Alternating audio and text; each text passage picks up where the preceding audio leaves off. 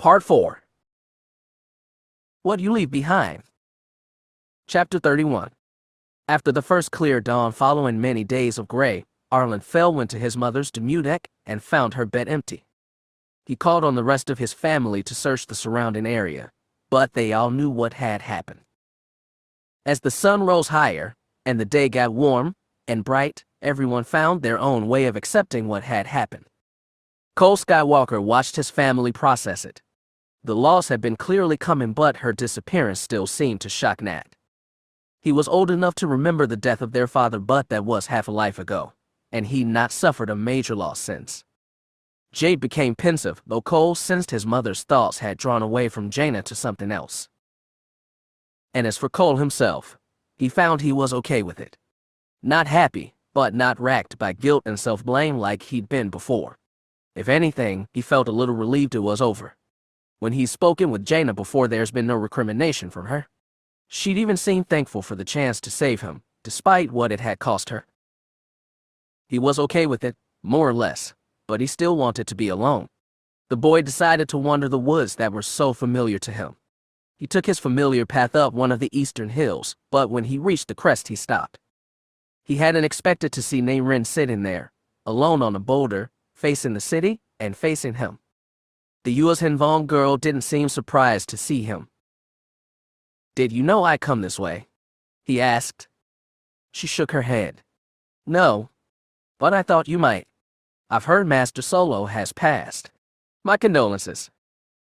He hadn't seen her since he'd burst out of that Shaper's lab and nearly gotten himself killed. He'd heard she'd been sent back north, but either he'd been avoiding her or she'd been avoiding him. Probably it was both. "I should have tried harder to stop you," Nayrin said. "Perhaps things would be different." "I doubt it. I wasn't in the mood to be stopped. Still, I am sorry." "Ah, Nayrin, it's not your fault." They stood apart and looked down at the city. The sun gleamed bright off every dome and spire and lit on every tiny figure moving in the streets.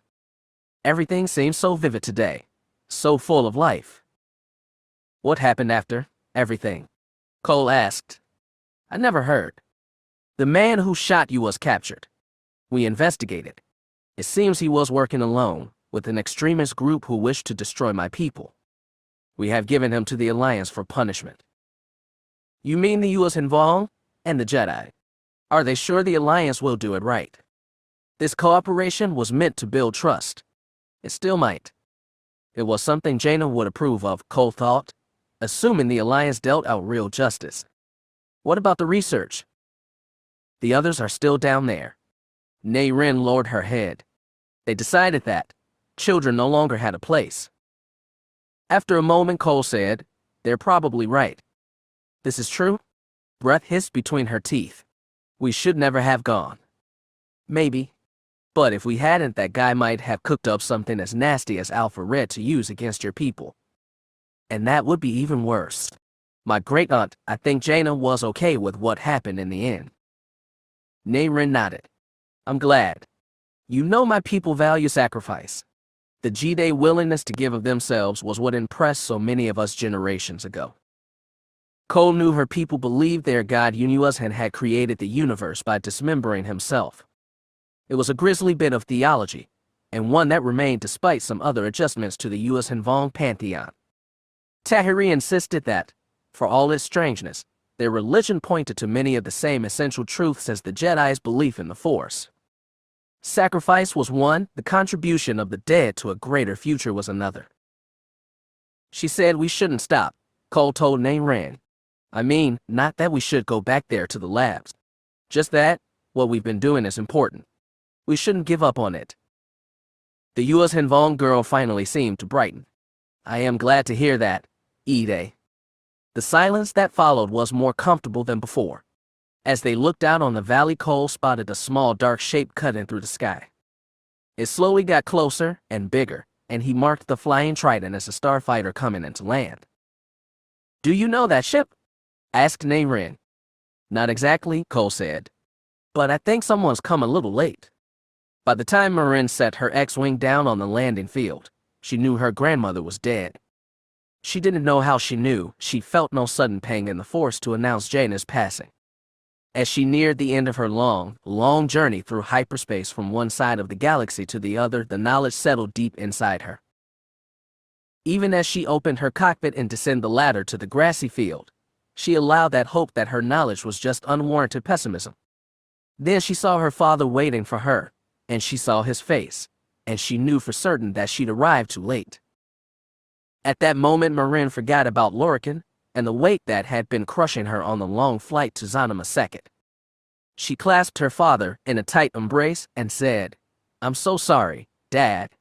I wish I could have gotten here sooner." "It's okay. I know you tried." Arlen released her and explained she passed overnight. She'd been close, then. It made her feel worse. As they started toward the town, she asked, "Did everyone else get here in time?" "Pretty much. I brought everyone I could from Ossus. Your uncle and his family came from Imperial space." "Vitor. He's okay?" "He found the restoration a stronghold like he'd planned. Davek was able to force most of them to surrender with relatively low causalities." "You mean that war's over?" "Yes. It's really over this time." "That's great news." Arlen didn't seem in a hurry to ask what had happened to her. She wasn't in a hurry to answer. How was it? In the end? Arlen searched for words. It was peaceful. She was in and out of consciousness those last few days, but she was lucid. People got to say goodbye. She remembered what else her father had told her. "How are Cole and Nat doing?" "I think they're okay. Cole's doing better now than he was at the start. As for Nat, he'd having it a little rougher. But I'm sure he'll pull through. He's been waiting on you to show up." Marin felt a pang of guilt for having an admirer. She never felt less deserving of one. She had never been to Zanima II before, and she tried to distract herself with her strange new surroundings. The U.S. Hinvong on the street seemed disarmingly normal. The organic domes and corkscrew spires were distinctly alien, and she struggled to think of a comparison. As for a whiff of that planet's living awareness, she felt none, but she didn't deserve to feel it. After a long walk in silence, Arlen announced, "We're almost at your grandmother's place. There should be a lot of people there." "That's fine." Things left unsaid were getting heavier as they walked, and she ventured, "Did you get a call from Mom?" Arlen nodded. "I was surprised, but she said you told her what happened and insisted she call." "That's basically how it went." Marin ventured a little more. "What did she say?" "It wasn't a long call, but she sent her condolences. It was good. If it was a good call, then Tamar certainly hadn't told him about Nene and Lorcan." There was the hint of a question in her father's tone, but nothing more. Soon they were approaching Jaina's home, and she spotted Nat and Jade loitering outside it, accompanied by a small white-haired old woman and a towering Wookiee. The Grand Master was the first to spot Marin, and he trilled loudly at her. When her cousin spotted her, his eyes lit up. Another round of greetings followed. Firm hugs with Nat and Jade, a gentler one with Tahiri, a polite bow to Lobaka. "I'm so sorry I couldn't get here in time," she told them. "It's all right," Tahiri smiled weakly. "She knew you tried." "Thanks," Marin sighed, and gave Nat a pat on the shoulder. "How are you holding up?" "I'm holding," he shrugged. "I heard you got into some heavy stuff in the Hapes cluster. A rescue mission, wasn't it?" Jade needed help with some evacuations, and Nat took charge of the situation, Arlen said. Even those Imperial knights and princes started taking his orders. "Impressive," Marin said, which made the teenager flush. She'd always known Nat did well under pressure. "Speaking of Imperial royalty, where's Vitor and the others?" "They went back to the shadow with Alana," Jade explained. "There's a lot they need to talk about." "What do you mean?" Lobaka gave a roar and gestured to the Demudek. "He's right," Arlen said. "You'd better come inside. There's a lot you've missed." Marin followed her father and the others inside the low-domed building. It felt a little strange to be in the room her grandmother had died in. There was an empty, neatly made against one wall as a reminder of her absence, but the others, who'd been keeping vigil here over the past few days, didn't seem to mind. There were enough chairs and stools for everyone except Arlen to sit down. He stood next to Lobaka and he dove into it all, explaining the last request Jaina had made of her sons and Davek's pledge to use Imperial ships and Imperial knights to help the Jedi liberate the Hapes cluster from the Sith who'd been camped there for 40 years, and, more incredibly, managed to install one of their own as queen. It was a lot to take in, but as she listened to the explanation, Marin realized that this massive undertaking would require as many knights as possible. That would mean her and her father and Jade. It might mean that too. It would certainly mean Rome and Vitor. She never expected the Fel family to come together like this. After so many years apart, she never expected a reunion at all. It would be a dangerous undertaking, but that they'd all be in it together gave her a faint feeling of hope, the first hope she'd had in what seemed like forever. Arlen was finishing his explanation when Alana and the rest of the Fel stepped through the door. The room suddenly felt packed with people, but Marin's eyes went straight to Vitor, who hung behind his father near the doorway. Another round of welcomes followed, more formal than before. After that, Davek and Alana explained a few more details of their plans for the Hapes cluster. Marin barely listened. She and Vitor stayed near opposite walls, but they watched each other all the while. Neither had forgotten that they'd promised to share everything once that mission to Hutt space was over. At the time, Marin had never imagined what she'd have to tell. At the end of the talk, Davek said, "I'd like to leave for Bastion by nightfall. There's a lot of preparations to be made." Lobaka roared and Arlen said, "Same here. We'll head out for Ossus then too." "I'm glad you can all be here together for today," Tahiri said. "And I know it means so much to Jaina in the end, having you here, especially when so much else was happening." "It was the least we could do," Jay said. "I hope you'll at least all have one last meal here, together, as a family." "I think that's a wonderful idea," said Alana. "We just need to find my kid brother," Nat said, grousing. The group started to splinter after that. Once Marin saw her opening, she slipped across the room. Vitor watched her, said nothing, and walked outside for her to follow. Once they were alone, Marin forgot what she planned to say. Vitor walked fast and she hurried to keep up. He led her up a hill up toward the forest that surrounded the town. The high borer trees, that thick trunks and multicolored leaves that took a strange rainbow shimmer in the mid-afternoon light. Vitor led her beneath the canopy to a place of dappled shadows that shifted with the breeze. "Is there a place you want to go?" she asked. Vitor halted. She stopped a meter behind him and looked at his back. His head bent low and his hands balled into fists, and even with the force, she still couldn't get a good read on what he was feeling. "Hey, Vitor," she said softly. "I know you've been through a lot, but you promised to explain why you were avoiding me before, remember?" "I'm not avoiding you now." "No, you've just got your back turned and refused to look at me." He turned. He looked at her. "I haven't told anyone else yet. Except for Grandma." Something in his voice chilled her despite the warmth of the day. "What's going on?" "I don't think I ever told you, but for a long time I've been getting glimpses of the future. The Force sends them in my dreams." "I know. You told me about the one you had when Veers first attacked the Academy on Bastion. You saw yourself and Grandma fighting Sith in the rain." Vitor blinked in surprise. He hadn't remembered himself. "I've been having more. And they've all come true." She could feel the dread in her voice, and she steeled herself. "Did you have a dream with me in it?" "Yes. Right before we met on Lantilles." He took a breath. "You're going to be with me when I die. Queen Sarissa is going to kill me." She wasn't ready for that. She couldn't be. She stared at his face and saw utter grim certainty. "Vitor, no, you've got to be remembering something wrong." "I know you'll be there. I remember your face. And I remember her face. Alana showed us her holo, and it's the same woman as my dream. I'd never seen her before that. She's got a double-sided lightsaber, and she's going to spear me right through the heart." He gently touched his chest. She groped for something to say, something to believe. "The future, Vitor. Jedi get visions of the future all the time, but there's not just one future. It changes. Alana's dad thought he saw the future, and he I'm not going to do what he did, Vitor said. I'm not going to try and change it. I can't. Damn it, you don't know that. Back at Sorg's palace, I was terrified. And I think I wanted to die back there, just to get it over with. I left myself open for it, but it didn't come. And then I got on that shuttle for Nemesis because I figured, he sighed. I thought I was invincible. Or maybe I was trying to tempt fate. There were points on Nemesis where I should have died, but I didn't, because that wasn't my destiny.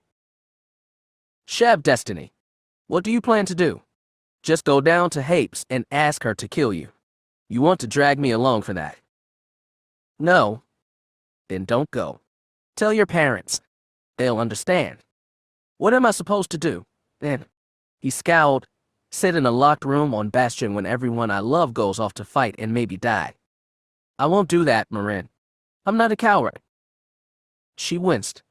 I never thought you were. Ever. I'm an Imperial Knight and a prince. If I'm not going to live like one, then what's the point of living at all? She was shocked how insistent he was on dying. He wasn't happy for it. He opened himself in the Force like he'd opened his words, and she could feel how terrified he was. Yet despite his fear, he was resolute. Vitor, if you go to Hapes thinking you're bound to die, then you will. You can't just resign yourself. You have to fight. Force visions are wrong all the time. Mine never are. Ossus, there's a first time for everything. Not this. Damn it. Stop talking like that. She shouted. You've got people who care about you. Lots of people. Do you want to look Roan and your parents in the eye and tell them you're ready to die? Do you? He stared at her. Marin. She realized she was crying and wiped her cheeks dry. Don't do this to me, Vitor. Please. I don't want to lose anybody else. What do you mean? She took a deep, ragged sigh and looked away.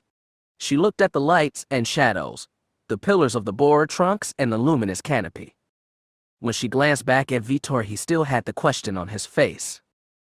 He'd unburdened to her. It was only fair she did the same. So she did. She started at the beginning, with what she'd never told him. She began with the death of Jevern Ossus on Corax and took it to Kaner's death on Lorcan, both by her hand. And she ended with the nameless little boy Kaner's son. Probably she'd let live after she killed his father with the dark side of the Force. As she described the look in that boy's eyes, the fear and absolute hatred, she could see it as though he was still in front of her. And when Marin was done, she looked down and waited for Vitor to speak. It took him a long, long time to find something to say. He asked, do you still want to be a Jedi? I don't know. I thought I could be a different kind of Jedi. My kind of Jedi. And for a while I thought I could do that. And I thought nothing could ever come back to hurt the people important to me. Her voice trembled. I was really wrong. You didn't mean for any of that to happen. Not to Nanette. Not even to Ossus. Not to Jevern. I was just defending Mom. But his brother, I wanted to kill the bastard. I wanted to make him hurt before he died. And I did. I wasn't being a Jedi then. I was something else, something I never thought I could be. I don't want to be that thing again, Vitor. If you die too. He understood, and the sadness deepened in his eyes. I wish I can promise you I could change things. You have to try. Please? And let me help you. Then you'll come with me to Hapes. There was a little hope in his voice. Yeah, but not to watch you die. I'll find a way to save you. I promise. She had to do it, as much for her as for him. Vitor nodded, sadly, not quite convinced. I'd like for you to come, and maybe you'll really do it. You're damn right I will, she sniffed. What's a Jedi for if she can't save the people she cares about?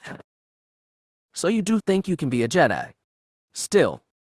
She looked down at the lightsaber hooked to her belt. She knew she wouldn't need it here, but she'd still put it on before leaving her X-Wing. Maybe that was force of habit, maybe something deeper. I hope I can be one. There's this old man on Mandalore. My mom's uncle. He got the Force from his Jedi grandmother, and he even used it a little when he was young, but he swore it off. Totally. He said he didn't like using a tool he couldn't trust. The Force is more than just a tool. I know. But, can you trust it? She let him think hard about that. Eventually, he said, I don't know. Aren't Jedi supposed to trust the will of the Force? We are. Can you do it? She felt the memory of black anger, the joyful surge of hate that had come out of her depths. I don't know, but I want to try. That's good, Marin. Fear fact, she laughed, dry and bitter. What else could I be if I'm not a Jedi, right? She didn't mean for him to answer, and he didn't. He looked into the forest's shadowed distances and said, after I got that vision, I felt like I was staring at death for so long, just looking for an answer. But there was nothing. It was just this, waiting dark, and not like darkness in the Force. There's power in that. Death is just blackness. A void. They say there's no death, only the Force. Marin felt strange quoting the Jedi Code. She didn't feel like she deserved to. But what does that mean? Grandma's body disappeared when she died, and I'm sure she's still in it, somehow. He waved a hand at this forest, this supposedly ghost-haunted world. But I'm not a great master. I'm not even a Jedi. I've seen Imperial Knights die. Too many. They all left corpses. Are they still alive in the Force? She shook her head. I'm sorry, that's beyond me. I know. And I went to Grandma. I think I was the last one she talked to before she died. She let him pause and gather himself. Death wouldn't give me an answer. I thought maybe she would. She didn't know what was ahead either, but she was so much braver. She's seen a lot more of it than you or me. She talked about her little brother Anakin, the one who died in the U.S. Invong War. He was 16. She talked about the legacy he left, even dying so young. About how great he was, because of what he left behind. Was that your answer? Closest I'm going to get, he said with a sad smile. Marin, I can't go into battle second-guessing every step, wondering if it might kill or save me. I have to be ready to die, because otherwise there's no way I can die well. She saw he believed that, with all his heart, and there was no way she'd convince him otherwise. Okay, she said, but I'm not ready for you to die. I'm going to go with you, and I'll watch your back. Okay. I'm going to keep you alive, even if I have to fight some shabless Sith Queen to do it. I really hope you do. His smile got a little less sad, and somehow that triggered more tears. Marin snarled another swear and wiped them away. When her vision cleared, Vitor was right in front of her. She wasn't sure who opened arms first. They pulled each other into a hard embrace, tight enough to feel his still beating heart and the warmth of his breath. She pounded his breath, like that would bring him even closer, and his body shook, and she realized he was crying too. They stayed there like that for a long time, alone with the dappled moving shadows, the tall trees, and more she hadn't noticed until now. There was so much life, insects and birds, flowers sprouting bright colors from the dirt, everything resonant in the Force like they were trying to drown out the specter of death. To his surprise, Davek's thoughts did not turn to grieving the day after his mother's death. Now that the feared moment had passed, his thoughts had turned as clear as Zanima Seket's blue skies. His mother was gone, and he knew what had to be done next. He spent a good part of the afternoon discussing battle strategy with Arlen, Lobaka, Marasia, and Alana aboard his personal shuttle. There were still far too many unknowns for his liking, and far too much reliance on intelligence from a captured Sith, but they could only work with what they'd been provided. It quickly became clear that the Jedi and Imperial Knights would have to work closely together. From there, it was obvious that Marasia and his sons would do better to join Jade's shadow on his flight back to Ossus while he made the long return to Imperial space alone. He'd have plenty to do on the journey, namely recruit trusted captains willing to follow him into a war that was, on first glance, none of the Empire's business. Even on second glance, from a purely political, secular standpoint, the Empire had little cause to invade Hapes, even if his masters had backed Veers. His mother's last wish compelled him. He knew his actions in separating the Jedi and Imperial Knights had been a wound to her, as a mother and as a Jedi, and he'd always meant to make it up to her somehow. He couldn't accomplish it while she was still alive, but he had his chance now. It would not be easy, but he'd never forgive himself if he didn't try. Arlen understood that. They hadn't exchanged many words since Davek's arrival on Zonima II, but he could see it in his brother's eyes.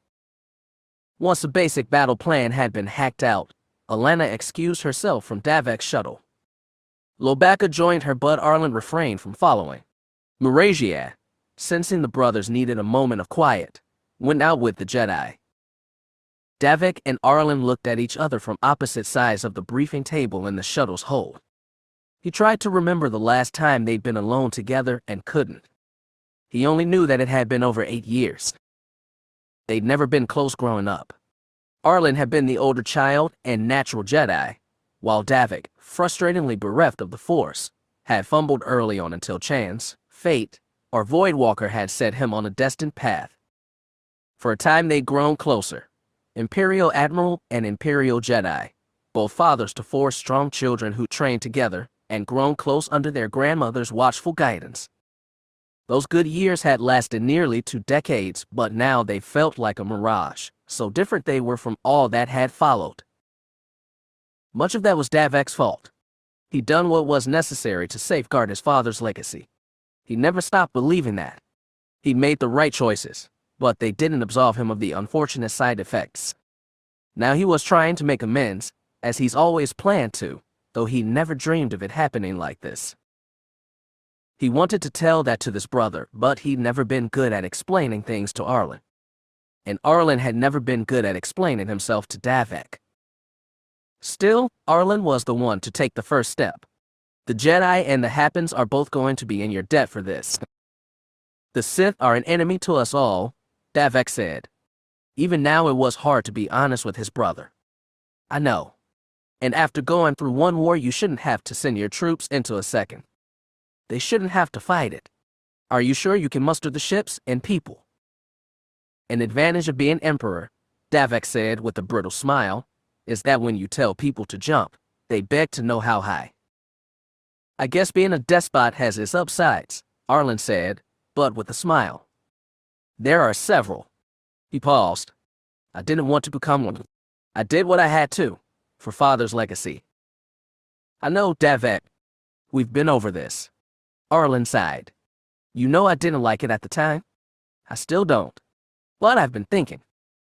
He trailed off. Yes. Davek prodded.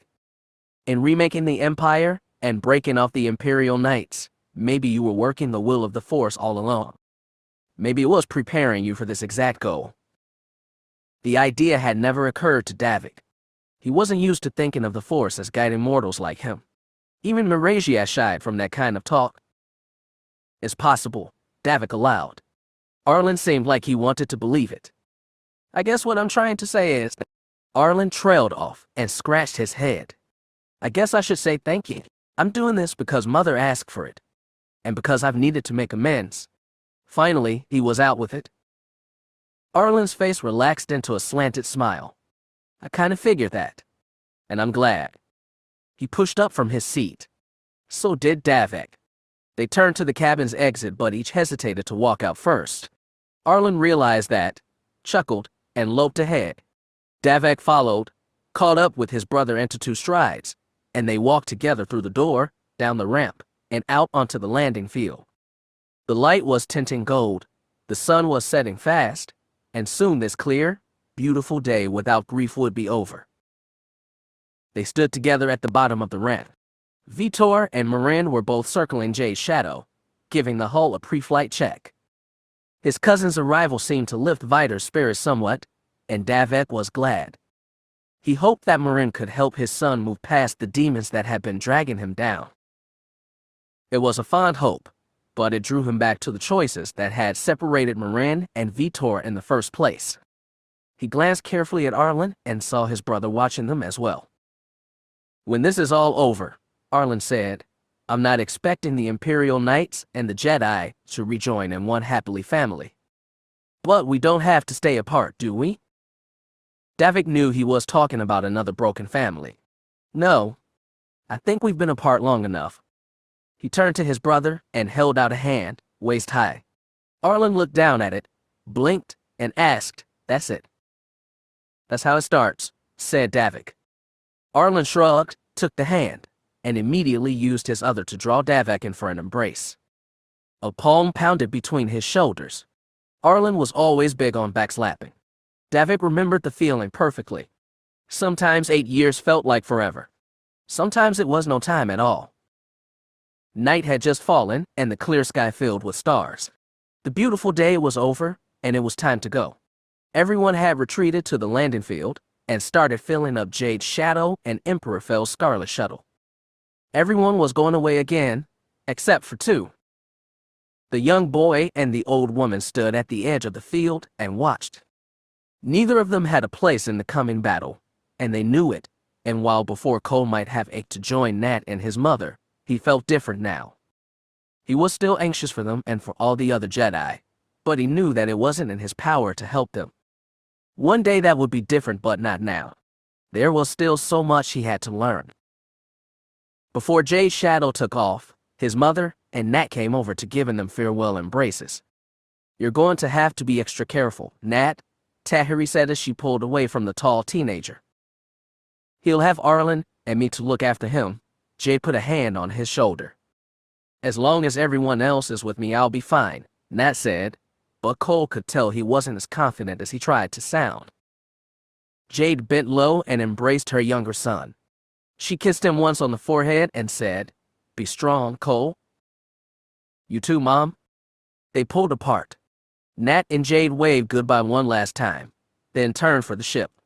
They became silhouettes against the glow spilling off Jade's Shadow's landing ramp, and then the light swallowed them up. Tahiri stood behind Cole and placed her small hands on his shoulders. The two of them watched as Jade's Shadow kicked off first. It rose into the sky on its repulsor jets, then kicked in thrusters and soared away.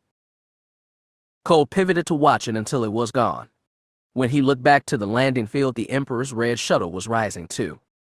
It accelerated smoothly, banked over the city, and then it, too, was gone. Finally, he watched Marin's X-Wing kick off and join those already gone. The four lights of his quad engines shrank into the distance and combined into one. Then one dwindled into nothing, and they were finally alone. "You don't have to miss them," said a young voice beside him. "They're not really gone." Cole looked to his right. In the dim light, he could make out a boy about his age with sandy blonde hair. "Second, of course." "Of course I'm going to worry," Cole said. "They might not all come back." "I know. But even then, they won't really be gone."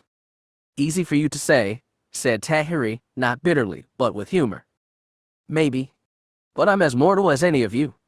Second must have read Cole in the Force, or seen the incredulity on his face, because the conscious world added, "It's true. Every life ends. Even mine."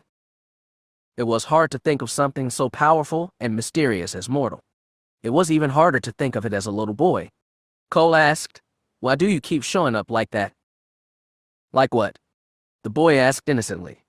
Cole felt Tahiri's faint amusement. "Like my ancestor, Anakin Skywalker. Every life ends, and every life begins." The voice assumed a gravity inappropriate for his boy's face. "Anakin Skywalker was close to me when my life began. His descendants have been close to me since. I like to think our destinies will always be entwined." Cole felt acutely aware that he was the newest of those descendants, and the latest called Skywalker. He also remembered what Jaina had told him, that he'd have a son of his own, and there'd be Skywalkers after him. That was all far away, and it beggared the boy to think of it. But because of what his grandmother had seen, Cole told Sekit, "Don't worry. I think they will." When he glanced back at his side, there was nothing except a dark field spread under starry night. The boy was gone, but he was sure Sekit had heard and understood. Chapter 32. Davek knew that when he arrived on Bastion and declared his intention to invade the Hapes cluster, he would get considerable pushback. He'd made himself emperor, but he was determined not to be a tyrant, and he told his chief subordinates to speak their opinions without fear of reprisal. His supreme commander and intelligence director objected most strongly. Both were too professional to get outright angry with him, but he'd never heard their voices raised to quite that volume. "Majesty," We've barely had the resources to monitor Hapes, Venefra said when he gathered both to his office aboard the Jagged Fel. He figured it was best to tackle them together. We've been putting everything we have into tracking the restorationists. We cannot take our fleets to battle until we have a proper estimation of the enemy. Then you'll put all our resources into that immediately, Davek told him. In the meantime, we'll make plans based on the information the Jedi have provided. Relying on Jedi didn't give either of them comfort. Halla said, "It's been barely a week since Kuvix 589. Repairs have progressed quickly, but I must strongly advise against taking them out so soon. It would be especially bad for the morale of our soldiers. They've just finished one war. You promised them, Majesty, that they could put down their swords after we took out Veers and Grave. I don't plan on taking every ship we have. Only enough as necessary. The Hapes will not simply surrender when they see a larger fleet," warned Venefra. From what we do know, Queen Sarissa had trained a fanatically loyal military. Many of her best officers are men or women from the lower classes. They owe her for their elevation. Davek, who'd ordered a major push to enlist non-humans in his navy, allowed a slight smile. Ironic, isn't it? They will not give in easily. They will make us pay in blood for any victory, Hallis warned. Your Majesty, please, I beg you to reconsider. When he saw the pleading in their eyes, Davek was tempted. Both men had served him with loyalty and competence. If he went through with this, it would lower him in their eyes and damage his relationship with them long after the mission was done. But in the choice between disappointing them and disappointing Arlen and his mother, there was no hesitation. I understand your concerns. Believe me, I do. But this has to be done. Queen Sarissa has slaughtered millions of her people, and it's a shame on the rest of the galaxy that she's been allowed to do it. More importantly, the forces that engineered Veer's war against us are also behind Sarissa. No one will be safe until they're removed. But what then? Asked Hallis. If you remove Sarissa, what happens? Another tyrant might take control, with the same allies. No. The Jedi and the Happen exiles are going to make sure that doesn't happen. Will the Happen people respect Alana Djo as their new queen? Venefra asked skeptically. The nobles who deposed her mother were liquidated and Sarissa's purged. Most of them don't even remember having a Jedi queen, only a Sith one. And you believe they'll be more receptive to a Jedi? Venefra asked. Many Happens have benefited from Sarissa's rule, ugly as it is. Otherwise she wouldn't have her loyal military. You know what kind of leader Alana is from her time helming the Alliance. Davek looked between them. She healed the wounds and sent ex-Juvex. She can do the same in whatever new Hapes is formed once the Sith are gone. And you can't deny she'd be a less bloody queen. No, we cannot, sighed Hallis. Your Majesty, all my other points still stand. I believe an invasion of Hapes is a hasty, foolhardy decision that will cost too many lives and gain the Empire little. Davek saw the old admiral stiffen. He didn't need the Force to know Hallis expected to be relieved of his position. He glanced at Venefra. Your opinion, Director? The same, Majesty. If I give the order, will you use every resource to gather intel on the Happen's naval capabilities, including cooperation with the Happen exiles and your Alliance counterpart? The Element nodded. I will. Then you're so ordered. Supreme Commander Hallis, I valued your service for many years. I would like to value it in the future. That's why I've decided to directly coordinate the assets for this mission. That includes selecting every ship and captain for the invasion fleet. Are you willing to direct the disposition of our forces that remain in Imperial space? Uncertainty clouded his face, but Hallis nodded too. Thank you, gentlemen. You're dismissed. They saluted and left Davek alone. It had frankly gone better than expected. He'd been prepared for Hallis' resignation, but it seemed the man still wanted to serve, even in limited capacity. Having to plan the entire invasion himself left Davek with more than enough to do. He sent Maragia and his sons back to Ossus to coordinate between the Jedi and Imperial Knights, and on the long, lonely flight back from Zonima II, he kept busy with several dozen calls to different captains and admirals. He'd already gathered a substantial list of ships willing and able to join his hasty, foolhardy mission. Admiral Yeager's Afshimikata was still undergoing repairs from the recent battle, but he was willing to transfer his flag and senior staff to the Thrawn, an older but still mighty destroyer of the same model. Captain Korak, another trustworthy Voidwalker, was willing to bring his battle group. Over the past 8 years, Davek had grown used to commanding from the bridge of the Jagged Fel. It was a fine ship and a worthy ode to his father. Hallis and Venefera were very correct in warning not to underestimate Sarissa's fleet. With that in mind, he patched a call from his office's comm system to Yaga Minor, where his captured superstar destroyer was being worked over. He had to wait 5 minutes, and the first thing General Lucas Briggs said when his holoimage appeared was, "I'm very sorry for the delay, Your Majesty." "Perfectly acceptable, General. I'm sure your work is keeping you quite busy." "That it has, sir." "I'd like your opinion, General. Based on the rate of repair so far, and the capability of the Yaga Minor yards, can your superstar destroyer be battle-ready in 1 week's time?" The shock was plain on Briggs' face. Davek had expected rumors of a new operation to have flitted down to him by now. The general said, "It's possible, sir. Nemesis took little damage in the fight at Kuvix, but there's a lot of older scars from other battles. The restorationists patched them up, but you could tell they were mostly using scavenged and black market supplies. I just gave the order to tear out some of their repair jobs and redo them properly." "Can those redos be finished in a week?" Yes, Majesty. I'll have to allocate more manpower, but yes." Davek still heard reticence. "What else is there, General?" "Majesty, Nemesis was staffed with crews loyal to Veers from the moment it left Drydock. None of our people have ever served on it before. They don't know its systems. There's been a few restorationists who volunteered to teach us about the ship, but there's still a lot of learning to be done. Do you think more prisoners might be willing to teach if I offer them amnesty?" The general's brows drew together. "I'm sure there would be. Your Majesty, may I ask what kind of action you'd want Nemesis for?" Davek explained everything he needed to know, and watched a succession of surprise, denial, acceptance, and resolve wash over the general's face. Davek had mentally flipped back and forth on whether he wanted to use Veer's superstar destroyer, but his mother's last request had decided him. If he was going to bring his war-weary fleet against the Hapes, he couldn't afford to throw away his most crushing weapon. He just needed to make Veer's sword his own.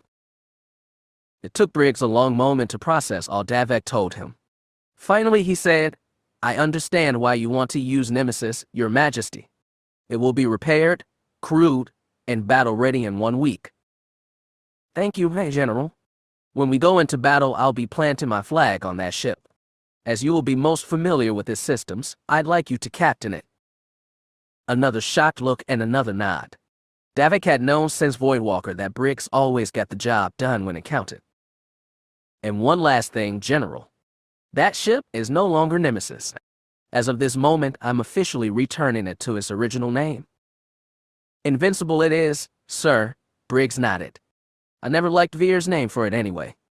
"Indeed. Thank you for your service, General. You know what you have to do?" "Yes, Majesty." Briggs snapped a salute. Davek favored him with a restrained nod, then shut off the connection. That dropped his office into soft silence again. Everything was still on track to happen as it should, but he knew he had one more call to make, and he did not expect this one to go as well. Deciding there was no choice but to get it over with, Davek hailed his adoptive cousin Kanarn on his Chiss Ascendancy destroyer. Kanarn took about as long to receive the call as Briggs, and when his image appeared over Davek's console, the Chiss greeted the Emperor with a polite bow. "Greetings. I'm very sorry to hear about your mother." "Thank you, Captain. My mother sends condolences also. She said to tell you that she'd always respected the woman strong enough to steal Jagged away." Davek was tired, but he gave an honest smile. That was indeed something his Aunt Wynn would say. "Give her my regards. However, I'm not calling about my mother. I wanted to know about the disposition of your ships." "We're at Bilbringi right now, getting refits. 2 days ago, the order from Chilla came down to end our mission and return to Ascendancy space." Davek's only surprise was that Kanarn's commanders had waited so long to do so. The Chiss ascendancy was never enthusiastic about actions outside its borders. Now that Veers was dead and therefore punished for his crimes against the Chiss, there was no reason for Kanarn to stay. I want you to know that our Navy will be taking action again soon, this time outside Imperial space. Kanarn looked confused. Where? The Hapes cluster. We'll be going to remove Sith Lord from power and install Queen Alana Djo on her rightful throne. In all the years he'd known Kanarn, Davek had never seen the Chiss's jaw drop wide in shock. When he finally brought it up, he said, "That is a radical undertaking. I don't expect the Ascendancy to pitch in ships for this fight. However, if they have any intelligence they're willing to share on Hapes, no matter how small, I would consider it a personal favor to be paid back later." "I will relay your request," Kanarn said. His face was full of questions. Davek said this will be a special collaboration between the Empire, the Hap and Exile community, and the Jedi Order. The Galactic community has allowed Sariss's tyranny to go on for too long. If the Alliance will not act with moral authority, we will. It was how he planned to phrase it when he announced this mission officially. Kanarn knew there was more than that, but he nodded again. "I will inform my commanders. And Davek, good luck." "Thank you, Kanarn," Davek returned to smile. "And thank you for all your help these past years. Please, give your mother my love." "I will. Is there anything else?" "Not at this time." "Goodbye, Your Majesty." Kanarn snapped his hand up in a salute. Davek knew Chiss rules about saluting foreign leaders. It simply wasn't done. He took in that small, grand gesture with an approving nod, then killed the connection. It felt strange for Miragia to be among Jedi again.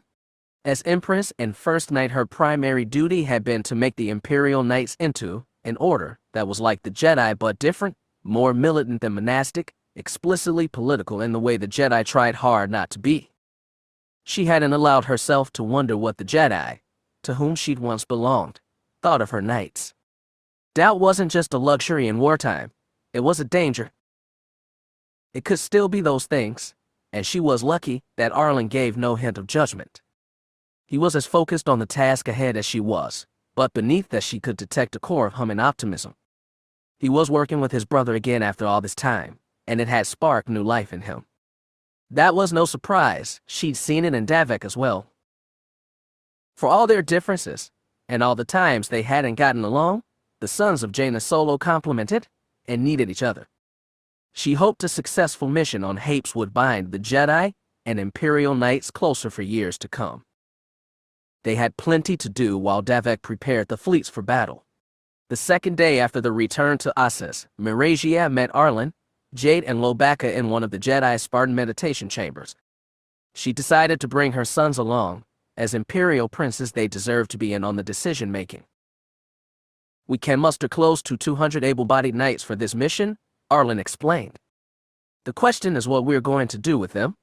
We need to decide how we'll split up for 2 targets. Davek plans on leading the Imperial fleet to Hapes," Miragia told them. "He's going to publicly commit himself to removing Sarissa. That means he has to do it himself.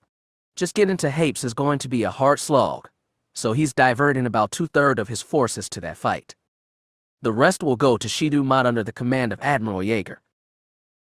Once Sarissa knows a fleet is coming for her, the Sith will know we are coming for them," said Jade. "That means we need to act very fast to blockade Shidu Mod so they can't move ships out." Lobaka gave a series of roars Miragia couldn't understand. Arlen explained, "The thing about Shidu Mod is that it's very hard to get in and out of. Jaeger can lay siege, but you can be sure the Happens will have ships and mines blocking passage through the ice clouds around the planet. He should probably send an advance force to surround Shidu Mod before Davek sends the rest of his fleet." "I'll let them know," Miragia nodded. "Grandmaster, I'll assume you'll want to lead the Jedi against the Sith." The Wookiee gave an affirmative roar. Jade added, "I'll be going too. Davek is going to position us as allies of Alana and the Happen Exiles. That means most of the knights will be going to Hapes." "Have you decided which ones?" asked Vitor. "No. I'd like to combine Jedi and Knights on both fronts. Lobaka roared again, and Arlen said, "We agree." The first group of Imperial Knights have already left Bastion and are inbound for Ossus. They'll be bringing all the Cortoses we recovered from the Restorationists. How much did you find? Asked Arlen. By the end, they were low on the armor and only used it for elite troops. The stuff we found on Nemesis isn't enough to suit everyone, but it can still be useful. Lobaka roared something, and Arlen suggested, if we have limited amounts, we can make bucklers or shields out of the stuff. We have forges that can do that. That should surprise the Sith, Jade nodded. Did you ever figure out how Veers got enough Cortoses for stormtrooper armor? Arlen asked Miragia. It's a really hard material to come by. According to some restorationists we captured, it was a gift from a certain Cudi Ali. Retor, the Jedi said darkly. I don't suppose we ever learned what happened to him. Miragia shook her head. We didn't find a trace of him on Nemesis. He probably escaped or was destroyed in the attempt. I don't think we're lucky enough for the second option. Darth Tarrant says Retor Darth Krone was on his side during the Sith Schism, Jade said. Which means at least we won't have to worry about running into him on Shidu Mod. Which is something. We'll have to take what we can get, Arlen shrugged. It's good your knights are coming with spoils, but we still need to decide who goes where. Lobaka roared, and Arlen nodded soberly. You're right. The more Jedi on Shidu Mod, the better. And Davek insists on Imperial Knights at Hapes, Miragia said. As Princess, Vitor and Roan should go there and protect Alana. She glanced at her sons and caught a faint but determined nod from Vitor. His mood seemed to have improved since they left Zanima second. He was still quiet and pensive, but she sensed less uncertainty. Roan asked, is there a plan on taking the Happen capital? And how do we know Sarissa will be there? We don't, said Miragia. But from what we can tell, she doesn't command from the front line, so she probably won't be on a battle dragon fighting your father. Probably, Jade echoed. There's a lot of probablys. I don't like it. No one does, said Arlen. Right now, Roan, we don't have a concrete plan to get inside the Fountain Palace, which is where we'll assume Sarissa will be. Even if she's not inside, it's essential we take it. Alana says it was an armored bunker disguised as a pretty state house when she lived there. I'm sure the Sith made it even more defended. But you're lacking updated intelligence, Roan said. Unfortunately, yes. But like I said, we have to do what we can. Miragia sensed her younger son was about to say more, but he held back. Instead, Vitor spoke up. I agree that the Knights need to have a presence on Hapes. But Mom, I think you should go to Shidu Mod. Why is that? We want to combine teams. The Jedi are going to need good knights at their back when they go into the Sith Temple. You're the strongest of us. And more importantly, I think Dad would want it. He couldn't have known that Davek had suggested the same on their last conversation. Vitor added, Grandma wanted it too, I think. Having you and Uncle Arlen fighting together would do a lot to bring the Jedi and Imperial Knights closer. Vitor knew something about the power of symbols. He would make a good emperor one day. She favored him with a wry smile. You're wise beyond your years, Prince. He looked away, not out of embarrassment but something else. I just think it's the best plan for everyone. So long as you and Roan are watching each other's backs, added Arlen. We will, Vitor nodded firmly. And I think Marin wants to come too. Miragia watched as Arlen's tight smile turned bittersweet. Both parents knew how close their children had been once. Tearing them apart had been painful. Maybe this really was Jaina's last wish, come true. Miragia still didn't see the Imperial Knights rejoining the Jedi Order, but if this mission knit the broken fabric of the Fel family, it would be worth it. Win or fail, it would be worth it. It sounds like it's set, Vitor told Marin after leaving the meeting. We'll both be going to Hapes. He found her in the temple's main hangar, fiddling with her X-Wing. She seemed to do that a lot. He hadn't noticed her spending any time with other Jedi since their arrival on Ossus. Did you have to press for it? She asked as she leaned against the starboard engine casing. My mother suggested it. My father's going to be leading the attack on Hapes, and he wants lots of knights protecting Alana and the other exiles. Makes sense? Marin nodded. Where's she going to be? She'll be going to Shidu Mod. So will your father. Marin stared, expecting more. I suggested it, but I think she was leaning in that direction anyway. Why did you suggest it? He sighed and stepped closer, beneath the shadow of the S-foil. I think it would be better for her to stay away. She frowned. You haven't told her, have you? I haven't told anyone except you. Marin sighed. Oh, Vitor, is this really what you want to do? I don't want them worrying about me when they're fighting Sith. It's better like this, really. I'll say goodbye in my own way. She stared in silence, dark eyes boring into him. I mean it. I don't want to burden them with this. You're just burdening me, then. Her voice choked. He sighed. I didn't want to. I understand, she sniffed. I'll watch your back, no matter what. I'm glad I have someone to do that. It was true. Since telling Marin, he felt lighter, less anxious, and more certain. What about Rome? I think he's going to come down to Hapes with us. And you won't tell him either. He thought about that one. It was harder than with his parents, because at least with him he'd know the last time when he'd looked them in the eye. There was no way to know what would happen to his brother on Hapes.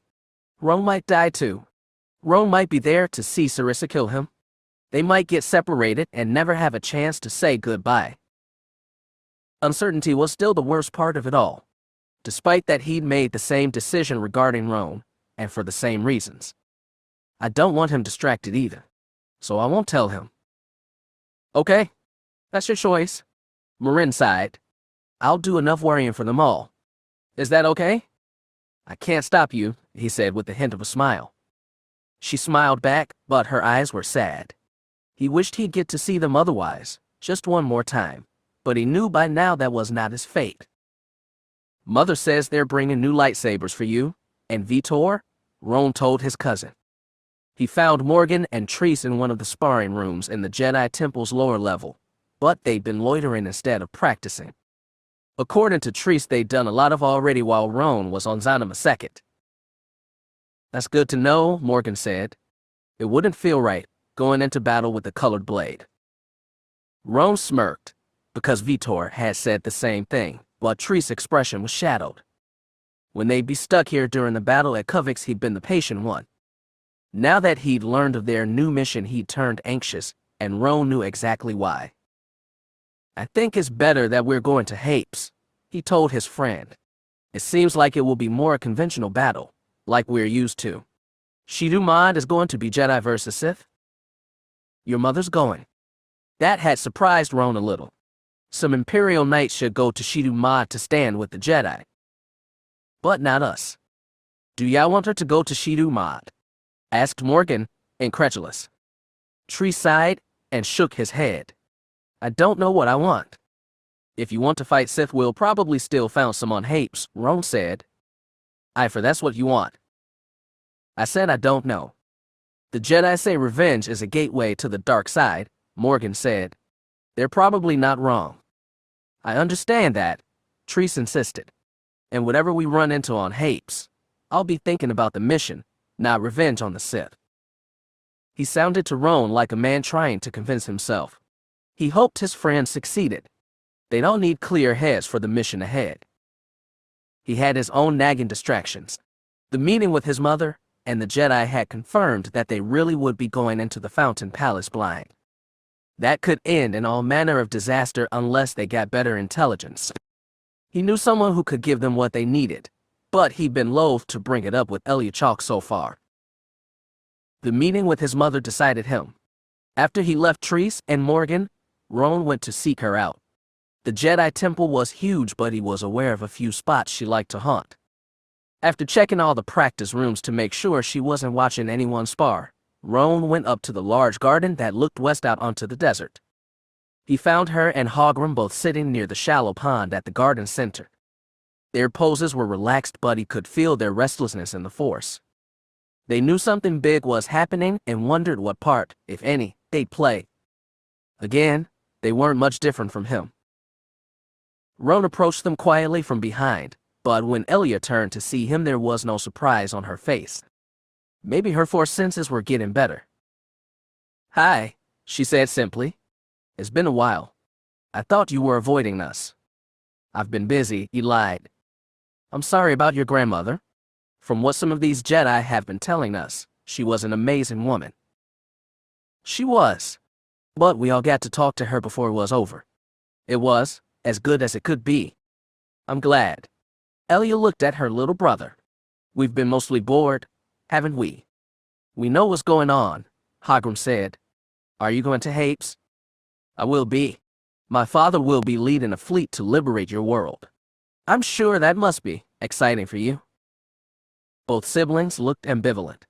Elia explained, "Hapes was home, but we were young when we fled." "I don't actually remember it very well," Hagram admitted. "All I really remember is the insides of the Fountain Palace," said Elia. "And after spending so long with the Loyalists and all those old nobles, I can't say I care for most of them." "I thought you cared about freeing your homeworld." "Of course we do," Elia insisted, and he felt disappointment. A part of him had wanted to walk out of here without asking anything of them. "I'm sorry," he said. "I know your feelings are complicated." Elia looked down at her the pool. "Everyone says those exiles and that Jedi Queen are really different from the Hapes we knew. I hope that's true. I hope they can make a better Hapes when this is all over." "Have you talked to Alana Djo yet?" "No," Elia said, like the idea had never occurred to her. Curiously, she asked, "Have you met her?" "I can't say I know her very well. Well, she's a relative." "Your relative?" echoed Hagram. "How?" "It's complicated. But I think it might be good for you to talk to her." Elia looked at him like she was seeing something new.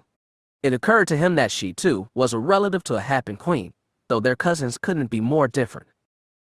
When their eyes met, she jerked and looked away. "Why would she want to talk to us?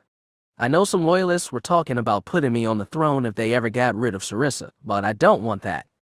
"I doubt she does."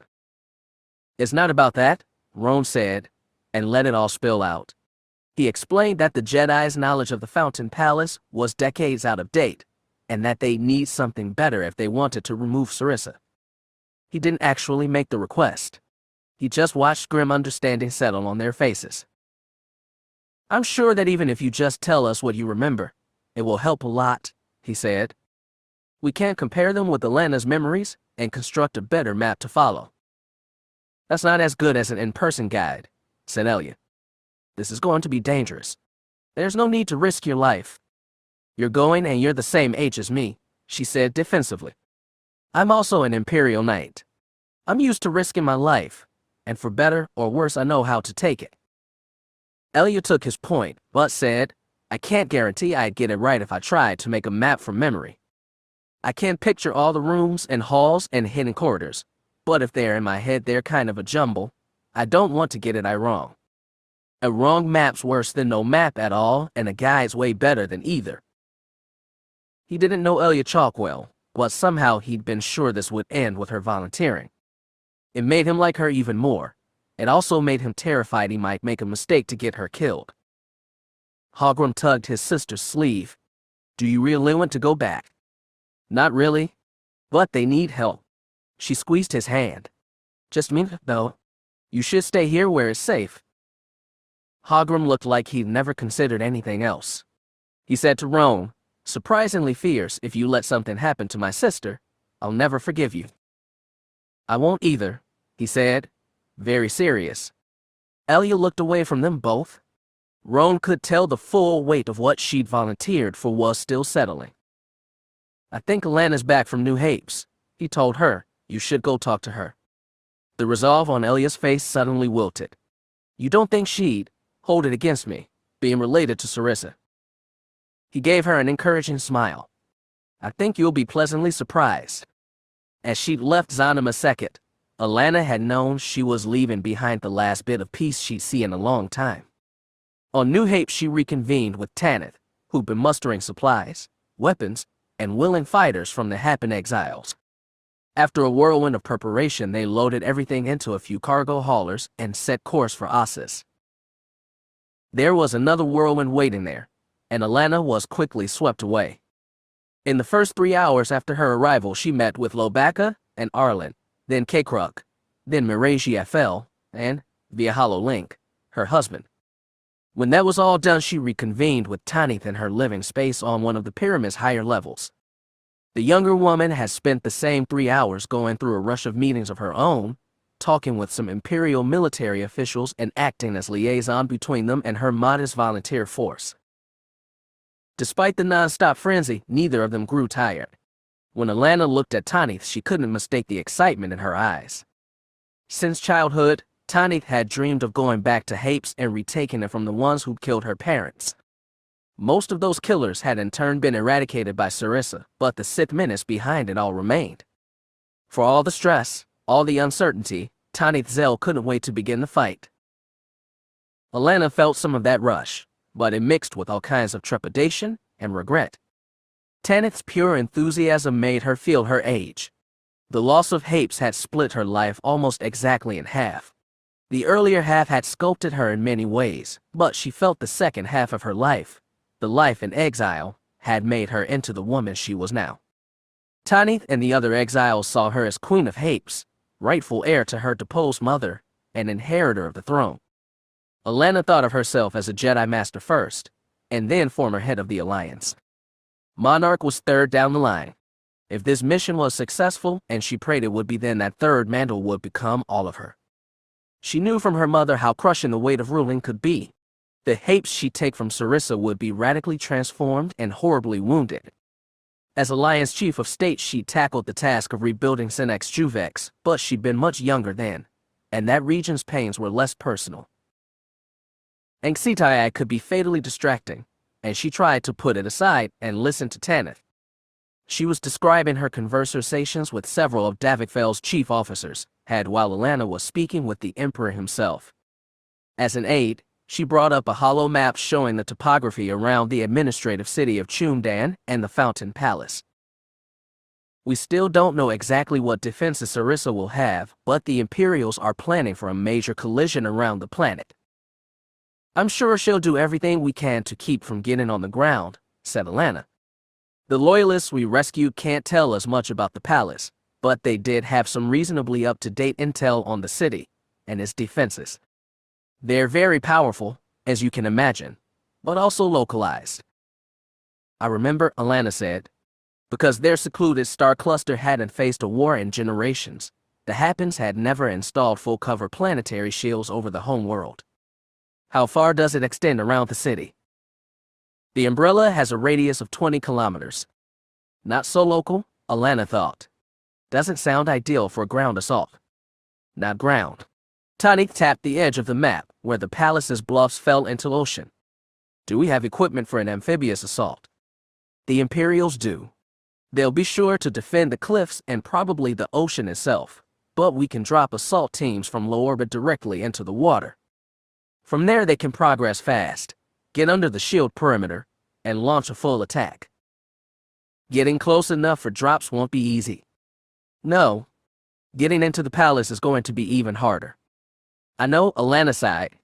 I'll guide your commando teams best I can, but I haven't been there in 40 years. A lot will have changed. Your Majesty, I still feel that your presence on the ground is unnecessary. I understand the risk. It's too big of one. I think you'd be safer on Davek Fel's flagship. I wouldn't be able to help you from there, she said, but they both knew it was more than that. The coup 40 years ago had to find them in different ways, but for both it was the turning point in the story of their lives. The liberation of Hapes was painfully personal to Alana, and if she couldn't play a direct part in it, she feels she'd failed both as Queen and Jedi Master. Tanith opened her mouth to argue more, but a buzz from the door interrupted. Come in, Alana called. The door slid open. She was surprised to see Roan Fel step through. Behind him was a teenage girl about the same age with long black hair. From her dress, Alana could tell she was happy. It's good to see you, Roan, Alana said. Tanith, if you don't mind, we can finish this later. Actually, Miss Zell, I think you should stay, said the prince. This is Elia Chalk. She has something important to tell you. Word just came down, Jade Skywalker said as she stood before him, palm on the hilt of the lightsaber at her waist as a reminder that she could use it at any time. The Imperials have started moving out. The initial task force will settle in the mod system to prevent Sith from escaping. Then Emperor Fel will take his larger fleet for Hapes. So we'll be meeting them there, asked Darth Tyrant from his bench. Jade had left the door to his cell open when she stepped through. The narrow hallway beyond was his first glimpse of freedom in weeks. That's right. Fel shouldn't expect to just fly straight to Hapes. The capital world is at the center of the star cluster. Darth Sado's navy will try and stop him at the outer systems. We're aware of that. She wasn't going to tell him everything, but he hadn't expected her to. Tyrant looked down at the shackle still on his wrists.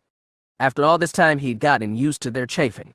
The Jedi surely knew he could snap his bindings whenever he chose.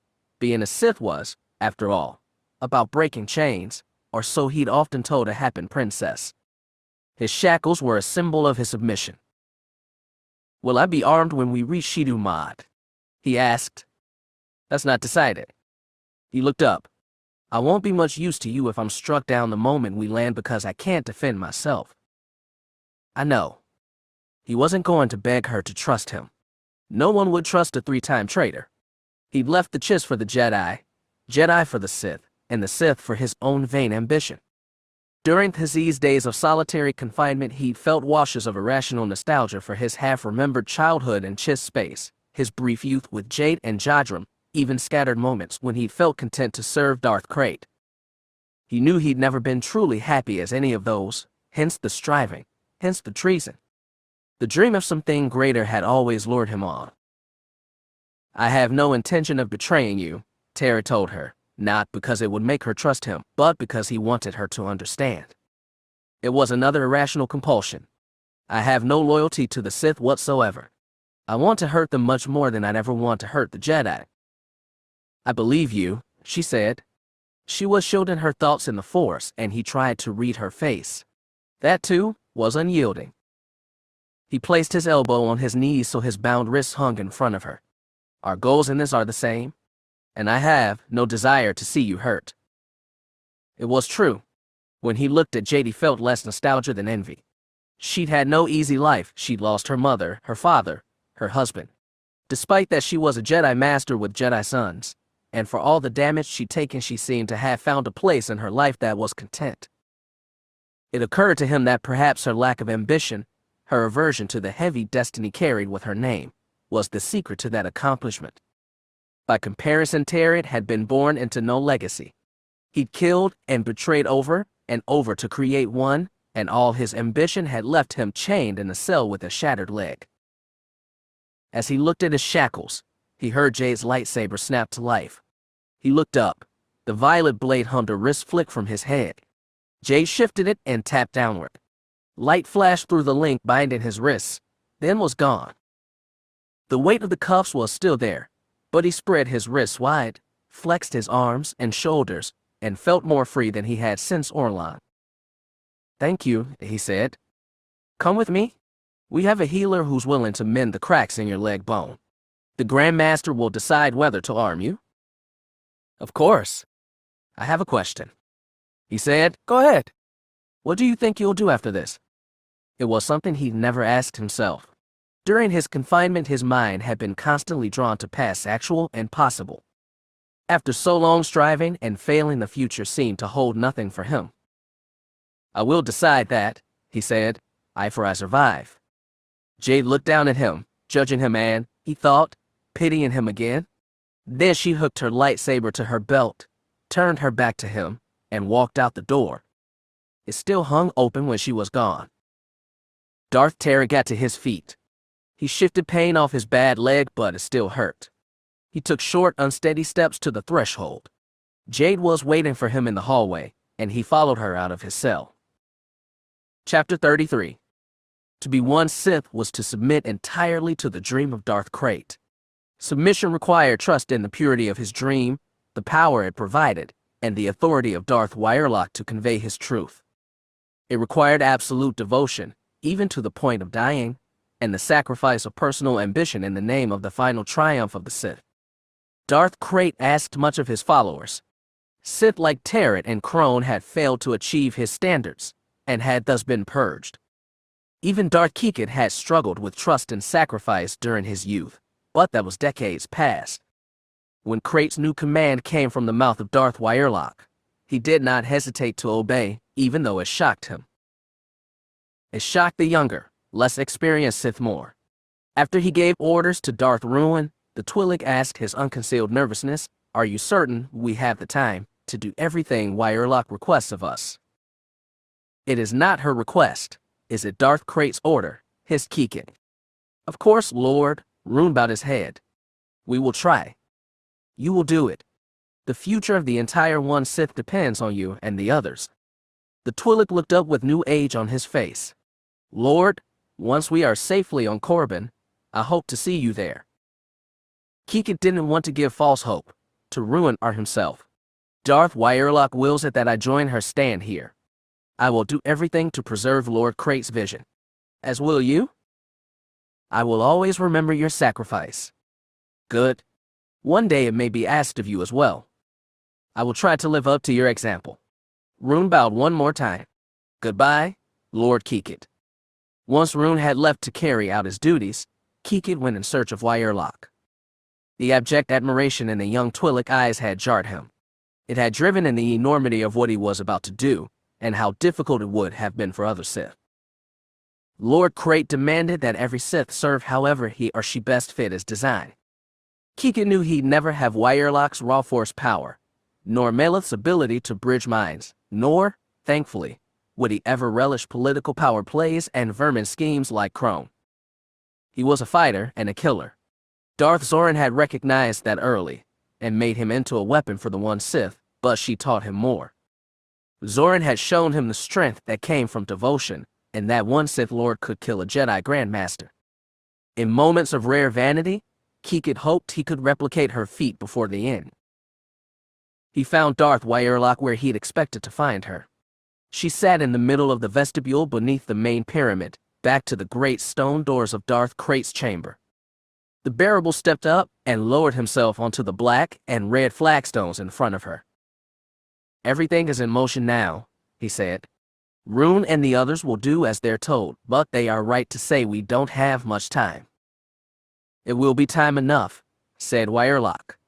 Her eyes were closed in meditation, though Keegan did not sense she was communing with Darth Krayt. "Are you certain you don't want to join them on Korriban?" "The future has been prepared for," she said cryptically. "Trust, Lord Keegan. Always. The Jedi will come crashing against us like waves against rock. We will stand against them. If they overtake us, I will order Darth Sadel's ships to blast this place to atoms." "I fear they might do that without your command," Keegan confessed. "If Sadel tries it now, it would not matter. But no, she threw her lot with ours at Orlan. We'll stand against the Jedi together." Keegan wondered if Krayt's dreams had told her that, or her own assumptions. All he could do was what he'd always done, trust her words and follow her commands. This time he'd follow her to the ultimate end, but when they made their sacrifice against the Jedi, they'd do so together, to protect Krayt's dream. If he was to die, he wanted his death to mean something. He wanted to leave a legacy behind. Ruin and the others would take that legacy with them soon, leaving him behind to fulfill the purpose first prescribed for him by Zorn so long ago. He knew that, and was satisfied, and it gave him courage to face the waiting dark. Coruscant had never had worked with communications arrays aboard a Qantas-class frigate, not aboard Shieldbreaker or Voidwalker. That specialist aboard Oathkeeper thankfully knew their machinery, and they arranged for him to send and receive encrypted signals from a private secondary station located in a closet-sized room aft of the bridge. Vo was a tall man, and the tiny space cramped, but he put it with it because he wanted to make his calls without anyone watching. If this went badly, and it very well could, he didn't want to look the fool in front of the entire Oathkeeper crew. The experiences aboard Voidwalker a quarter century ago forged many close relationships, of which Davek and Fel was merely the most famous. Vo had started that mission aboard Shieldbreaker and had sheltered aboard Voidwalker after his original frigate was destroyed. He'd taken a handful of other TIE Demolisher pilots with him, but during their grueling 6 weeks behind enemy lines, every pilot from Shieldbreaker had been killed except him. The interceptors from Voidwalker had barely fared better, and a scant 7 TIE pilots out of a combined 62 had survived. That kind of experience bred fraternity, and Vol had kept close contact with Maragia until her husband seized power. He'd also kept in touch with the other pilots to varying degrees, and even after the Empire broke in civil war, he kept his ears open for news about the only other Voidwalker pilot still in the service. Pox Norvok had been captain of a frigate at the start of the war, and he was still one now. He'd had to rack his memory, but Vol eventually remembered the personal hailing code he'd used to talk to Norvok over. He remembered Norvok's conservative bent from their old talks, and he'd noticed that his frigate had never seen frontline action during the war. That, plus a frayed friendship, wasn't much to gamble on, but it was the best he could do. The calling code had worked, and he could tell even from Norvok's holoimage how the man had aged. Apparently the same held for Vol. Norvok squinted ahead for a moment before saying, "Emperor's bloody bones. I never thought I'd see you again." "Hello, Pox." "Aren't you?" Norvok stopped himself and shook his head. "I don't believe this. I have to be hallucinating." "No, you're not. I know you went over to Veer's Korosh. Where are you calling me from? Prison?" "No. I'm calling you from a ship." Norvok squinted again. "You weren't at Kovik's, then? They said none of your people got away from there." This conversation was going to require a lot of lies, so he started early. My frigate was on a pickup mission to a base in the Velkar sector. We were heading back to Kovik's 589 when we heard it was under siege. Obviously, we didn't rush in. Obviously. Norvok paused. "You have a frigate now. Qantas class. It's very nostalgic." Norvok snorted, apparently amused. Vol was relieved and a little surprised the man didn't hold it against him for siding with Veers. The Norvok he'd known had been eminently professional and disciplined. 8 years of civil war seemed to have stripped that away, as well as his previous patriotism. He seemed jaded and weary now. It was exactly what Vol had hoped for. "We're renegades, Pox. Our leaders have surrendered. We have no place to go. I'm a captain with a frigate of my own. What do you expect me to do? You should fly into the nearest base and surrender. I've heard prisoners aren't being treated that badly." "Would you surrender if you were us?" "I didn't side with Veers." Norvok sounded annoyed, not indignant. "That was your choice." "I was CAG on his flagship. Fel fired first. I don't know what propaganda he's been telling you all these years, but that's what happened. He started this, not us." Norvok gave the long sigh of a man who really didn't want to argue. "You didn't risk calling me to surrender." "What, then?" "I need your help. We're holding position and laying low. I won't say where, but we've decided to run for it." "What are you going to do? Fly across the galaxy and play pirate in the Outer Rim?" Vol had already considered that idea and found it repulsive, but he nodded. "We'd rather live free than in prison. My entire crew has talked this over." "Then what's stopping you from running? We need to get out of here. Safely. Once we're clear of Imperial space, we'll never come back, and you'll never hear from me again." Norvok took that as incentive. "What can I do? This ship is operating with the restorationist transponder. We can modify that, but without proper codes, we won't be able to make the enemy think we're friendly." "I thought you wanted to escape, not pull a sneak attack." "We need to get out. Again, I won't say where we are, but Fel's ships are patrolling this area. They must have gotten some tip about us. If you can give me an authentic transponder code for a Qantas-class frigate, we can switch it on and sail out of this system, out of the Empire entirely, and nobody'll get close enough to touch us." "And you think I can get you that? You're a frigate captain yourself. I remember the things you can pull with that rank. Unless they've changed them since I've been gone." "They haven't changed it." "Exactly." Norvok still looked annoyed. "All I'm asking for is a false ID code so we can get out unmolested." "What if I give you the wrong code? What if the same ship you're faking as is in that system, hunting you?" Norvok was handing him everything he needed. Give me an ID from a ship you know isn't. Like those ships, Fel is about to take on a major campaign outside Imperial space. His eyes narrowed. How did you hear about that? There was no way he was going to tell Norvok that he was getting intel from a fugitive Sith Lord. Just rumors. I don't even know where they're going. Neither do I, Norvok snorted. But yeah, I've heard rumors too. So your ship won't be joining them. Not that I want to. I thought we were done with this stupid war. We are. It sounds like Fel wants to start a new one. His face crinkled in disgust. I am aware of certain ships that are being mustered at Yaga Minor, including frigates like mine. That's right, he sighed. You should have never gotten yourself into this mess. You should have laid low and did only what you were told. Can you give me what I ask for? All I need is one thing, Pox, and I'll never ask anything else from you. Another sigh. I will see what I can do. Can you call me back on this freaking 2 hours? Of course. All right. 2 hours. Norvok abruptly shut off the link.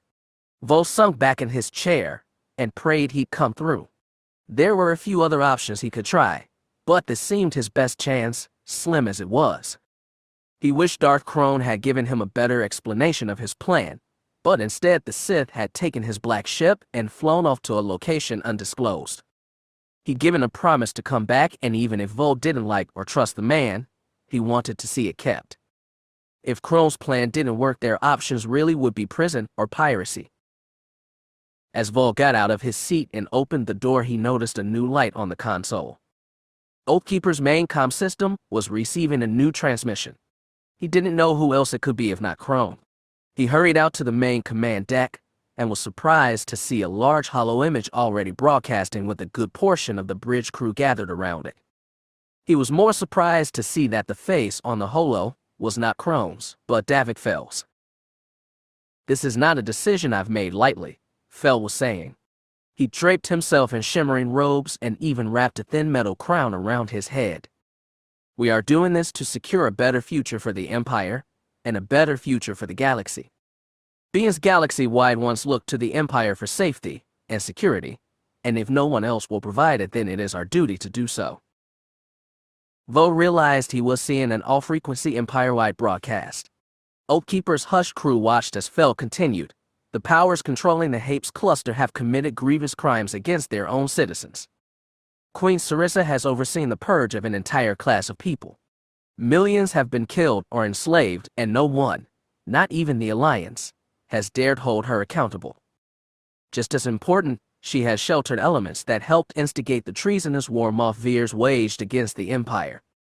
The seed of the so-called restorationist menace was planted from there, and so we must go there to eradicate our true enemy once and forever.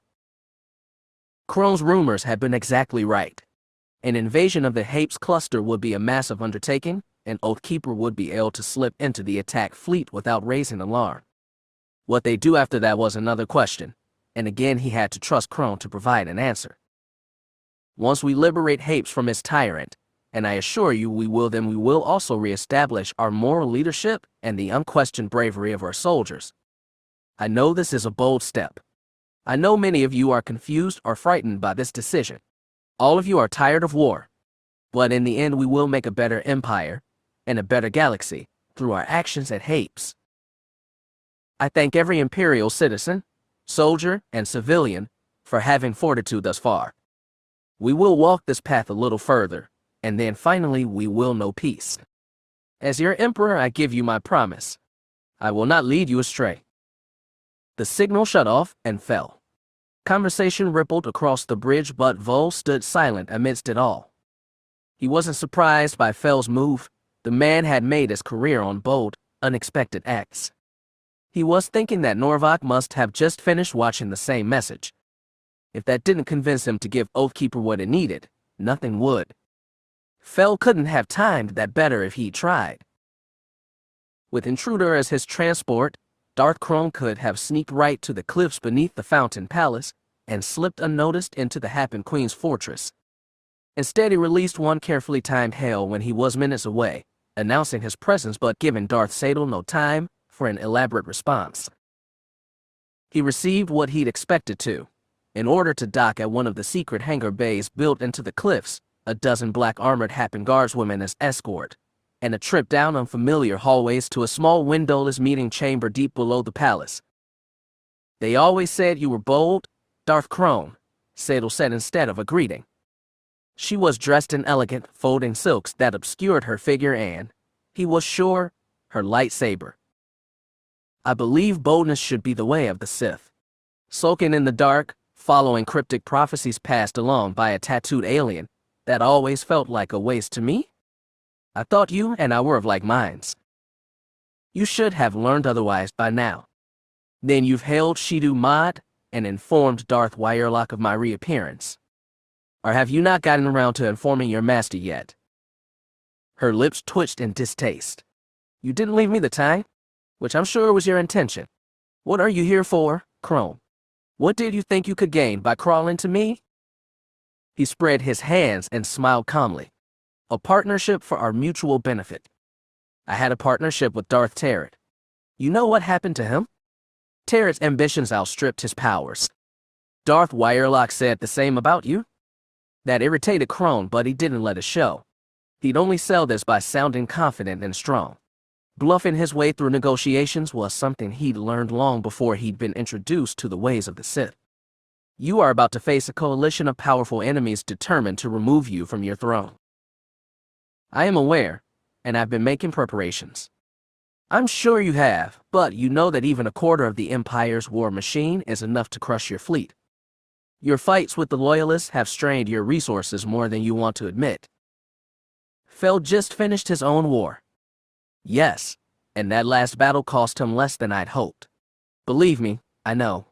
I was there." Her eyebrows drew together. "What do you want? Say it plainly." "I can't kill Davek Fel." She stared at him. "How?"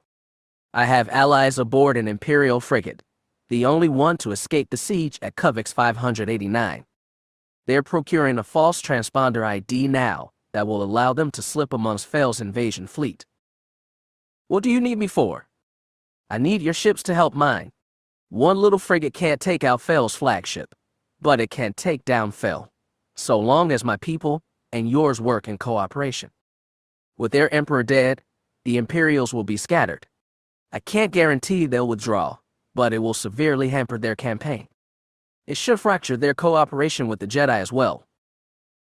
"Your offer's compelling," Sadel admitted. "What do you stand to gain?" "I was a power once. I lost it all, not just because of Davek Fel, but his brother and wife and son. I can avenge myself. You just might save your kingdom from an invasion. As I said, we both benefit." She looked him over, as though evaluating whether he'd really risk flying into her clutches just for revenge. Like Crone himself, she'd been born to vermin and raised to exercise secular power. They'd become Sith in part to attain more of that power. The difference was that he'd lost all he'd been born to while she'd climbed higher. He hoped she could imagine, even for a second, what it would be like to lose her throne. If she could, she'd understand the need for revenge. "I believe a partnership could benefit us both," she said. "I'm glad you agree. My ships will coordinate with yours. In the meantime, I insist you remain in the Fountain Palace as my guest. I didn't come here to make myself your prisoner." Her smile was infuriatingly confident. "I said guest, Lord Crone. You'll have all the luxuries a man of your breeding could want, and no armed guards." "But guards on my ship, I'm sure." "Yes. And I'm sure you'd be able to kill them and escape if you wanted to. But the moment you leave Hapes, our partnership is over." "Why is it important that I stay here? If I can't keep tabs on you, I can't even pretend to trust you. If your plan fails, and Davek Fel really does take Hapes, I'll at least have your beautiful ship to escape on." Crone didn't like being forced into anything, but securing this pact was more important. Warningly, he said, "If you try to harm me, or if you betray me to Wyerlock, I will find out. I will kill your guards, take my ship, and escape. I didn't doubt you'll try. But don't worry, Lord Crone. Right now we have the same enemy. Until that changes, we can remain partners. She gave a sly smile. And if you don't mind my saying, you're very good at striking bargains. Pitching, perfecting, and sealing them. It was a look that could have snared younger, weaker men. Crone responded with a polite, professional smile. I've had a lifetime of practice. I may be Sith, but I've always been a businessman at heart. Chapter 34. The wall of double-disc battle dragons and long, narrow Nova cruisers was spread thin, but there were enough vessels to guard the pulse mass generator mines the Hapes had laid out along the edge of the system. Their artificial gravity well generators had pulled the Imperial fleet from hyperspace and dropped them into a maelstrom of lancing turbolasers and arcing missiles. The Star Destroyers and support ships quickly dropped into a defensive formation while hundreds of TIE fighters streaked out to battle the Happen middles and knock out the interdiction mines one by one. Alana watched it all in silence from the bridge of Davek Fel's flagship, the Superstar Destroyer Invincible. The sole habitable world in the Ereban system was a small blue sphere in the far distance, barely visible through the strobing laser fire and constant explosions. Alana had last been there more than half a lifetime ago, but his distant doubt was enough to bring back memories of his beautiful seas, modestly elegant cities, and playful logic games the people had entertained her with.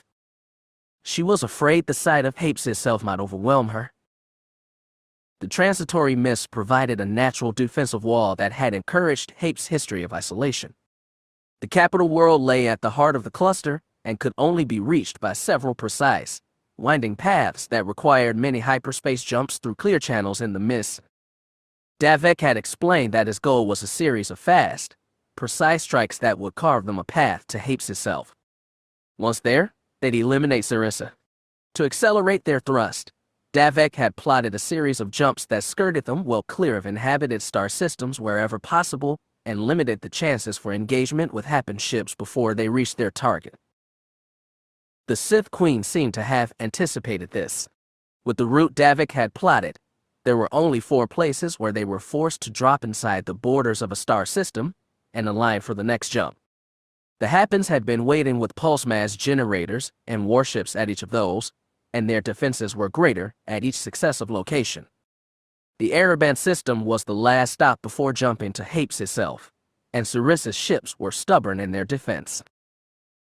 Alana was no naval tactician, and for the most part, she watched Davek handle the fight, often directly but also through Invincible's commanding officer, Lucas Briggs. The Superstar Destroyer was mighty in itself, and it was just a fraction of what they'd brought with them. After initially keeping his capital ships back and letting the TIEs scout the locations of the pulse mass generators hard to spot, she gathered, for the Happens jamming and the aggregate chaos of battle, Davek ordered many of his destroyers to charge the wall head-on. Invincible was not exempt from that order. The giant warship unleashed wave after wave of green turbolaser fire. Alana watched as they tore through the shields of a nearby battle dragon. A great explosion at the center blasted apart the vessel's twin discs and sent them drifting, but Invincible kept firing until both discs had been shredded to drifting debris. These Imperial ships were liberators helping Alana, but a lot of Happens had already died under their fire. When this was all over and Sarissa was removed, she didn't know how Happens would look back on this campaign. It was an invasion and a restoration both, and how history recorded it would depend so much on what happened afterward. Happen society would need to be drastically rebuilt, and she didn't even know if there'd be a foundation left once the fighting was over. Nor was she sure that a new queen was what Hapes needed. The old aristocracy had been smashed forever. On both New Hapes and under Sarissa, society had already been remade. A shudder through the deck reminded her that future battles were less important than the current one.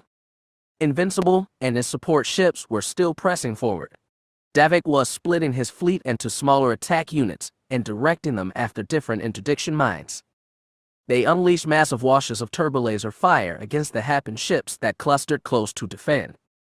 Against the superior Imperial firepower, they didn't have a chance, but they kept on defending, bravely, futilely. It ached Alana's heart to see every Happen warship explode, and she knew that the ones gathered to defend the capital would fight even harder. The space ahead was still lit bright by explosions and laser fire when Briggs announced, "Majesty, The last pulse mass generator is down. We can go to hyperspace again? Not until the path is clear, Davek said. Alana came up behind him and touched his shoulder. Can I try speaking to the Happen fleet? Davek frowned. What do you think that can accomplish? I'm hoping that if they hear from me, at least some of them may surrender. His eyes showed how likely he thought that was, but Davek said, all right. You can try. While Davek went back to directing the fight, Briggs showed her over to the communication station. His lieutenant initialized an off-frequency broadcast and let Alana lean close to speak. She'd barely had time to formulate what she'd say. Just as important was how she said it, and that part came easily. She let her voice convey both regal resolve and personal heartbreak as she said, I am Alana DJO, rightful Queen of Hapes. The Imperial forces have come on my behalf to remove Sarissa Lore from the Fountain Palace and liberate the Happen Consortium from her oppression. Our war is not against Happen civilians or soldiers. It is against Queen Sarissa and her Sith allies, who have been using the Hapes people as their pawns for 40 years. All Happen warships, please stand down. Captains who do so will receive a total amnesty.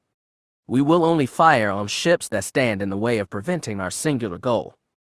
To the commander of each and every ship, I beg you, stand down. Save the lives of your crew.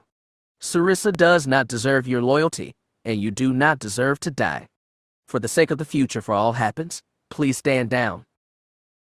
When Alana got all the words out and stepped back from the console, the broadcast ended. She felt empty and hollow inside. She and Briggs watched the tactical displays and the forward viewport and waited for some ship, any ship, to pull out of the line of fire and offer surrender. Not one did. I'm sorry, Your Majesty, whispered Briggs. It took 20 more minutes of nonstop destruction for the Imperials to force their way through the Happen blockade. Only one of Davek's star destroyers was lost, while more than half of the Happen ships were destroyed or crippled. The rest fell back for the capital. When Invincible jumped to hyperspace, Alana saw Davek's body wilt. He turned around and found her eyes across the bridge. He shook his head slowly. He looked so very tired, and the worst fighting was ahead. Alana drifted across the deck until she was close enough to lay a hand on his shoulder. She leaned close and whispered, just hold on a little longer. I can't thank you enough for this. He smiled weakly. I thought Sayal needed encouragement. We all do. But this is my fight. It's mine too, Davek said. In his eyes she found resonance with her own feelings, the weight of command and royal responsibility, mixed with the aching personal need to do right by the legacy of a mother. Alana had never known her cousin very well, but at that moment they understood each other perfectly. It's been an honor, Emperor Fel. Alana squeezed his shoulder and released. I have to get ready. May the Force be with you. As she hurried to leave the bridge, she heard General Briggs call for the whole deck to hear. 32 standard minutes until we reach Hapes. Set your timers. Repeat, 32 minutes, and we start again. When Vitor stepped onto Invincible's bridge, he found it in a lull. His father was easy to spot. Davek had ditched the ceremonial robes in favor of a gold-braided version of an admiral's uniform, elegant and functional at once. As he walked across the deck toward his father, Vitor let his gaze pass over the rest of the bridge. The scene seemed packed with vivid detail. The lieutenant at the tactical station, hunched over his console, running last-minute checks. A row of comm officers relaying different orders to the other ships. The yellow-skinned Anshinian in the gunnery pit talking quietly on his headset.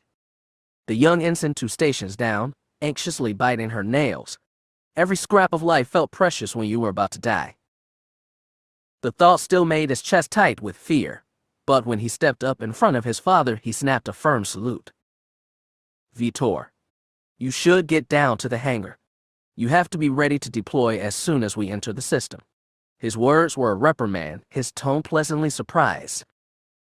I don't think they'll take it off first thing, Vitor said. You're right. We'll have to clear the way. Davek clapped his son on the shoulders and looked him up and down. Like the rest of the Imperial Knights, Vitor was dressed in scarlet body armor. He'd left off the ceremonial cape for this mission but added a utility belt heavy with blaster, grappler, and other tools. A Coruscant buckler, made from the armor of Veer's stormtroopers, was attached to his right forearm. "I just wanted to stop by and see you before I went down," Vitor explained. "I understand," his father nodded seriously, which couldn't be further from the truth. "Watch out for your brother and Marin. They'll watch out for you." "I know." It was suddenly hard to speak. He told himself he'd come up here just to see his father one last time. He wouldn't try to say goodbye here. He'd recorded farewell messages on a collection of data rods and left them with the rest of his things in Invincible's barracks. He made them carefully, saying all he thought was important. But as he looked in his father's eyes for the last time, Vitor felt he had to say something. Davek saw him struggling, and he saw pure paternal care in the Emperor's face, and he bleated out, "Take care, Dad. I love you." It was so simple and direct and honest. Neither of them talked that way often. Davek squeezed his shoulders one last time, leaned close, and said softly, "I love you too, son. Get going. I'll see you later." Vitor nodded, turned, and walked away. He didn't risk looking back at his father one more time. He was afraid he wouldn't be able to hold the tears if he did. In all his deployments as an Imperial Knight, Davek Fel had never taken part in amphibious assault, and he's certainly never been dropped into an ocean from lower orbit. He thought himself an experienced veteran at 17, but the universe kept surprising him. Invincible had room in his kilometers-long main hangar for a half-dozen heavy drop ships, most of which were filled with Imperial infantry and weapons for aquatic warfare. Once the fleet jumped clear of the Arben system, Alana DJO, and a company of well-armed Happen exiles boarded the most well-armored dropship. Roan and the other Imperial Knights were tasked with protecting Alana, so they all boarded with her except for Vitor, who surprised them by announcing a last-minute run-up to the bridge. Roan resisted the urge to join him and say goodbye to their father. Instead, he joined the Happens in boarding one of the aquatic armored transports ready to be deployed from the dropship. Each vehicle used the main body of a traditional Jade Walker, with the legs removed and water-based propulsion systems added. The aquatic transports were just as heavily armored as their land-based counterparts, and as the passengers took their seats and strapped into their crash webbing, Roan calculated that the riskiest part of deployment would be getting close to the planet. They had no way to know what was going on outside the cramped hold, and they'd get little warning when the time came to drop. When Vitor showed up, it made him feel a little better. His brother dropped into the last open seat beside him and secured the restraints over his armor. "Any idea when we'll reach Hapes?" Roan asked. "I don't know. I think we were about 10 minutes away." Roan didn't like waiting. He looked at the aisle across from them. Not many had joined them in the drop ship, but his cousins Marin and Nat were strapped in side by side. He caught Marin and Vitor exchanging glances, but no words. Nat was alert and anxious. He balled up his messy blonde hair into a ponytail, and while the Jedi hadn't taken up suits of plasteel armor, like the Imperial Knights, he'd at least ditched the awkward monastic robes and added a Coruscant buckler. Marin had done better, donning scarlet Beskar plates received from the other side of her family. Roan looked over the Jedi's heads at the rows beyond. The Happens took up the entire front section of the hold, and he could spot two red-haired crowns side by side marking to Alana and Tani Zell. The black head beside theirs was probably Elias. When the heavy fighting started, Alana, as a Jedi, would at least be able to defend herself. Roan would keep an extra eye on Elia. The waiting drew out long and became agonizing. Roan didn't even know if they'd left hyperspace yet. In a low voice, he asked Vitor, "How was father?" "He's handling it." His brother's voice was level, almost dull, and he looked straight ahead, seemingly into nothing. Vitor had been acting distracted for a long time now, and Roan didn't know why. He seemed to have gotten more focus after Zonima second, but now it was like he was losing it again. Roan still wanted to know, but this wasn't the time to pry. He'd get his explanation once this was all done. "Just stay on target," Roan told him. "Once today's done, our fight will be over." Yes, Vitor said seriously. I know it will. Another silence drew out. Then the hold rattled. Through his armored bulkheads they could hear rumbling like distant thunder. Violence still seemed far away, but Roan knew the wait was over. Across the aisle, Nat Skywalker whispered, "Showtime." The view from Invincible's bridge was a grim panorama. As Davek had expected from the relatively light opposition thus far, Sarissa had gathered the bulk of her forces around Hapes itself. She'd known exactly what vector he'd attack from, and had raised 3 layers of walls between him and the planet. Battle dragons, Nova cruisers, and more were gathered by the dozens. He waited until the tactical team could tally the enemy fleet before giving orders. His force still outgunned the Hapes, especially with Invincible in his arsenal, but it would be a very fierce fight. His goal was simple: get close enough to the planet to deploy his ground teams. Invincible alone, mighty as it was, would get torn to pieces by all those battle dragons unless he could find a weak spot in their wall and break through with proper cover. He knew the Hapes would do whatever possible to block Invincible's advance, so he ordered his flagship to hang back at first and sent 3 task forces ahead to attack different points in the enemy's wall. Davek watched the tactical displays as a trio of massive brawls erupted, and waited to see if the Hapes would start to redistribute their forces to defend the attacked zones. Battle dragons and Nova cruisers began to shift position, but not as much as he'd hoped. The Hapes ships in the second and third layers of the barrier changed instead, with clusters forming behind the attack points on the first wall. It was a smart strategy, Davek thought, and one that would buy the Hapes time, but they'd need all 3 layers to stop Invincible. When the task forces commanded by Captain Korak and Captain Yoris broke holes in the first wall and pushed through, Davek ordered Briggs to take Invincible, and also, he'd initially planned to break through a 4th point in the wall, but since the Hapes had refused to give him an easy opening, he decided to push through the one made by Korak's ships. The captain's force was already smashing hard against the second wall, and through the bridge's viewport Davek could see space light up past Invincible's bow. Night Watch reports she is taking fire, Briggs informed him. 6 Nova cruisers cut their advance. The battle dragons are starting to release missile volleys. Launch fighter and bomber wings. See if they can't help with those Novas. Once they're done, take us in range of the battle dragons. Gladly, sir. Invincible was vastly more powerful than any vessel Davek had commanded before, and also more complex.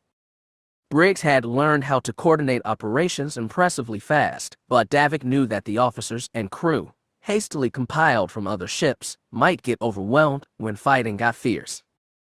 He had engaged against this ship in multiple battles, and he knew the key to foiling it was fast, distracting attack runs that prevented smaller ships from getting caught in slugfests. The Novas would be better at that than the battle dragons, and Davek watched as his bomber wings began chasing down and pummeling the Hapes cruisers. Majesty, Captains Yoris and Nestor report their task forces are running hard against the second wall, Briggs said, and directed his attention to the other points on the tactical display.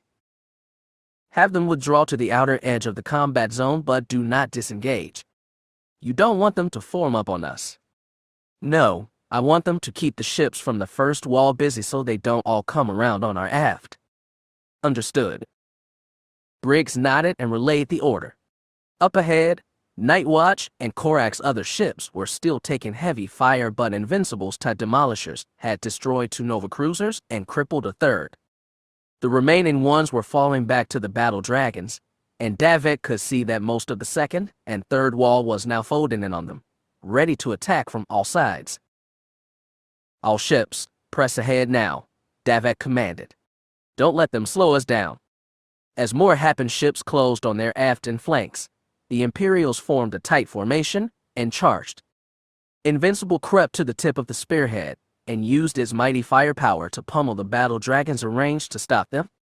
The Hapes attempted to withstand its volleys for only a few minutes before drawing back, but Davek ordered his ships to keep firing. Alana wanted to end this with as few Hapes dead as possible. That was right and good for their monarch, but Davek was fighting to win, and even a damaged enemy could come back on him. Once they got close to Hapes and deployed the drop ships, they find themselves pinned to the planet by Happen ships still eager to destroy them. Davek wanted to cut their numbers as low as possible before the battle moved to that stage. After Invincible pushed through the second wall, it hit the third. Explosions flared on all sides, and the command deck started to rock as the Superstar Destroyer's shields absorbed heavy volleys from battle dragons brave enough to engage it. The Happen still hadn't started using Nova Cruisers for fast, distracting attacks, though some middle fighters and bombers had begun long-shot runs for the bridge. "General Briggs, let's tighten the fighter screen," Davek said. "How are our bombers looking?" "Still chasing the last Novas, sir. Have them form up with the Demolishers from Night Watch, and send them to knock out the battle dragons up ahead. If we can push through those, we should be able to get to the planet." As Briggs relayed his orders, Davek looked out the viewport. Hapes itself had swelled so he could see its blue oceans, lazy cloud drifts, and serene continents in detail. As another layer of explosions obscured his view, Davek asked Briggs, "What kind of orbital defenses are we looking at?" "Very modest, sir. There look to be a half-dozen orbital defense platforms, roughly analog to Golan 3 Eyes. We're detecting a local shield over the major cities, including the Chumdan." Davek was glad intel from the Loyalists hadn't proved wrong. Centuries of seclusion and security inside the transitory mists meant the Happen skimped out on planetary defense in favor of mobile assets. The fighting would be continuous and fierce even after he deployed drop ships, but at least he wouldn't have to deal with heavy fire from the planet. A bright flare off Invincible's port bow made him shield his eyes. Tactical announced that one of their own destroyers had just burst apart after taking heavy fire from 3 battle dragons. The double-disc warships dove down on the Superstar Destroyer, this time with 3 more Novas to help. Davek scowled as more explosions scattered across their shields and rocked the bridge. Invincible could handle this attack, but if it slowed them down too much, they'd be mobbed from behind. Captain Korak brought Night Watch and 2 of his smaller destroyers to help. The Happens were forced to split targets, half defending and half attacking, and even after Korak's barrages tore apart the first battle dragon, the other 2 stood fast and continued their assault on Invincible. After another tremor, the bridge crew reported down shields and hull breaches, but thankfully nothing near the command section. The tactical display lit up with some good news.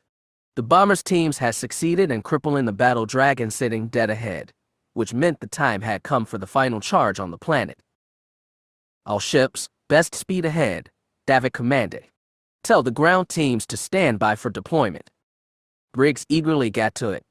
Invincible, Night Watch, and the others pointed their noses for Hapes and pressed on, leaving the damaged battle dragons to chase them. The ships under Yoris and Nestor pulled back on the edge of Hapes, gravity well, and continued to keep the enemy from the first wall busy, but the second and third walls were folding fast around Davek's ships. He hoped the ground team could neutralize Sarissa quickly and keep this fight from drawing on too long. Hapes grew larger until it filled most of the viewport. While other destroyers moved to attack the orbital defense stations, Invincible dropped lower over the planet. Briggs reported that a cloud system was currently over the Chumdan, but their sensors clearly marked the Fountain Palace and the Energy Shield's protective dome. One glance at the tactical holo told Davek the Happen ships were close and fast and would soon resume firing on Invincible. It was now or never. "General Briggs," he said, "are in position to deploy. 5 minutes until we're directly above the target. The drop ships can make up the difference. Launch now." "Right away, Majesty." Invincible shifted position so his dorsal side faced away from the planet, toward the encroaching wall of Happen ships. He couldn't see Hapes and couldn't see the drop ships as they launched from Invincible's ventral hangar. He simply held his breath until Briggs announced the ground teams were away. Then he released it. He'd done his part and fought the fight his mother had wanted. From here on out, it was up to Alana and his sons. Marin Fel was neither a commando nor an ace pilot, but she'd done enough tricky maneuvers in her X-Wing, and she thought she'd be prepared for the dizzying inertia of a suborbital drop. She was dead wrong. During the long, tense way to deploy, Vitar had explained to her and Nat that invincible 6 heavy drop ships would fall like meteors through the upper atmosphere before finally engaging retro-burn engines to slow their descent. Just when they decreased speed enough to aim properly, the drop ships would release their cargo into the ocean from an altitude of 500 meters. That was a long way to fall, even if you were in a heavily armored submarine. They got a warning before the initial drop, but not enough. Marin felt like her stomach was trying to jump from her chest and her brain out of her skull. Whatever inertial dampeners these drop ships had, they weren't enough. Everything around her rattled violently as they tore, like a fireball, through the atmosphere. After a few agonizing minutes, the shaking stopped, but they were still falling. Deceleration came with no warning at all. Stomach and brain both tried jumping down. Several people in the hold, knights, Hapes, Jedi, Marin couldn't tell, let out yelps of surprise. She might have been one of them. Then they were falling again, fast and hard and smooth, and when they smacked into the water, she thought they'd be crushed. The initial tremors became smooth movement as the aquatic transport began pushing through the ocean currents. Fear effect. Marin spat.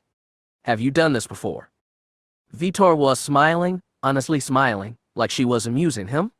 Can't say I have. Is it wrong if I thought that was fun? Asked Nat. Yes. Very wrong. Vitar, what happens now? Let me check. He reached to the bulkhead behind him and tapped the controls on the comm panel. This is the hold. Can we get a Citrum? All teams deployed, a crisp voice said. Approaching target at optimal speed, north-northwest. Depth, 300 meters. Time to target approximately 11 minutes. Thank you, pilot. Vitar switched off the comm. Answer your question. Mostly. Do we know what defenses they have along the coast? We don't have a clue, a woman said. Matter of fact, from a few rows behind her. Tanithzel, probably. These transports are made to handle a fight, Vitar told her. We also have sea troopers ready to deploy if we need them. He sounded dead confident they'd reach land safe. He was waiting to die elsewhere. Marin still couldn't accept Vitar's aplomb. She was determined to keep him alive through the coming battle and didn't let herself entertain thought of failure. That was a black pit she couldn't afford to fall down. Suddenly, the entire ship lurched. Her crash webbing barely kept her from spilling onto Nat. As she steadied herself by gripping the restraints, that pilot's cool, crisp voice came back on the speaker. The enemy is dropping concussion depth charges from the surface. Conducting evasive maneuvers. Please stand by for turbulence. She looked at Nat. Still having fun? Not really. His voice trembled. Hang in there, Vitar told them. We're just getting started. Davek's heart beat fast until confirmation came that all the drop ships had deployed their assault teams as planned. Once he knew his sons were in the water safely, he allowed his attention to return to the Happened ships encroaching his on all sides as they sat with their backs to the planet. This would be a long and difficult fight, but also a simple one. All he had to do was hold. He had no better shield than Invincible itself, and he gave the order to edge the ship outward so it faced the enemy with the 14-kilometer port flank bristling with cannons. Davek then ordered his fighter wings to create a defensive screen around his flagship while the supporting destroyers hung behind Invincible's starboard side, closer to the planet. If the Happens tried to slip backup forces of their own down to the Chumden, or if Davek's ground troops needed reinforcements, they'd be ready to act. Invincible would take a heavy beating, but it was built for that, and just the sight of the superstar destroyer gave the Happens pause. They slowed their advance and began to shift formation in preparation for the next phase of fighting. As Davek watched all the red markers rearrange on the tactical display, he was surprised to see a single green one dropping out of the swarm. The computer marked it as an Imperial frigate being chased by a trio of Nova cruisers. Tactical, what's going on there? He pointed at the holo. Can we hail that ship? 1 second, Majesty. The lieutenant tapped her earpiece and tried to patch in a comm line to her counterpart on the frigate. She was as young as Davek had been when he'd held the same position aboard Voidwalker. Back then, he'd constantly been back and forth on his headset with his counterpart on Shieldbreaker, the woman with the soothing face whose face he'd never seen.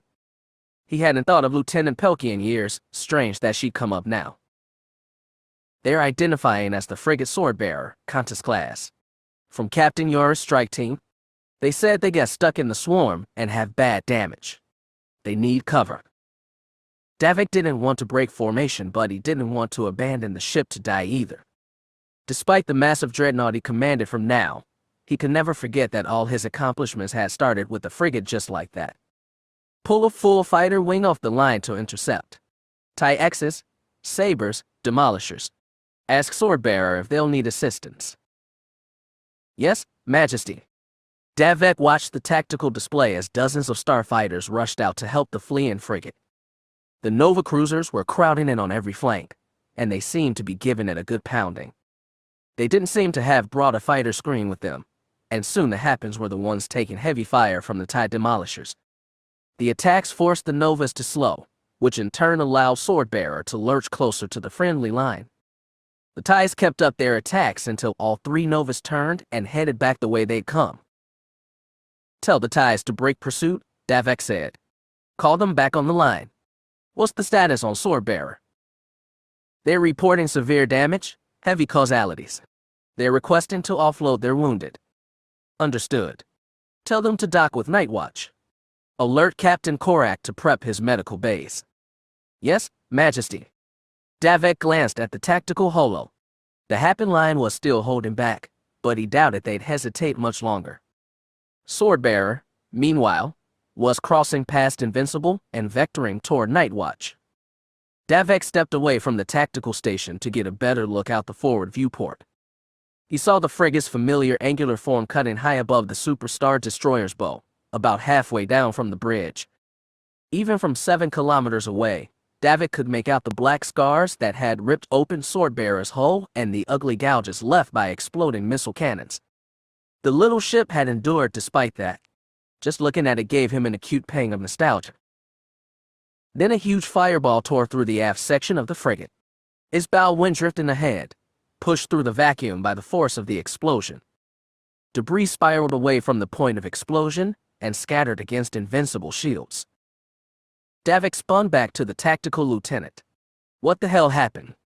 We got a message right before it blew, sir. The girl's face had gone pale. They said they were having problems with their engines. Some kind of reactor leak. Tractor beams, move that debris out before it hits anyone. Briggs called. Do we have escape pods? They said they were evacuating, the tactical lieutenant said meekly. Escape pods confirmed. Over a dozen, someone in the crew pit reported. Then reel them in and bring their people aboard, said Davek. Tell Sick Bay to prep for causalities. He wondered what fraction of the crew had survived. A Qantas class had an optimal crew of 1,100. He'd never forget that number. He managed to get 762 home aboard Voidwalker. The number of survivors from Swordbearer was going to be much lower, and his heart went out to the crew who'd fought hard only to fail. Then Briggs directed his attention to the tactical holo. Majesty, the Happens are advancing. So they are. That red swarm was coming at them on all sides. The battle would rejoin in moments. No time for second-hand grief. He tore his thoughts away from tough little ships to focus on the fight. When the escape pod's hatch was wrenched open from the outside, the first faces Korash Vol saw belonged to 2 frazzled ensigns and 1 white-clothed medic whose evaluating eye swept over all 13 people crammed inside the capsule. Please, don't panic, the medic said, as much to ensigns as the escapees. Does anyone need immediate medical attention? We've got a couple scrapes and bruises, but nothing serious, Vol said. Some of the other pods might be worse. The ensigns reached their hands out. Vol grabbed one and let the younger man pull him out of the escape hatch and onto the deck. Where are we? What ship is this? Asked Nair, a man in corporal's bars behind Vol. This is Invincible, sir. Welcome aboard. Vol wasn't used to hearing the ship's old name. He steadied himself and clamped a hand on the medic's shoulder. How many other pods made it? I believe 14 are recoverable. I can't vouch for their condition. 14 pods, a dozen survivors each. That meant hundreds still dead on Oathkeeper. Vol had hoped it would go better. He'd hoped that, once the 3 Nova cruisers chased their battered frigate back to Invincible's protective cover, the Superstar Destroyer would allow them to send ostensibly injured crew aboard. They'd been ordered instead to dock with another warship, which would gain them nothing, so they'd been forced to fall back on the self-destruct device they'd hastily rigged before joining this mad battle.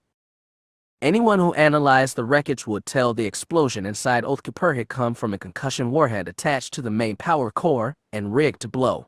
But Fel's people had more important things to do right now.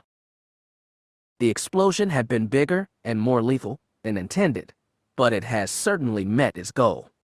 Vol and the other Oathkeepers who stuffed into escape pods at the start of the battle were exactly where they needed to be. It was tragic that so many crew had perished with the ship, young Captain Leland among them.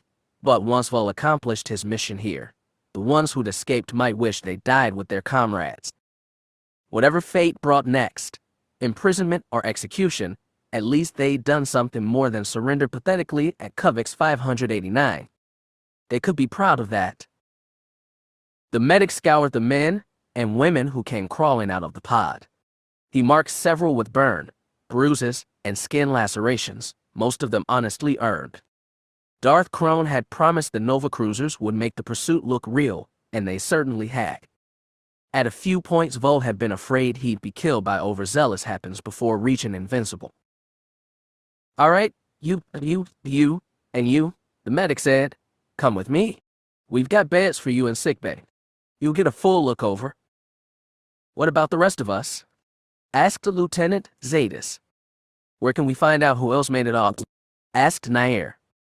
The medic began leading them down the hall, walking backwards as he talked. "We've set aside a room for those without visible injuries, not far from the medical bay. Other escape pods are being recovered now. Please, come with me." As the medic led them down a series of halls, Vol examined every bulkhead and intersection, trying to play their location within Invincible. The ship's entrails were a huge maze, and despite living here for 8 years, he didn't know all of them. After glimpsing a few deck markers over doorways, he estimated they'd been reeled into some airlocks on the Star Destroyer's dorsal hull, starboard side, about 4 kilometers down from the bridge. That would mean a decent trek, but they were all wearing standard Imperial uniforms, indistinguishable from Fel's own crew. The medic announced they were almost at the sick bay right after Vol guessed as much. When they came to a branching point, the medic and one ensign began escorting the wounded towards sick bay. "Everyone without major injuries, please follow me," the second ensign announced, then turned down the other branch. Vol dropped behind a man named Locum, patted him in the back, and whispered, "Take one for the team, Corporal." "Yes, sir," the young man said firmly, then picked weight off one leg and tilted it so it rested on the edge of his boot sole. Vol stomped down on the ankle. Locum grunted and almost fell, but Vol already had an arm around his back and kept him up. Wait, he called. "I think we've got a sprained ankle." The 2 ensigns rushed back into view. Locum growled, "Thought I was doing okay, but, staying, I can't stand." "We'll get you to sick bay," one ensign said as he grabbed Locum from the other side. The second touched Vol's arm and said, "We'll take him. The room for you is down that hallway. Turn a left at the end, and the door's 10 meters down. Some of your people are probably there already." "Got it." Vol slipped away and let both ensigns hoist Locum up. "We can't thank you enough." "Just doing our part, sir." They were indeed shaken but still professional, ideal Imperial officers. They deserved to serve a better man. Maybe that would happen after today, maybe not. That wouldn't be for Vol to decide. He knew his men were tempted to stop by that meeting room, to see who of their comrades had survived and maybe gather allies, but they wouldn't risk being waylaid by more of Fel's people. They'd lost the first set easily, but they couldn't count on luck. He had 8 men left, able-bodied and mostly equipped with standard issue, unremarkable sidearms. That would have to be enough. His men seemed to know that too. After the medic, ensigns, and wounded Oathkeepers were out of sight, the remaining ones all turned to Vol. "Do you know where we are, sir?" asked Zadis. Close enough. I can't get us to the bridge from here. Remember, don't hurry, and don't do anything to stand out. Do we want to look for weapons? Nair asked. Keep alert and don't risk grabbing something if it would draw too much attention. Now fall behind me, and let's march. He'd lived on this ship for years. Even if Fel's people had wiped and replaced the most elite security codes, Vol still knew ways to get close to the bridge without drawing attention. Once they succeeded in getting that far, they would do what they come here to do. And after that, finally, their war would be over. Chapter 35. Viewed from the bridge of the Thrawn, the ancient drifting ice particles surrounding Shidu Mod looked like layers of silver veils, and the only black space marking clear passage lay dead ahead. The planet itself was dead in the center of that channel, a tiny blue dot that looked almost inviting. Miragia knew better. Though they weren't visible from this distance, the Thrawn sensors had picked up over 1,000 proton mines clogging the passage. They were spaced enough apart that starfighters could easily maneuver around them to reach the planet, but the fleet of star destroyers gathered outside the icy veils had no hope of avoiding them. Still, what lay ahead looked more welcoming than what lay behind. Admiral Yeager's ships arrived quickly in the mod system to prevent the Sith from evacuating their base, but the Hapes had responded quickly too. Battle dragons and Nova cruisers had micro-jumped to their position from behind gas giants further out in the system, and were now ringing the Imperial fleet. The Imperials possessed a numeric advantage, and their enemy had nothing near as mighty as the 8-kilometer Thrawn, but the Hapes were fiercely throwing themselves against the destroyers on the outer edge of Yeager's formation. Miragia stood beside the Admiral as both stood at the tactical holo, taking it in. She muttered, "I wish we could get a better reading on what's near the planet. We're not detecting any capital ships so far." "No, but they might be behind the planet's ecliptic." "Perhaps." Yeager looked at her. "Your Majesty, now might be as good a time as any to take your people down the passage. The Hapes haven't reached the Thrawn yet, so you can launch unmolested." Miragia was wary of what their sensors were missing: more mines, some hidden battle dragons, or snub fighters whose heat signatures were washed out by the icy veils. At this point, charging into the unknown really was the best option. Yeager and his fleet would hold the Hapes as long as possible while she and the Jedi did their part. "Thank you, Admiral," she said. "I'll go down to the hangar and get ready to deploy." "Good luck, Majesty." Miragia pivoted to face him. Over the past 8 years, she'd gradually gotten used to the formal, obeisant vows people gave her, but she'd known Yeager for much longer than that. Just when it looked like the Admiral might dip himself forward, she snapped a salute. He blinked, paused, and saluted back, soldier to soldier, equal to equal. Just like it had been when all this had started. Miragia lowered first, turned, and hurried from the bridge. Arlen had been strapped in Starlight Champion's pilot seat for the past several hours but gone nowhere. The interior of the Thrawn's main hangar was getting to be a pretty boring sight, and he was more than ready to get this mission underway. But at least he felt good beside with his old master again. Lobacca had squeezed into the co-pilot's chair, and his son Karash was strapped in behind him. Yeris Euler, the Mirialian Jedi who'd helped his mother on Zanima Sekhet, rounded out the cockpit crew, while more Jedi were crammed in the main hold. Lobacca had been recounting his experience with Shidu Mod in a series of thoughtful moans and growls. The Jedi had first come here to hide from the combined force of the Empire and the Alliance, as led by Arlen's uncle after he'd become Darth Ketis. The Jedi and their Happen friends, commanded then by a Jedi Queen, had lured Ketis to the Mod system, and it was there he'd been killed by Arlen's mother. The entire experience had been heartbreaking for Lobacca, and the 60-year-old pain shone through in the Wookiee's voice. Arlen was struck by how the current battle was a weird inversion of the one before. He'd never liked irony when it hit so close to home. Shortly after Lobacca finished his tale, the Master let things lull into a quiet. That quiet was broken by a light on Arlen's console. He opened the link himself and said, "This is Champion." "We're clear to deploy," Miragia said. "Start your engines and prepare for launch." "About damn time," Arlen breathed. "We'll comply." As he turned off the link, Lobaka was already working the co-pilot's controls and warming the thrusters and repulsor lifts. The Wookiee had been quite a mechanic in his youth, and he seemed to relish the chance to run through champion systems and start them up one by one.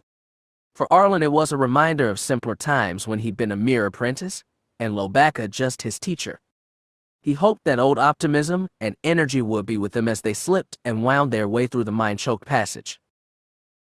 Once they were sure everything was good to go, repulsors, engines, shields, weapons, they had to wait 5 more minutes before Maragia hailed again. "Arlen, you're with the first push. Are you ready to launch?" Lobaka trilled loudly, and Arlen translated, "More than ready."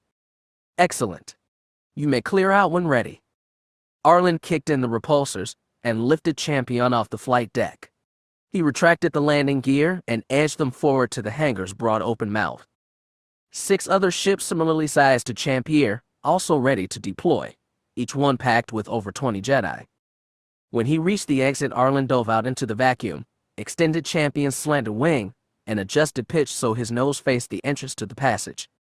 He hung off the Thrawn's flank and watched as 6 more Jedi ships emerged from the hangar behind him. Lobaka told him that Champ sensors were picking up the mines, albeit with difficulty. They hadn't detected any enemy ships in the passage, but there was not telling how accurate that reading was. Behind him, Karash added that if there was a trap waiting, the only way to know was to spring it. Not what Arlen wanted to hear, but what he'd expected. Margia hailed them again with an all-ship broadcast. "Jedi vessels, you're clear to appear Shidu Mod. Approach carefully, and if you can destroy a mine without damaging your ships or others, do it. We'll be right with you." "Glad to hear it," Arlen muttered. Then he kicked his engines to full and sent them right down the icy throat. As Jade's shadow plunged into the mine-choked passage, Jade kept one eye on the 5 light formation that marked Champion's thrusters. It was no surprise that Arlen had volunteered to be the first Jedi ship into the minefield, and while she trusted his flying skill, she wasn't quite comfortable knowing that the Grand Master was in that ship with him. Shadow and the other Jedi ships followed Arlen and Lobaka closely. Ships their size had to make only small adjustment to avoid the mines that choked the passage, and whenever possible they took long-range pot shots to detonate the warhead safely. It was slow going, but the Jedi pilots were careful, their minds attuned so the 7 craft moved fluidly through the danger zone. Jade had handed Shadow's controls to someone else for this. Ann Kimmer was one of the Order's best pilots, and the blue-skinned Nautilin had flown this ship before. The blonde woman, Senior Valis, took the co-pilot seat and manned weapons and comm. Jade was strapped in behind them, right next to Darth Tyrant. The Sith had done nothing but sit in silence for the past few hours, but Jade still watched him. She didn't sense him trying to communicate with the Sith on Shidu Mod, but she could feel his other emotions, the simmering anger, the cold determination.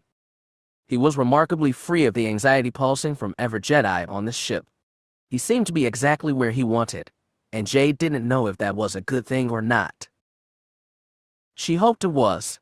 She discovered that she wanted to trust Tyrant. She didn't let that desire lead her or cloud her actions, but it was there.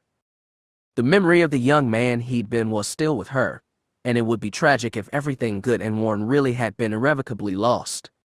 She hoped and prayed that Jaina had been right, that Tyrant was acting out the will of the Force in his own way.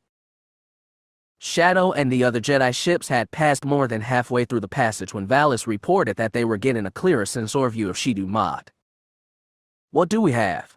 Jade asked, leaning forward a little in her crash webbing. "Looks like a localized shield on the surface. Right where we thought it would be. Any ships in the area?" "Not yet, but we can't tell if anything on the other side of the planet." "I'm more worried about what's on the ground," Kimmer said. "No," Tara whispered. It was his first word in hours. Jade looked at him. "What do you mean?" His red eyes narrowed. "There's Sith out there? In space? They're trying to hide themselves, but I feel them." Valis checked the scanners.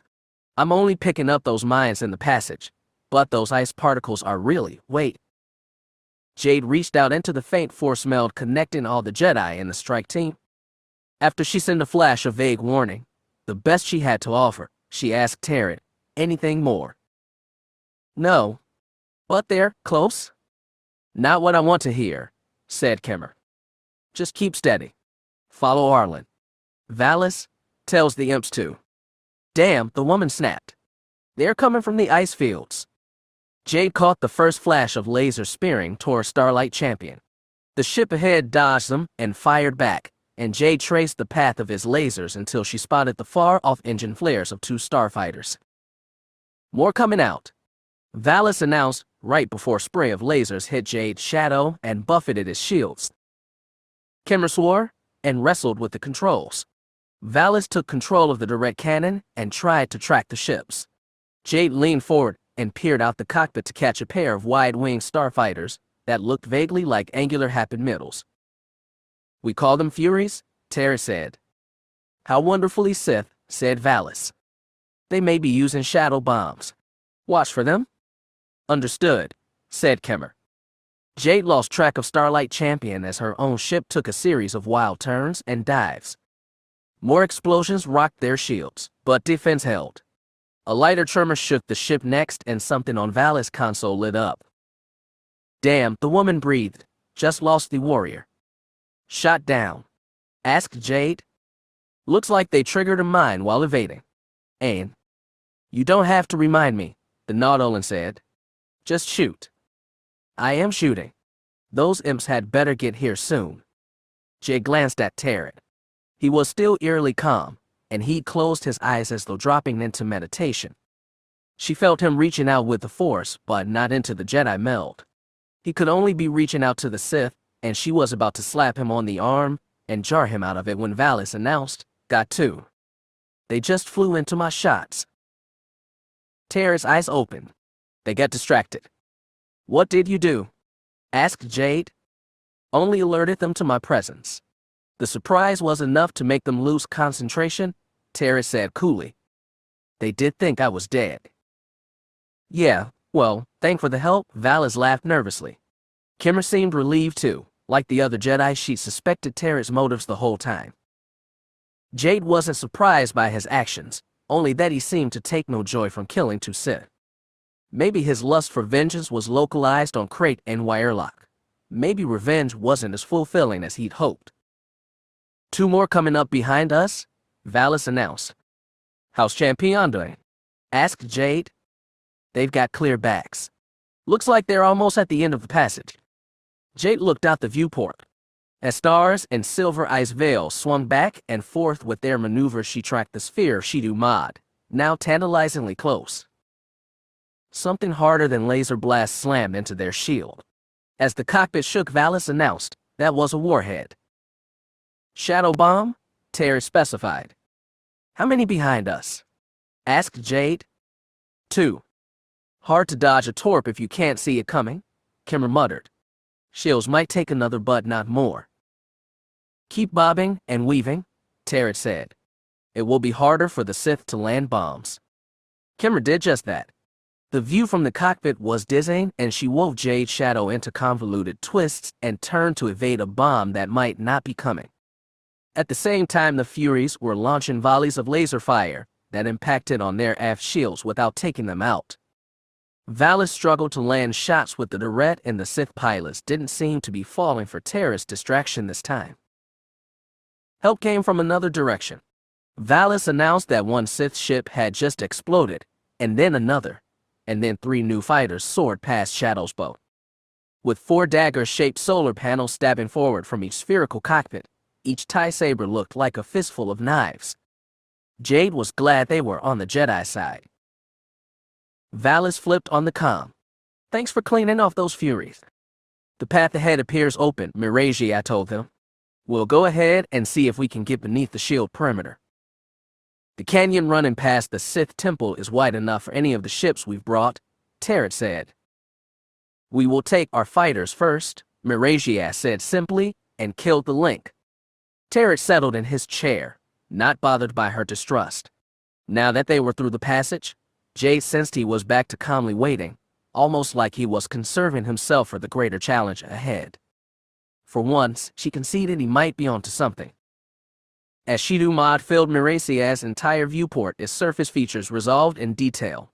Light blue oceans, Dark blue mountain chains and dusty deserts, clusters of green forests, no cities at all.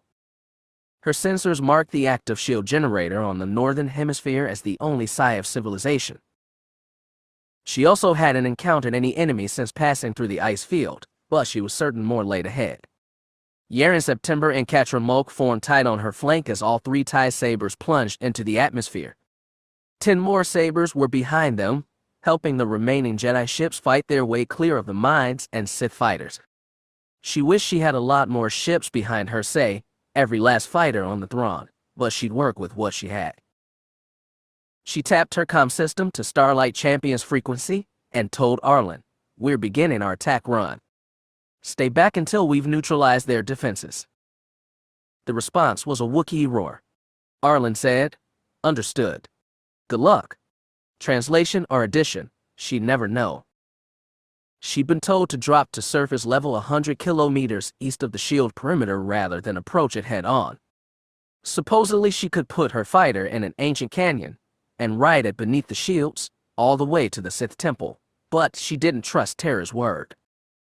As the 3 Imperial Knights dove toward a landscape of green tree patches and dark blue rock, no missiles locked onto them, and now alarms wailed in her cockpit.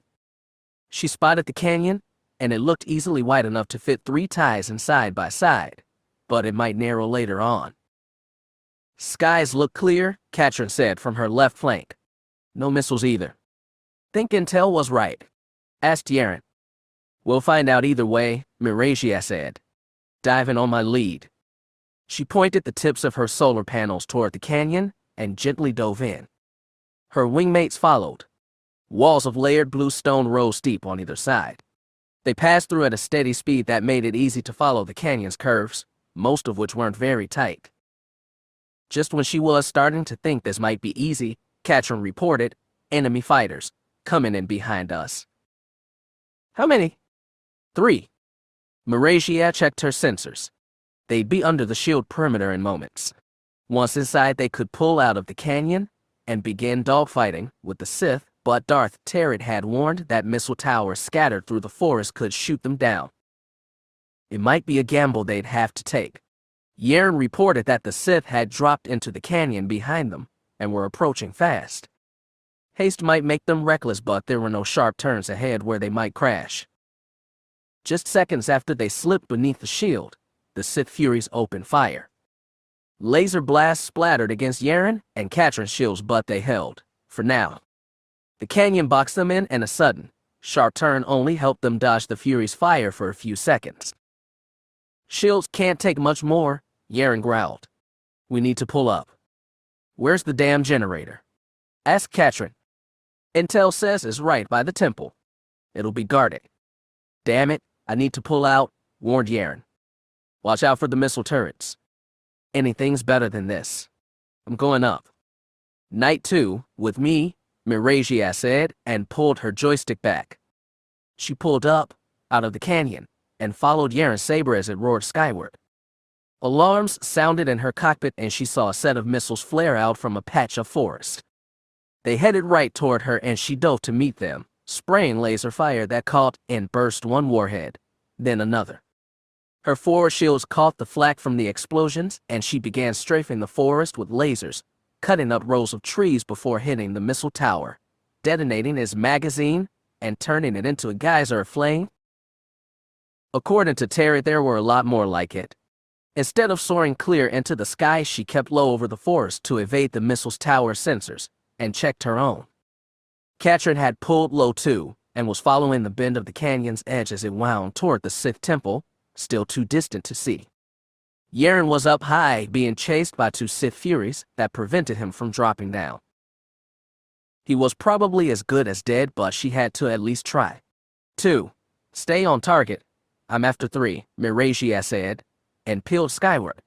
Alarms sounded in her cockpit, more missiles from the ground. She tore a clear, straight line toward Yaren and his 2 pursuers. The Imperial Knight was boxed in with nowhere to go but up, where the energy shield waited to smash him. Miragia got her lock, tapped her trigger, and unleashed 2 torpedoes at one of the Furies. The missiles from the ground were almost on her, and he broke into a dizzying spin. The missiles had to slow to track her and she broke straight again, right for Yaren, just in time to see his saber, and the fury she'd fired at, both explode simultaneously. Even through surprise and grief she knew what to do. Meraziel leveled herself out and flew straight across, right toward the falling debris from both fighters. She slipped past just before the wreckage came down, but the missiles behind her were caught in it and detonated. She tried to decrease altitude and get back to Forest and the Bluestone Canyon. Ketchert had gone on ahead and retreated back into the pass, but more missiles were locking onto Meraziel. 2 Furies had appeared behind her and slightly beneath, pounding her aft shields and preventing her from getting low, just as they'd done to Yaren. The missiles were coming up from beneath too, and she did the only thing she could. She pulled up straight toward the invisible energy dome and tried to put the Furies between her and the missiles. The Sith ships matched her climb and, just like her, didn't slow even as she approached the shield wall. She watched those missiles on her sensors and prayed the steep climb would burn through their limited fuel before they reached her. And, just in time, they did. Meraziel killed power to engines and dropped. The G-force of the maneuver threatened to black her out, but she saw the Furies appear in front of her as she dropped. She kicked in repulsors to soften her fall and fired a spray of lasers, followed by a single torp that streaked out to one Fury, overwhelmed its ventral shields, and turned it into a fireball. One left. She was still dropping, but slower than before. The Sith fighter followed with a dive, and she could see barely spotted something small drop from beneath its nose section. Her sensors, however, registered no approaching warhead. Shadow bomb. As all 3 flew toward the surface saber, Fury, unseen warhead, Meraziel reached out with the Force and found the last one. The Sith had grabbed it with the Force too, and was nudging the bomb toward her as it fell. She tilted her laser cannons and locked onto the Fury. The spray scattered across its shields and jarred it just hard enough for the pilot to lose concentration. Meraziel caught the shadow bomb with the Force and slowed its fall.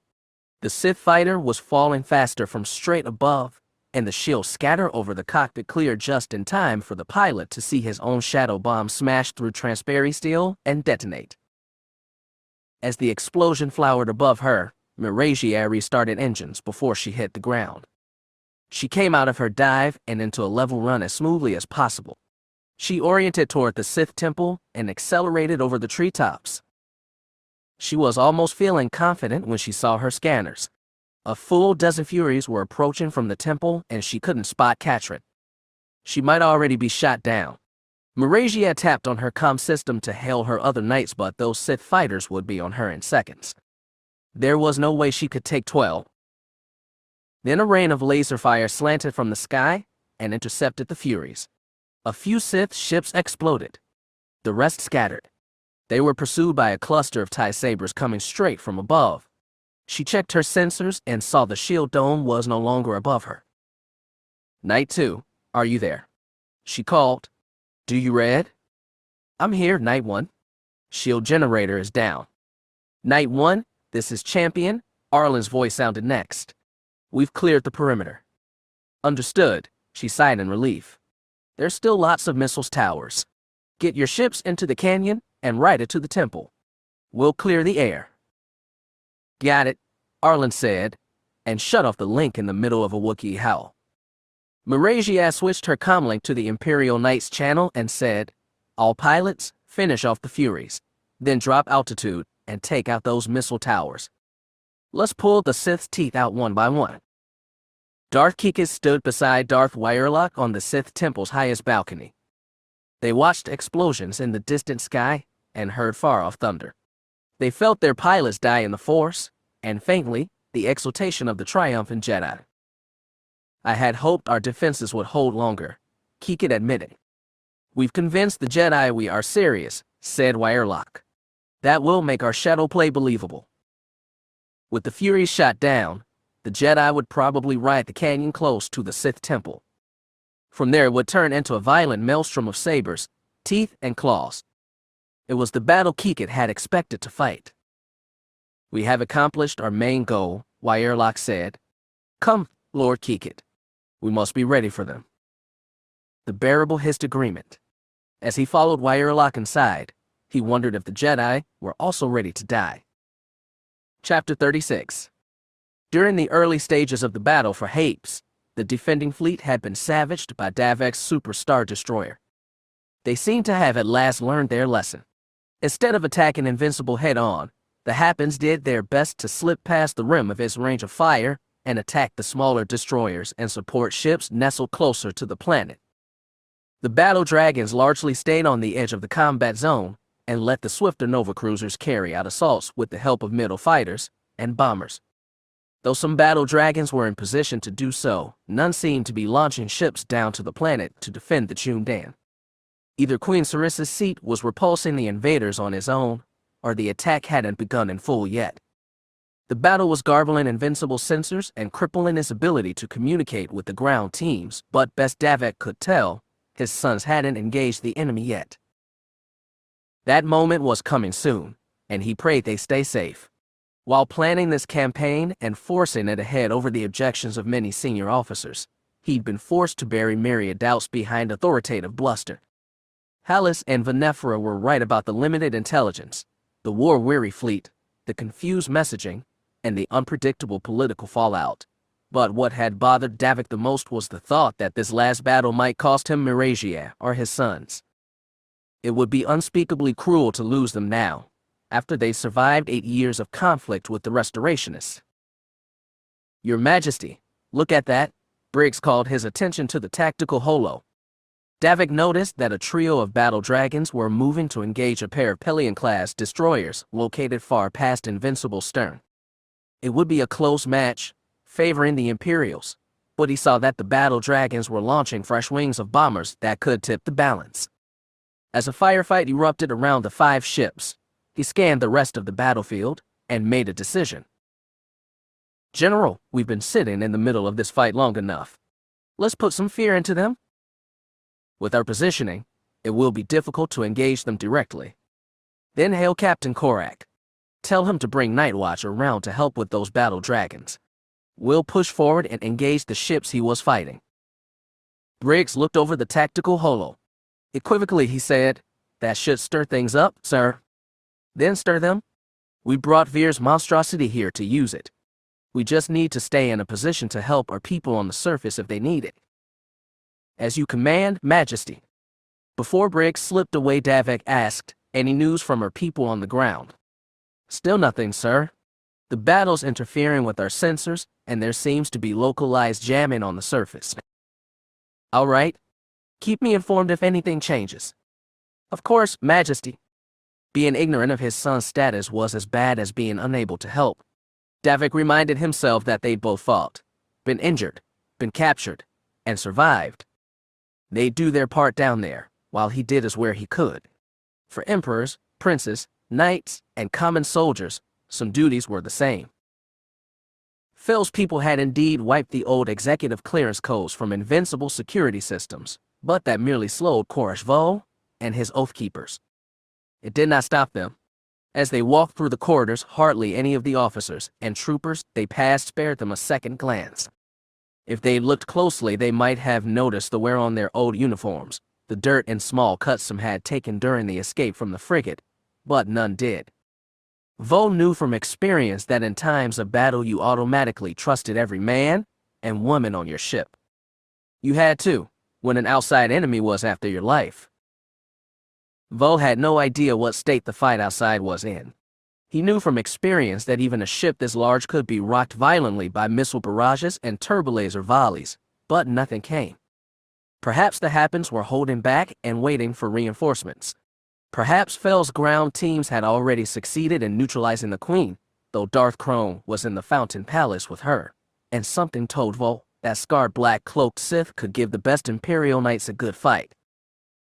As he navigated corridors and lift tubes that seemed increasingly familiar, Vol was tempted to detour and find a place to observe the battle, but he resisted. The goal was to reach the bridge, nothing else. What happened to Krone and the Hapes didn't concern him.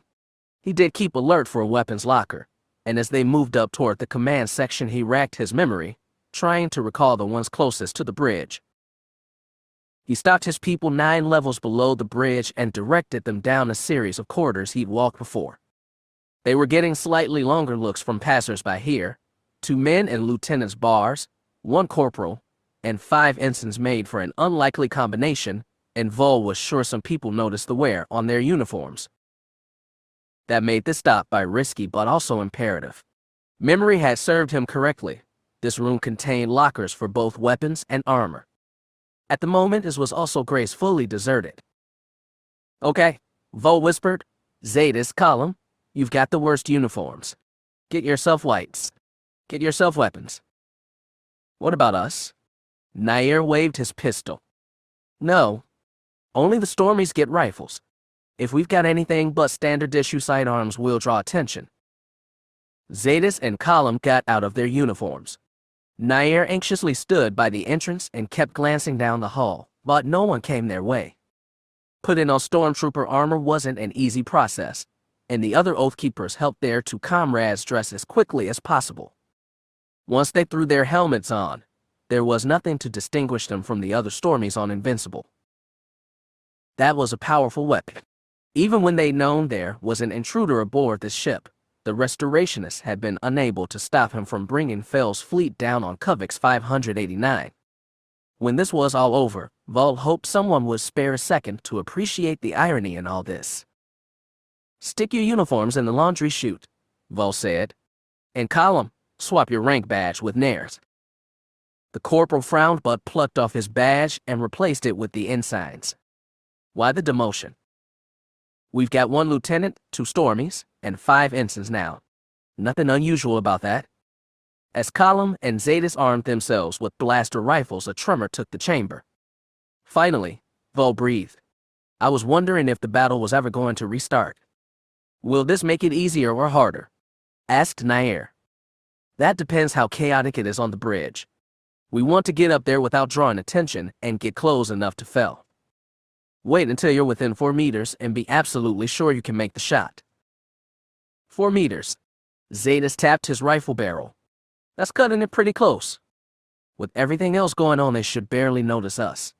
If you fire and miss, we're all wrecked. 4 meters. Be certain. If you can get that, then you can fire when ready." "Understood, sir." Column nodded eagerly. Vol looked at the 7 men gathered around him. He'd been aboard their ship less than 2 weeks, and he'd only known some of these men for a few hours. Their trust in him and each other, their selfless bravery, made him feel like a defender of the Empire again. It had been a long time since he felt that, and he'd forgotten how good it was. "Gentlemen," he said, "it's been a privilege. Now let's get going." Darth Krone hadn't come this far just to end up a prisoner.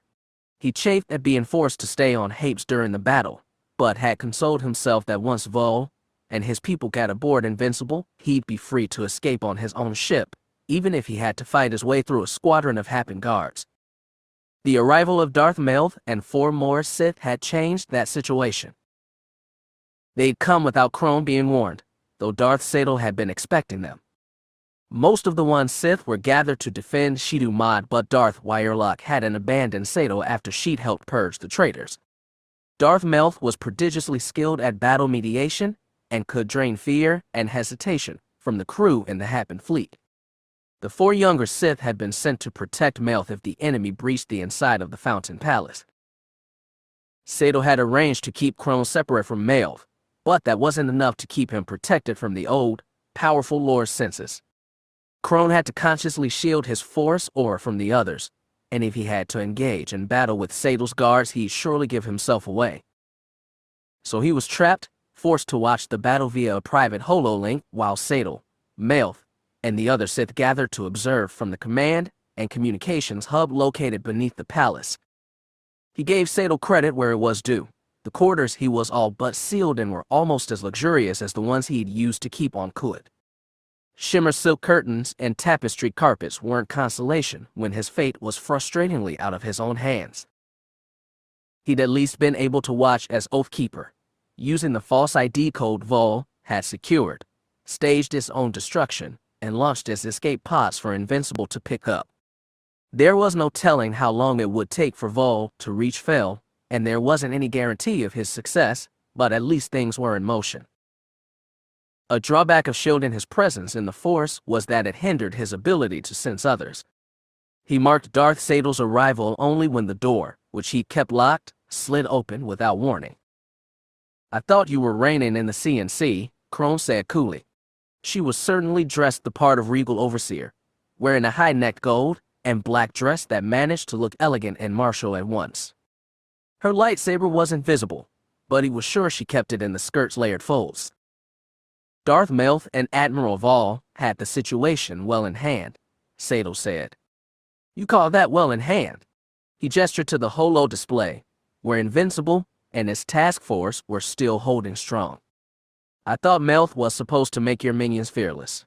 Why aren't they throwing themselves at the enemy?" "Maybe they're waiting for your minions to do their job. Once Fel is dead, the Imperials will be confused. Then Melth will command the attack. In the meantime, I'm not going to throw battle dragons at Invincible to be destroyed. Even I have limited resources. I'm not going to waste my entire fleet." "Speaking of fleets, how is yours faring at Shidu Mod?" "They've blocked off most of the Imperials in the throat. Some Jedi seem to have gotten through."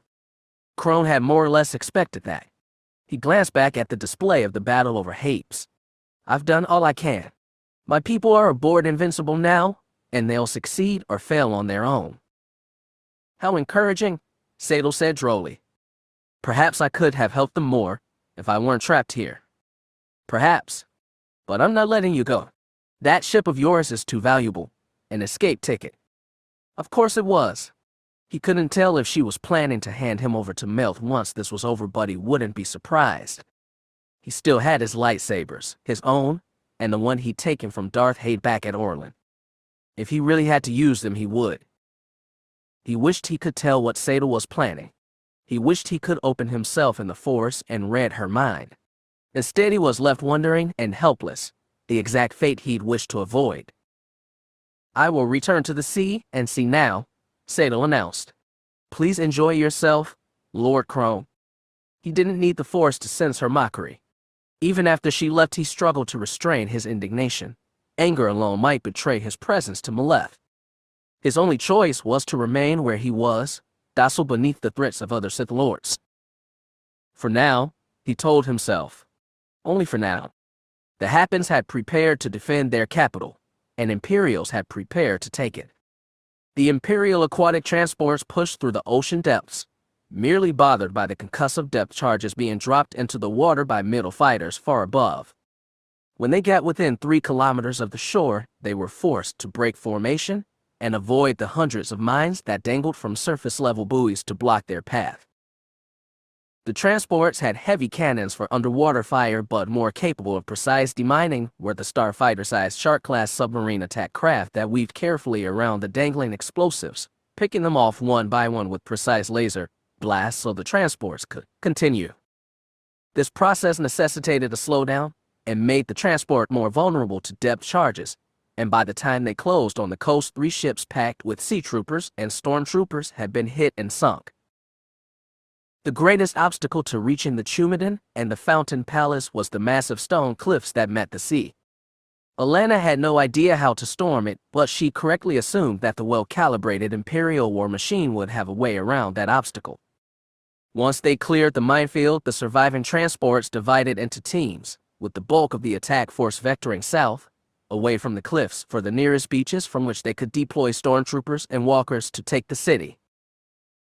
3 transports, including Alanis, went straight for the cliffs on which the Fountain Palace perched.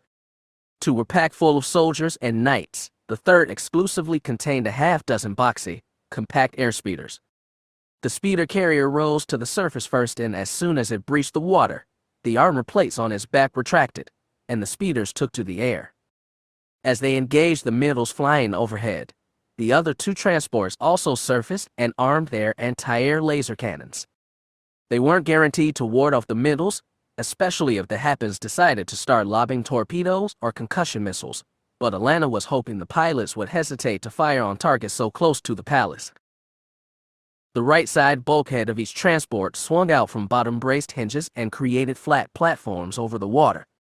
Alana followed Tanith's platoon of exile commandos out onto the platform, and gazed at the towering cliffs. The Jedi and Imperial Knights were right behind her. "Do you see the entry point?" shouted Vitor. The salty air was thick with the sounds of shrill laser fire and waves crashing into cliffs. "Give me a minute," Alana called, and took the macro binoculars from Tanith.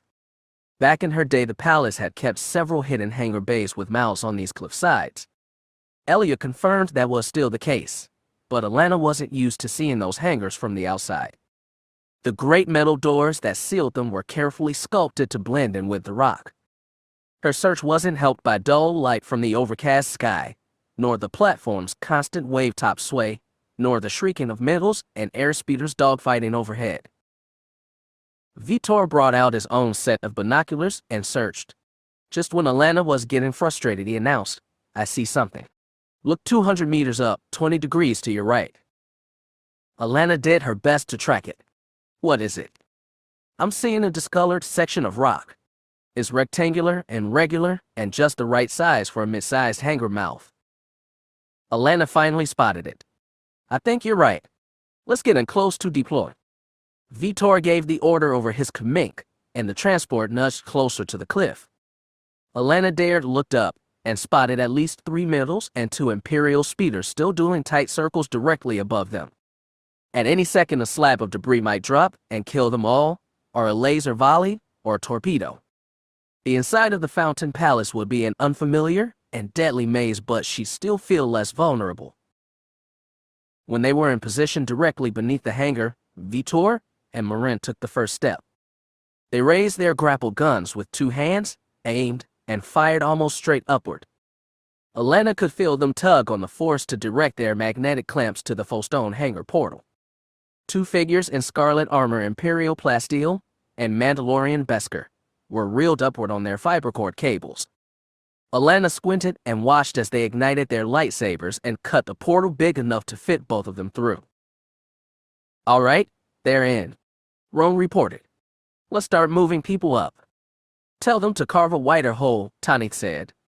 By the time Roan relayed the order, Tanith's commandos had aimed their own hooks and let fly. Alana looked around anxiously as the first set of women were pulled through the now widened portal by Marin and Vitor. There were almost 100 people on this transport: Jedi, Imperial Knights, Stormtroopers, Happen volunteers, and she didn't know how long they could safely sit here. The second transports had pulled alongside there, and its cargo of Stormtroopers were beginning the same maneuver. Tanith and a dazed-looking Elia went up with the second batch of commandos, and Alana was prepared to join the third, but Roan grabbed her arm and said, "Hold up. There's reports of a fight inside the hangar." "How bad?" "I'm not sure." Roan took his hand off his earpiece. "Hold here. Wait until Vitor gives the clear." He barely got the words out when she caught the roar of a missile doing a dive bomb. She turned her head just in time to spot a volley of lasers fall like rain onto the back of the second surface transport. The shields held against the lasers, but not the single proton torpedo the missile dropped before pulling steeply away. Someone threw Alana to the ground and covered her body right before the torp went off. She still felt a wash of heat and her ears popped from the pressure change. When that Skywalker let go of her, she half rose off the platform and looked back to see a great black pillar rising from the transport's sinking wreckage. "We have to get up there now," Alana shouted. "Agreed," Roan grunted. "Your Majesty, with me." Roan and Nat took her on either shoulders and half pulled her to the side of the platform. The 3 of them armed their grapplers, aimed, fired, and used the force to land their clamps true. Then she was rising fast, the gun rattling in her hands as it recoiled lines of fiber cable. Wind flashed hair in her face, and the cliff wall skirted inches from her nose, and finally, suddenly, she stopped. She used the force to pull herself over the lip of the hangar mouth.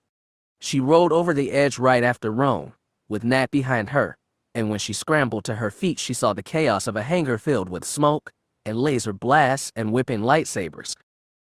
It was a hell of a way to come home again. "Majesty, stay back." Roan barked and used the force to knock her 2 steps away. As her shoulders tapped against a closed section of the hangar gate, Roan and Nat ignited their lightsabers and stepped into the fray with the brave determination of the young. When they saw their queen had arrived safely, a few of Tanith's commandos dropped back to cover her. From what Alana could tell, Sarissa's guards were already badly outnumbered and losing fast. More Imperial Knights and stormtroopers pulled themselves up from the transport and joined the fight. Alana counted as 1, 2, 3 black-armored Happen guards dropped from blaster fire. Just as the last one fell and the fight finally died, a great thundering boom sounded outside. Alana crouched by the cut-open portal and looked down, knowing what she'd find. The transport they'd come on was sinking fast and casting a second black smoke pillar into the sky. How many did we get off? She looked at the nearest stormtrooper. She knew Tanith had gotten all her people off first, and she was glad, but the Imperials hadn't had time to offload all their people. The stormtrooper offered his count after a minute. 62 total, ma'am. You mean everyone? That's right, total. Both transports. There'd been over 200 on those ships combined. They thought they'd need 200, at least, to properly storm the Fountain Palace. They hadn't even gotten a third of that, but Alana felt tentative hope as she looked around and counted the survivors, Tanith and her commandos, Marin and Nat, all the Imperial Knights. And then, finally, she took stock of the ship sitting in the middle of the hangar. It was a broad flying wing with a smooth hull made of some non-reflective black metal. Tanith and Vitor were already inspecting the strange craft, clearly impressed, and Alana barked, "Don't touch it." Tanith had been about to do just that. She lowered her gloved hand but remained beneath the wing. "Do you know this ship?" "I've seen this kind before, maybe this exact one. It's Sith." Marin stepped in beside Vitor. "I remember my parents talking about something like this, but that was a long time ago. Do you think it's the same one?" "I don't know. I just know we're going to leave that thing alone until we take care of its owners. The guards were here when we cut in, like they were watching the ship," said Vitor. "Are you sure there's no one inside?" Tanith glanced at the black wing warily. "I don't sense anyone," said Alana, "but we can't leave it unattended." Tanith said at least 4 people to guard it. Tanith didn't like the idea of leaving for commandos when they were already undermanned, neither did Alana. The younger woman nodded anyway. Alana added, "Have them set demolitions charges at structural weak points. We should be ready to collapse the hangar if we have to."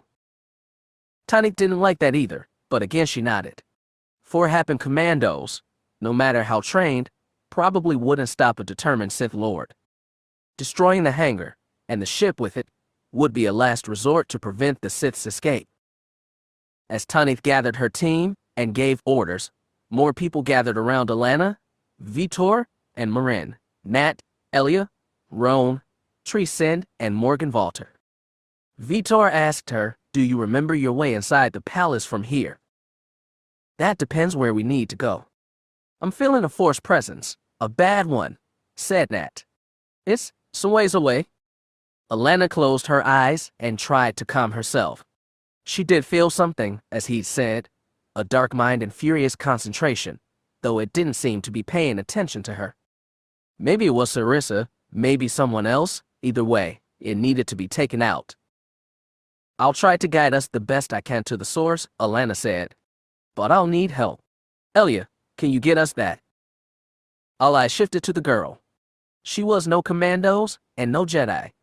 The fight she just narrowly survived had left her visibly overwhelmed. Nonetheless, she met Alana's eyes and focus came. "Yes, Your Majesty. I can do it." Alana heard the doubt behind faint assurance. She favored Elia with a smile and said, "No, we'll do it together." Passage through the Fountain Palace was a recreation of childhood memory and a desecration. As they pushed through the elegant marble hallways and worked their way up spiraling stairs, everything Elia had barely remembered for 7 years was resurrected in detail vivid and horrifying. Queen Sarissa's guards arrived in batches, using laser fire and even grenades to try and stop their advance. Whenever a battle sparked, the elegant hallways would become choked with smoke and ash and the sickening smell of blaster-scorched flesh. Stormtroopers, commandos, and lightsaber-wielding knights would work in cooperation, gunning and cutting down enemy after enemy while taking losses of their own. With an hour even two Imperial knights were felled, though thankfully not Roan or his friends. The stormtroopers and commandos took worse losses. Bodies that fell, friend and foe alike, were left to clog the halls. There was no time to mourn. The Jedi used the Force to sense approaching squadrons. Elia used her memory of the palace, which grew more detailed by the minute, to help them evade fights impossible.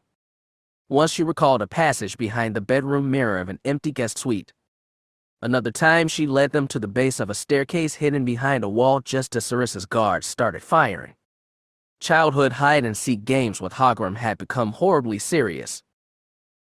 When there was no choice but to fight, every effort was made to shield the guide and the queen. Elia was grateful for protection and ashamed of her own fear. Alana Djo rankled. Queen though she was, Old thought she was, she clearly itched to draw her lightsaber and join the Jedi, and knights her family in the fray. She was very different from scheming Queen Demia that Elia had grown up under, to say nothing of Sarissa. The smoke was still clearing from their fifth all-out engagement and the stormtroopers were counting their dead when Vitor Fel announced, "We're very close. I can feel it." "I do too," said the long-haired teenage Jedi, Nat. "I think there's more than one." "Elia, do you know where we are now?" asked Roan. Sweat-smeared ash stuck to his face, and the burn of a near-miss laser blast streaked over his right cheekbone. Her own dirty face twisted in a frown. "We've moved out of the area I was allowed to go in. I think we're in some secure zone." "I know where we are," Alana announced as she came up behind them with her commando chief, Tanith. "We're almost at the command and control center. You can bet those Sith are there." "Sarissa too?" asked Marin. She stood right behind Vitor, and Elia thought she saw the older Fel prince shudder slightly at the name. Alana shook her head. "I don't know her Force aura. I've never even met her." "Then we'll just have to find out," Roan said firmly. "How do we get there?" Alana scanned the three-way intersection. "I think that way or that way will work. We need to time it so we take both entrances at once." "If you know the Sith are in there, won't they now you're hurricane?" asked Elia. "You can bet they will," said Roan. "The reason they aren't attacking right now is probably because they're waiting. And I've been getting this feeling when we face the enemy." "They're fearless," Alana agreed. "Way beyond normal soldiers." "Sarissa's elite are fanatics," Elia reminded. "It's more than that," Vitor agreed. "Some form of mind control. A battle meld. There's only one way to find out." Roan gripped his lightsaber hard. "All right," Alana breathed out and looked over the troops. "Vitor, take your stormtroopers and knights. Take the left branch. I'll go with Tanith and her team. Elia, stay with us, please." "I'll go with Vitor's team," Marin said. That took Alana by surprise, Nat too. The teenager said, "We need more Force users with the Hapes." "Go with Marin," said Roan. "Treese Morgan, with me. We'll protect Elia and the Queen." It was a counterintuitive swap, but no one objected. With that decided, they moved quickly. As the Happen commandos pressed forward down the right branch, Roan sidled next to Elia and said, "Stay out of the command room until it's clear. Unless someone comes at you from behind." "I know. I'll be careful." He looked like he wants to say more, but instead he nodded and skirted along the hallway's edge to the front of the line, joining his red-armored friends. Alana was in the middle of the commando line, protected but clearly ready and willing to get into the fight if possible. Elia was stunned by the fearlessness of these Jedi and Imperial Knights. It went beyond soldiers' valor, and it wasn't fanaticism either. This Force power they'd learned to wield had imbued them not just with special powers but a special character, as though this so-called light side they pledged themselves to seep some of his light into them. There was something almost sublime that made them terrifying to watch. Elia could understand how the Vino Happen nobles of old had cowered from their glow and spitefully recast them as monsters. They reached the end of the hallway. They crowded at the blast door and the Happen commandos set charges, but there were no comm signals or countdowns marking the time to fire. The knights handled that as well. Elia could feel, just faintly, the stirring of a mind that must have been Rome's. He was reaching out to his brother at the other entrance, a stronger and deeper connection that Elia had with Hagram, and when their minds found communion, Rome barked, "Now!" The charge went off. Elia's ears popped from the pressure and smoke filled the hall. Blasters tanched and lightsabers buzzed to life, and the battle was on. When Vitor plunged into the command center, Marin was right behind him. Nat came next and the stormtroopers. The chamber was a three-tiered bowl, with a big tactical holo representing the orbital fight blazing in the center, but Marin's eyes were immediately drawn to the man sitting cross-legged beneath the holo. Electric glow lit a pale face tattooed by vertical black lines. Long hair, straight and white, fell to the shoulders of his black robe. His eyes were closed, like he hadn't noticed them at all, but Marin knew he was the source of the power they chased. Around him, like sentinels, stood 4 more black-robed figures. Lightsabers sprung to life in their hands, single-bladed sabers, not like the double-blade Vitor said Sarissa would wield. Maybe the queen wasn't here, maybe she wasn't in the palace at all. Just in time, Marin noticed the 20-odd black-armored Happen guards lined up on different tiers, half facing Marin and Vitor, the others facing the second entrance just blown through. Laser fire came at them like a torrent. 3 lightsabers spun and danced to deflect the attacks, but there were too many blasts, and 3 knights couldn't provide enough cover for the stormtroopers. Marin caught one stormy drop in the corner of her eye. She felt another die. A third one, right behind Vitor, wound his hand back and hurled a grenade all the way across the chamber. It exploded on impact with the uppermost tier, shaking the room and filling it with smoke. There was a tiny pause in the enemy's fire. Marin knew what to do. Ninet's Beskar would protect her like no one else's armor could. She jumped onto the railing at the edge of her tier and jumped again, using the force to propel her all the way to the smoky crater on the far side. She kept her lightsaber up to protect her face, and stray lasers pinged against her red plates. One shot scorched through unprotected fabric on her right flank but didn't burn through skin. She forgot any pain as soon as she landed in the wreckage. She danced among the Happen guards, weaving her lightsaber through rifle barrels and limbs, dropping one woman after another. They were regrouping fast, and Marin could sense that Sith in the middle urging them to charge. She felt the heat of a laser blast nearly miss her head. She cut through the wrist of the guard in front of her, spun around to take her next attacker, and barely blocked the next shot before it took her in the face. Then another red-armored figure fell through the air and pounded boots first into Marin's attacker. Vitor bounded off her and cut down another enemy before backing away. More guards were coming at them from both sides, forcing them to close formation as they batted back blazer fire. "Damn it, I'm trying to keep you alive," Marin snarled as her shoulders knocked against his. "I'm not going to die here," he said, "so damn certain." A hail of well-placed laser fire from across the chamber cut down some of their attackers. Marin looked and saw that the stormtroopers were now spread out on all 3 tiers, as were the Happen commandos.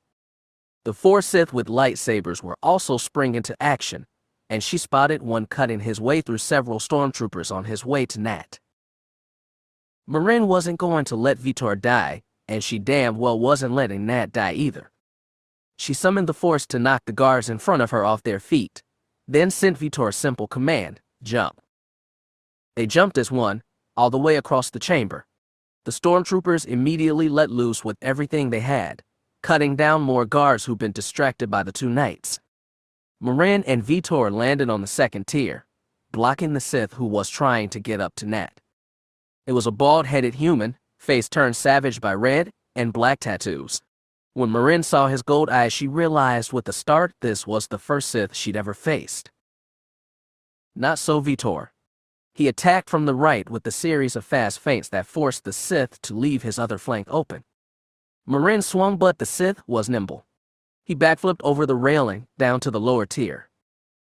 "You first," Vitor sent Marin, and she jumped with her saber held high overhead.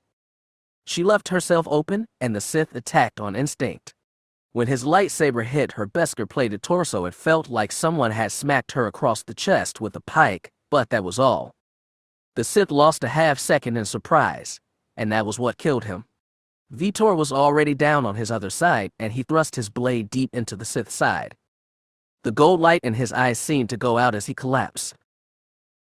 "Good work," she sent Vitor as they looked around the chamber. The big tactical holo had been knocked out, making the whole place darker.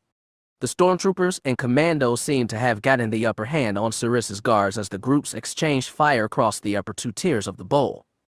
As for the lower level, it was a flurry of blazing lightsabers. Marin spotted one red blade battling two white ones on the far side. Nat was jumping off the second tier to help Rome, who locked sabers with another Sith. Still on the platform in the middle of the chamber, not even budged, was that white-haired Sith Lord. The moment Marin looked at him, she felt his mind touch hers. She felt abject, absolute dread at the very sight of him, and the overpowering need to run and get as far away as possible if she wanted to keep her life. His mind trick failed the moment she saw Vitor charge. One bound took him onto the platform, and he lifted his saber high for a killing blow. The Sith's right hand flashed up out of nowhere, and Vitor met a burst of force lightning. The blast knocked him off the platform entirely, and Marin bounded toward him, only for another Sith to jump in front of her. She barely caught his red lightsaber with her own. This one was a grand, not tattooed but still ugly, all three eyes maliciously gold. This one was smarter than the last one. He knew she had Beskar on and was making precise jabs at the points where armor didn't protect her. He went for her sides beneath the ribs, her wrists, the backs of her legs. He was so quick it was hard to defend, and Marin almost forget she had one last surprise for him. She batted his blade from her ribs, her waist, then counterattacked with a thrust that left her extended too far forward. The Sith saw his opening and swung down for her wrists. She tipped her body forward just a little more, and instead of shearing off her hands, his blade crashed into the Cortosis buckler strapped over her forearm. The Sith's red blade crackled, then shrunk to nothing in his hands. His fine-toothed jaw dropped in shock. Marin didn't hesitate. Without waiting to fix her balance, she swung and took the Sith right below the shoulders, all the way through. He collapsed in two pieces to the ground. She'd killed a Sith. She hadn't killed him with rage or darkness like she had to Kana Ossus. She'd done and survived to complete this mission, to liberate Hapes, to protect Vitor. It was a good kill, a clean kill. She told herself that and hoped it was true. She heard the crackle of force lightning just before it reached her. She barely got her lightsaber up, and searing, painful energy tore across her face and chest and hands. Not even Beskar could block it. The white-haired Sith was on his feet now, arms spread wide like a cross. Lightning flashed out of both hands and seemed to spread in all directions. Marin saw Nat and Roan struggle to deflect it. Vitor was catching some on his lightsaber, but the sheer power of it was forcing him to his knees. At the same time, she felt the entire chamber rattle and heard it groan, like metal was being ripped apart. It was being torn. This Sith was about to shred every console, every wall, every piece of equipment in this chamber. His power was immense. Marin tried to shoulder the pain and stagger toward him, but an invisible hand was pushing her back, just like it was pushing back all the other Jedi and shoving aside the rifles of all the commandos and soldiers trying to train a gun on him. His raw, dark power had rendered the entire room helpless. She'd never met a Jedi with this strength, and never imagined she'd face such a Sith. And she could feel his mind again, filling hers with absolute dread, the kind that turned to ice in her stomach and made her already buckling legs go. And then, almost softly, something small and round arced through the air and fell into the nexus of this dark side storm. It hit the platform in front of the Sith Lord and bounced. He saw it. He picked it up with his mind, not slacking his attack on the others. It rose fast in front of him, but Marin used the tiny necessary strength to find the dead man trigger on the thermal detonator, tap it, and release. A globe of blinding light flared in the middle of the chamber. It was gone in an instant, and when the red-white blur faded from Marin's eyes, she saw the Sith was gone. All the Sith were gone. She counted 4 black-robed bodies on the lowest tier. Of the last one, there was no trace at all. She noticed the Happen guards were no longer firing. She looked at the upper tiers and saw stormtroopers and Tanith's commandos spread out across the bowl, checking bodies and forcing prisoners to their knees. Relief bloomed inside her. She could feel it spread like a cool breeze across all the Jedi, even Alana and Elia, as they emerged from the blown-open doorway on the third tier. "We're clear, Your Majesty," a panting Tanith said. "Who lobbed that detonator?" Marin called. "I did," said the Hapes. "Did you trigger it?" "That's right." She smiled a very tired smile. "Nice teamwork. I knew one of you would take care of it." "This is the C&C," Alana reminded them. "Is any of this equipment salvageable?" "We'll figure out right away," said Tanith, suddenly serious. As the stormtroopers and commandos began searching the chamber, the Jedi and Imperial Knights gathered in the center. Marin was relieved to find that no one had taken serious injuries, but her mirth disappeared when she looked at Vitor. He was still glowing, but just seeing him was too much the reminder that this wasn't over yet. "This was good, but what about Sarissa?" asked Rome. "She's still out there. Can anyone sense her?" Alana closed her eyes. So did Vitor. They searched for the same woman, thinking they'd find her for different reasons. It was Alana who said, "I still close. I sense at least one more Sith. I think it's moving away." "I feel it too," Vitor muttered, barely audible. "It's angry, but frightened." "We can't stop here," Rome said. "We need to chase her." "No." Vitor's eyes popped open. When he put his hands on his brother's shoulders, Marin felt a chill run through her. "We need someone to man the sea, and see they might still try to retake it. Someone needs to stop Sarissa." "We'll stop her," Alana said firmly. Tanith appeared behind her. "Your Majesty, I must insist. You can't come with me, but I'm going after Sarissa." "So am I," Vitor said. Marin's mouth opened to protest, but she froze. She didn't know what to say, and nothing would swerve him if she did. Roan wasn't happy either, but Vitor said firmly, "Get this place fixed up. Find a way to work the transmitter. Call Father. Tell him what we've done. We might even be able to command the Hapes to surrender. Stay here. Save lives. Let me take care of Sarissa." Marin could tell he was using all his older brother authority to compel Roan. The younger prince nodded reluctantly. "All right, I'll stay here, but take Treese and Morgan with you." "Do you need a guide?" asked Elia. The young woman had been hanging on the edge of the circle, uncertain where she belonged. "I think you've done enough," Alana said gently. "Thank you. I can't find them from here." Elia started to object, but relented.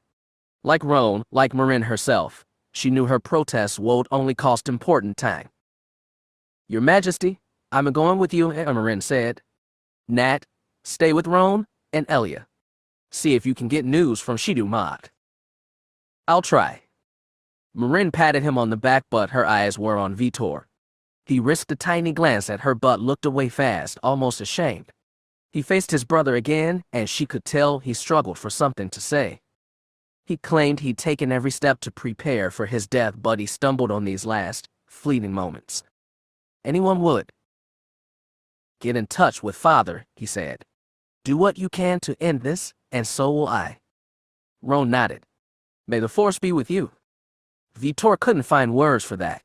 When his brother's face scrunched in concern, Marin said, "It'll be with you too, Roan.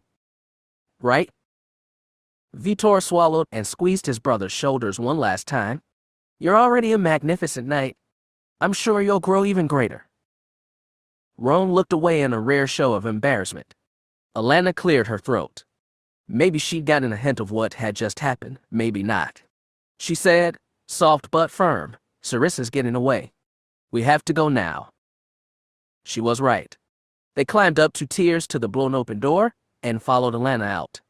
Marin stayed right behind Vitor, and she noted that, once he stepped away from Roan, he did not risk another look at his brother before leaving the chamber. The turbolaser battery spread across an 8-kilometer stretch of invincible starboard hull, lanced out and converged on a single point. To Davek it looked like a triangle of emerald destruction, and at the apex was the double disc of a battle dragon whose shield shuddered and died before his eyes. with his shields gone, and tried to pull back, but one of Davek's smaller star destroyers had taken his opposite flank and pinned it too close to Invincible's arc of fire. Like a balloon popping under pressure, the Hapes warship seemed for a second to collapse, then explode outward in a burst of flame and debris. Davek wasn't a man who rejoiced in thousands of lost lives, but it was a sign of the battle's exhausting grind that the fireball gave him confidence. With Invincible, he still had overwhelming firepower, and the Hapes were doing their best to avoid a direct confrontation with his superstar destroyer. Instead, their Nova cruisers, Mietals, and now battle dragons were engaging in careful dances with Davek's other star destroyers, striking and doing damage but retreating before Invincible could bring his guns to bear. The fight had drawn on for hours with no sign of a tipping point. He was starting to doubt whether Sarissa's ships would surrender even if she were captured or killed. Davek turned his attention back to the tactical holo and began evaluating where Invincible might be able to trap another battle dragon. Just as he was starting to get ideas, Briggs announced, "Your Majesty, we've got a signal from the ground." Davek hurried over to the comm station. "What's the source?" "One of our transports." "Actually, sir, it seems to be coming from the Fountain Palace itself. It probably has the only transmitter that could punch through all the jamming and distortion." "Open the link. Let me speak to them." The comm lieutenant flicked a switch and said, "Decisable."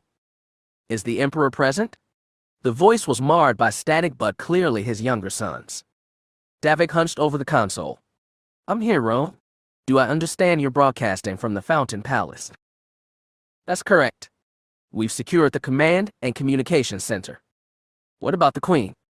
"Not yet. Alana and Vitor are pursuing her now. I stayed behind to keep the CNC secure." He didn't sound triumphant like he deserved to. "You're doing fine work, Roan. Thank you. Do the Hapes know that you've taken the palace? Can you try broadcasting a surrender signal?" "We're about to try, but I don't think the fleet will accept anything without Sarissa's authorization." "You're probably right, but please try." "We will. Father, if you knock out the Hapes flagship, it might have a better effect. It's called Black Majesty." "I'm sorry. We've been unable to identify their command vessel. This CNC tracks and identifies every Hapes ship up there. We can send the data to you?" "Excellent. Do it. I can send it as soon as I finish this message." "Good.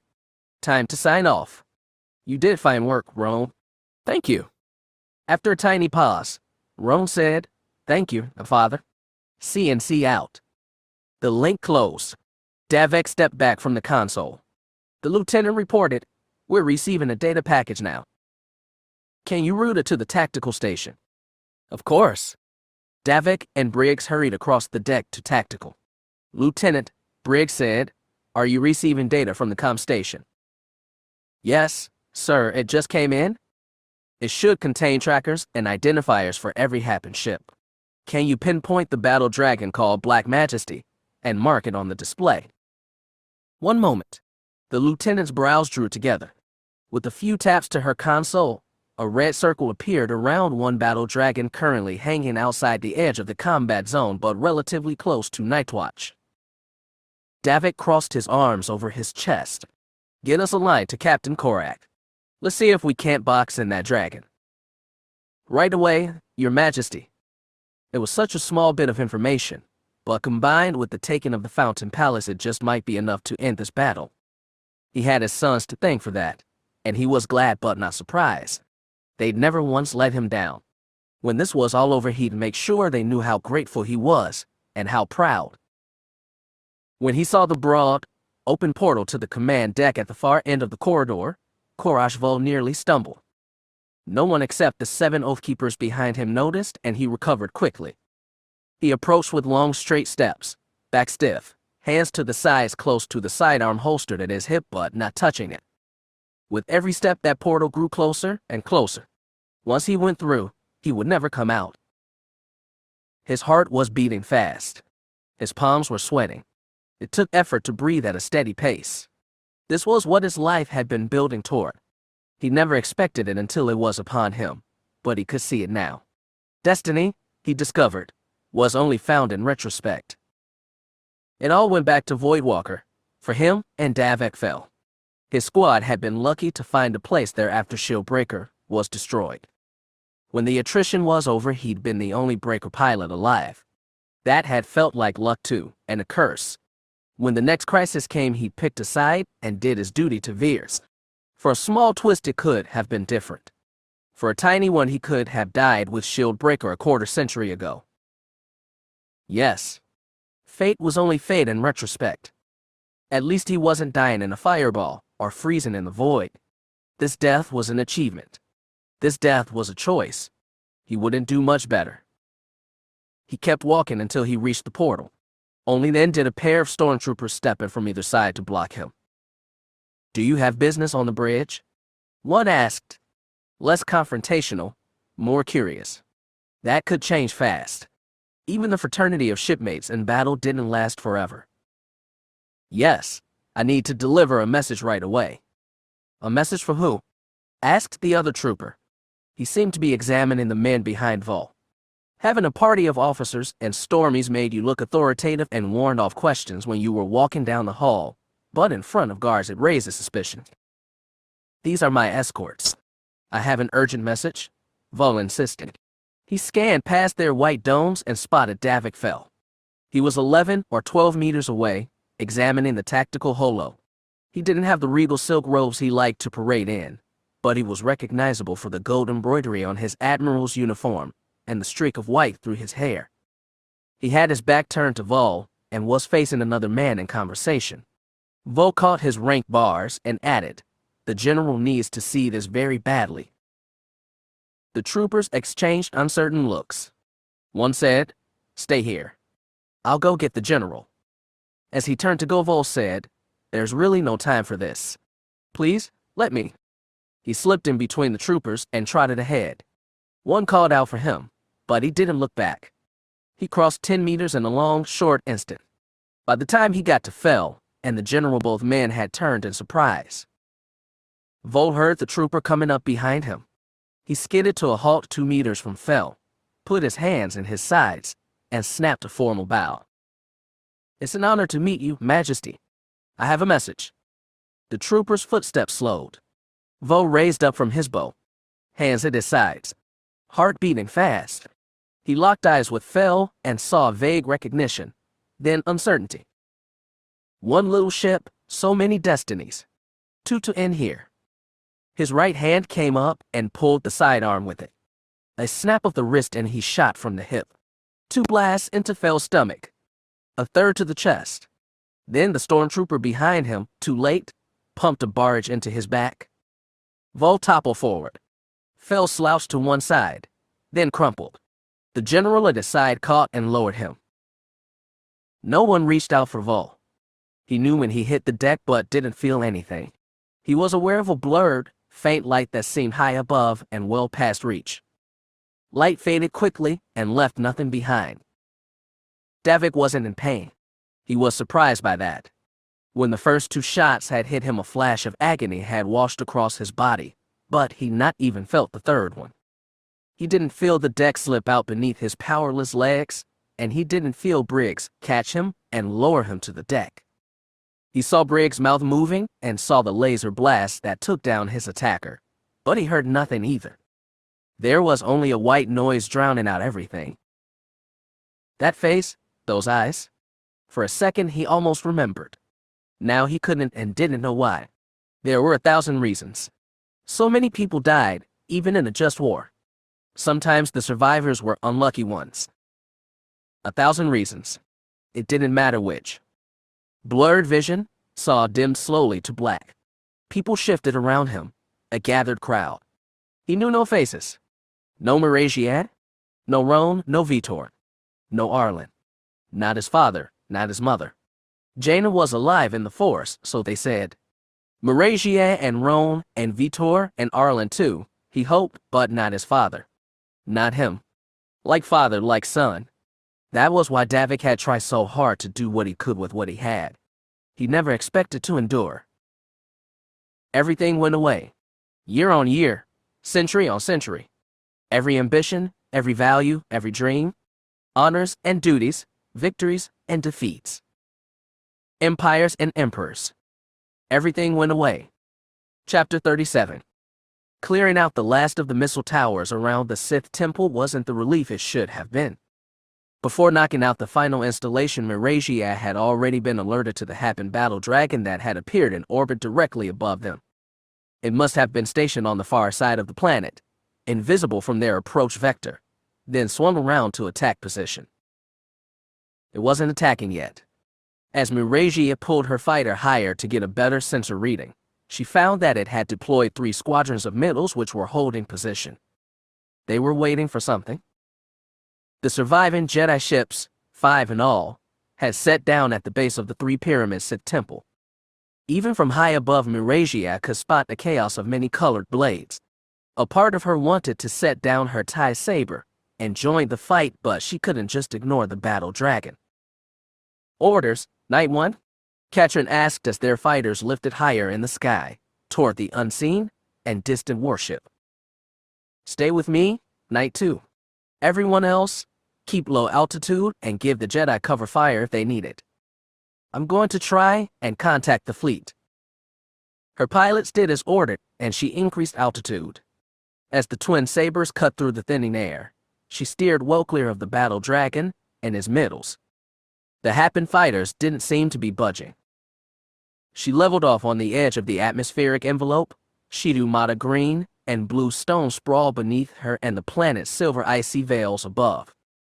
She patched the Thrawn into her long-range transmitter and tried to make contact with Admiral Yeager, but she knew Happen jamming, plus distortion from the surrounding mists, might get in the way.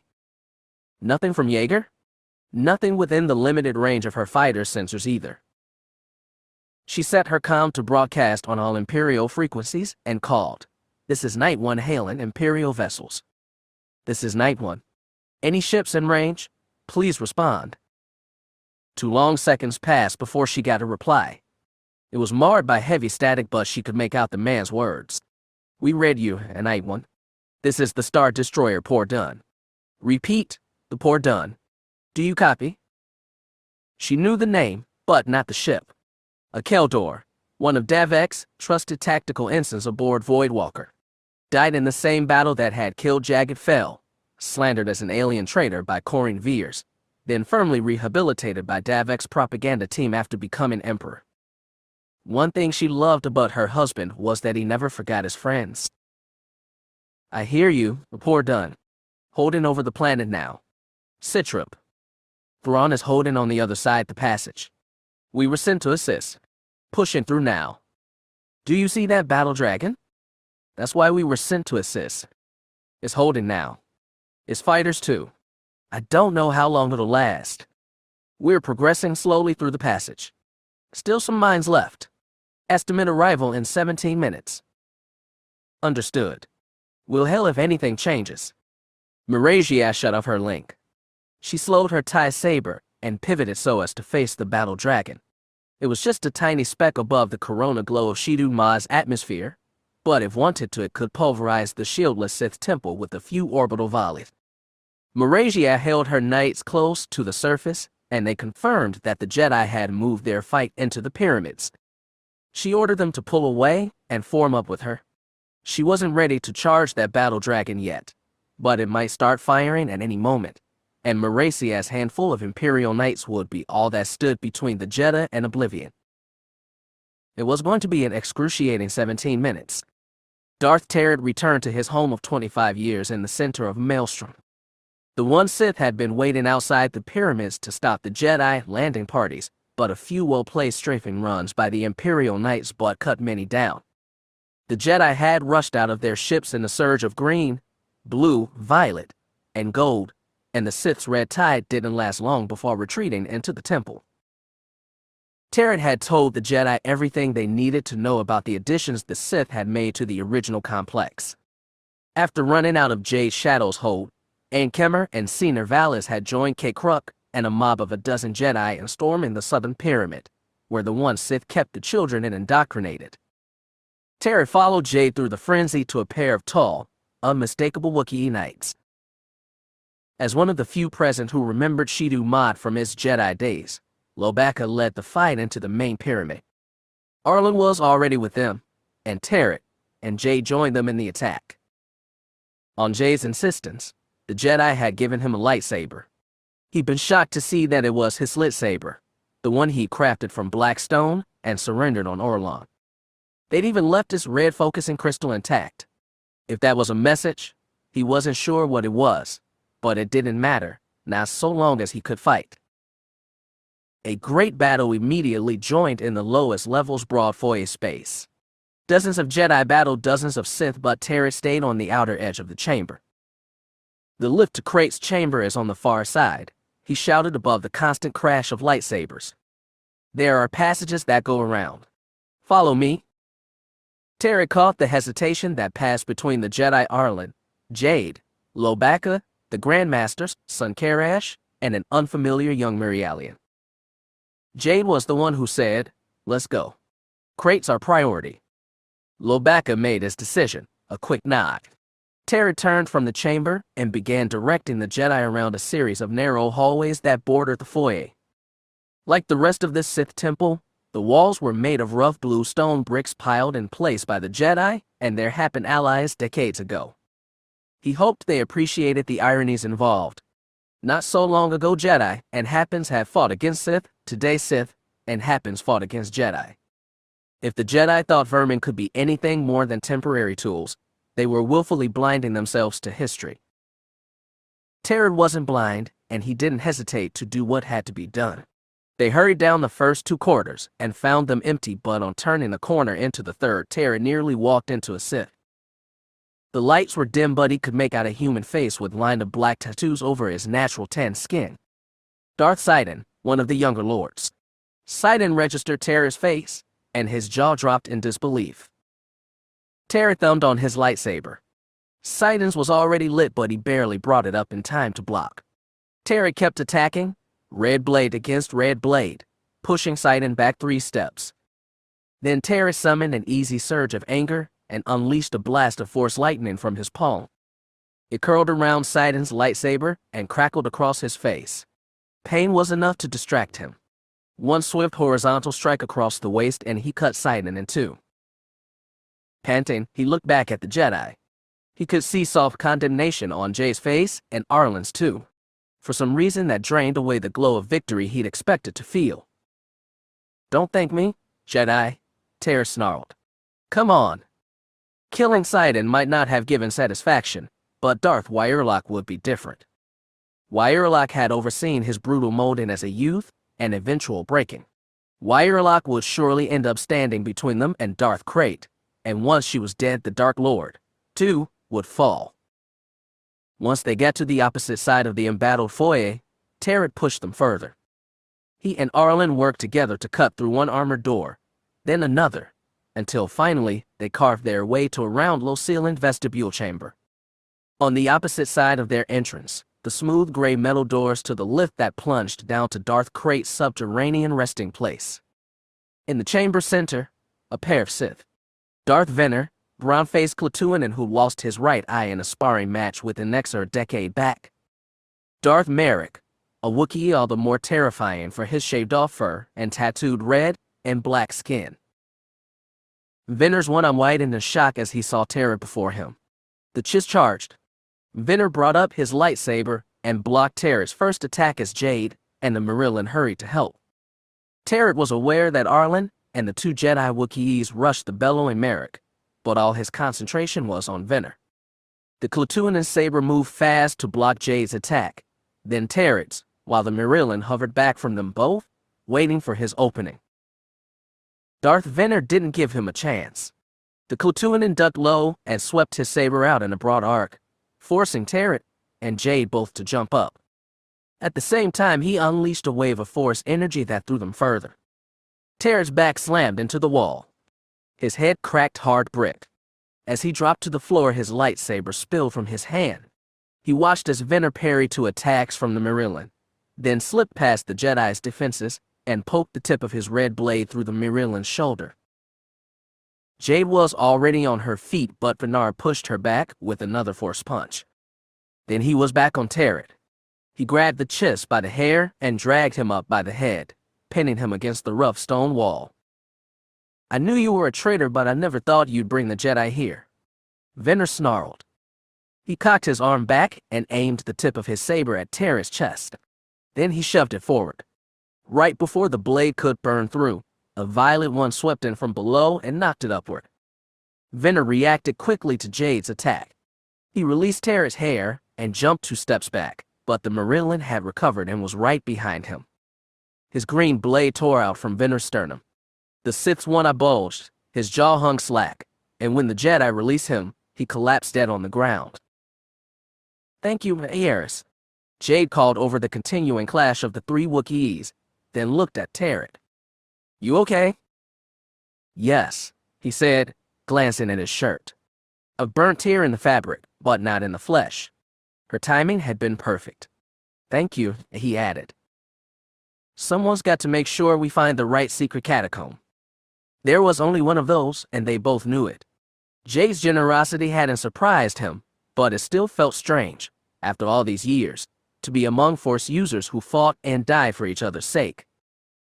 These damned foolish, noble Jedi. They turned their attention to the clashing Wookiees on the other side of the chamber. Even Arlen was wisely skirting clear of that confrontation. Instead, he was calling the lift up from crates far below chamber. Darth Merrick attacked with primal ferocity, battling both Lobacca and Karash at once. He reached out with claw-tipped hands and snapped his sharp teeth, once even getting a piece of Karash's arm. The brave Marillion who felled Vener waited for his chance, then took it when Merrick's hairless back was to him. Yaris tried to run him through from behind, but Merrick pivoted and pushed aside his attack. That gave Karash an opening, and the Wookiee Jedi scored a horizontal slash across Marok's right bicep. The Sith howled as one arm dropped to the floor, but he kept his left-hand claws on his lightsaber and managed to push back an attack from Lobacca. Karash didn't relent. He shoved his furred body against Merrick's hairless flank and drove his saber up into the huge Sith's stomach, then pushed the scorching blade through Merrick's ribcage and lungs. The Wookiee's dying howl was one of the most terrifying things Taret had ever heard, all the more for his sudden stop. Merrick's body dropped to the stone with a heavy thud. 6 Jedi and 1 former Sith stood over the dead, panting from exhaustion, scouring their bodies for wounds. Arlen announced, "The lift's almost here." Then the door opened, and it began again. This time just 1 Sith charged out of the lift capsule, a bearable with ferocious black and red patterns on his scales, black armor over his body, a thick tail like a whip, and half-meter red energy blades jutting out from above either wrist. Taret knew him well. So did Jade, Lobacca, and Arlen. Yaris was stuck dead ahead of him and tried to stand his ground, but Kikit emerged from the lift tube like a whirling. The bearable threw himself into a spin that batted the green lightsaber aside, cracked his tail through the Marillion's kneecaps, then ended with a high decapitating blow. Just as Yaris' head hit the ground, a grenade went off inside the lift tube. It wasn't enough to hurt anyone in the vestibule chamber, but it succeeded in turning the mobile capsule into an unusable chunk of charred black metal. Kikit was already attacking again, dropped to all fours, and rushing straight at Lobacca. The Grand Master jumped out of his path, then came down on top of him, clawed feet clattering on Kikit's armored back. For a moment it looked like he'd pinned Kikit there, and Karash rushed in to strike a killing blow. Then the bearable pushed up hard with all 4 limbs, throwing Lobacca off him. Still low to the ground, Kikit dashed past Karash. One of his short blades cut through the Wookiee's left calf. As he fell, Karash made a sound almost as horrible as Darth Merrick's dying wail. Lobacca was on the attack again, and Kikit reared to 2 legs to fight him. As they battled, Arlen yelled to Jade and Taret, "We'll hold him. Clear a path." Taret hurried over to the exploded lift tube. Jade was right behind him. "How far down?" she asked. 200 meters, maybe more. Straight shot. All the way.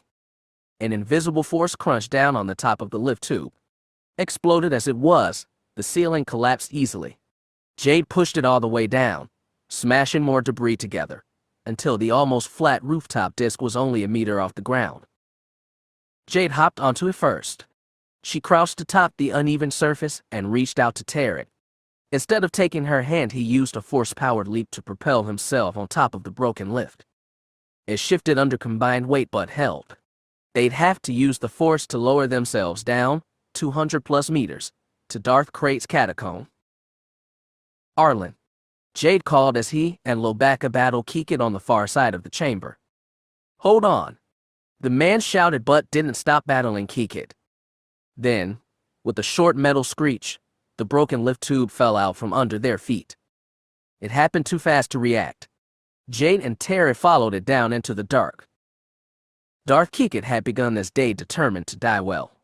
Almost as soon as he joined the battle, he found himself face to face with the Jedi Grandmaster himself. It was the collision he'd hoped for, and it might have even been the Force at work in and bringing it. But unlike the supine Jedi who believed in submitting to the Force's will, Kikit was a Sith. The Force was what he rested his desires from, and victory against Grandmaster Lobacca was his to win or lose. He knew the fighting style of both his enemies. He faced the human, Arlen Fel, twice during the Senex crisis. He'd been a fresh-made lord, and it had been his first time battling a Jedi. Time wore harder on humans than it did on Wookiees or Barables. 25 years had turned Fel's beard gray, slowed his reflexes, and drained his endurance. Lobacca, however, was just as powerful as when he and Kikit had fought Abeloth together. Every mighty two-handed blow from the Wookiee's gold lightsaber nearly knocked aside Kikit's shorter blades. He crossed both together and caught Lobacca's attacks whenever he could, but the fragile and stubborn human kept close and attacked whenever Kikit was exposed. The Jedi didn't relent even after the collapsed lift tube had plunged down the shaft, taking Skywalker and the traitor with it. If they survived, Wyerlock would deal with them. Kikit was determined to finish these two himself, so he backed out of the vestibule chamber and led them down a narrow hall.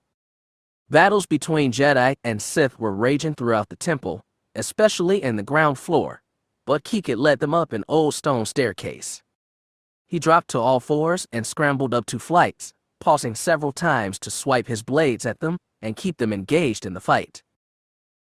When he reached the 3rd level, Kikit led them into an empty hallway where no one would interfere. The chase and their pursuit had only sharpened his desire. Darth Zorin had killed a Jedi Grandmaster. Though it had cost her life, she'd accomplished what no other Sith had done in over 1,000 years. Kikit craved to follow his master's legacy. He lusted for it. He drew power from that lust. He moved faster, blocked more attacks, even battled back the Wookiee's powerful blows.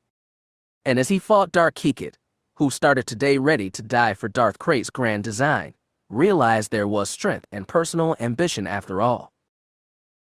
He could take the Grandmaster. He knew he could, but Arlen Fel was always at his flanks, forcing him to defend instead of using both his blades for attack. Fel was drawing on the Force to give himself strength, and speed, and endurance, and again he dodged Kikit's whipping tail lashes and quick saber thrusts. If Fel and Lobacca were separated, Kikit knew he could kill either of them. Together they fought him to a standstill and just might win. He'd have to draw them apart. When they skirted close to one shut door, Kikit used the Force to blow it out of his frame. He slipped through the threshold and the Jedi followed.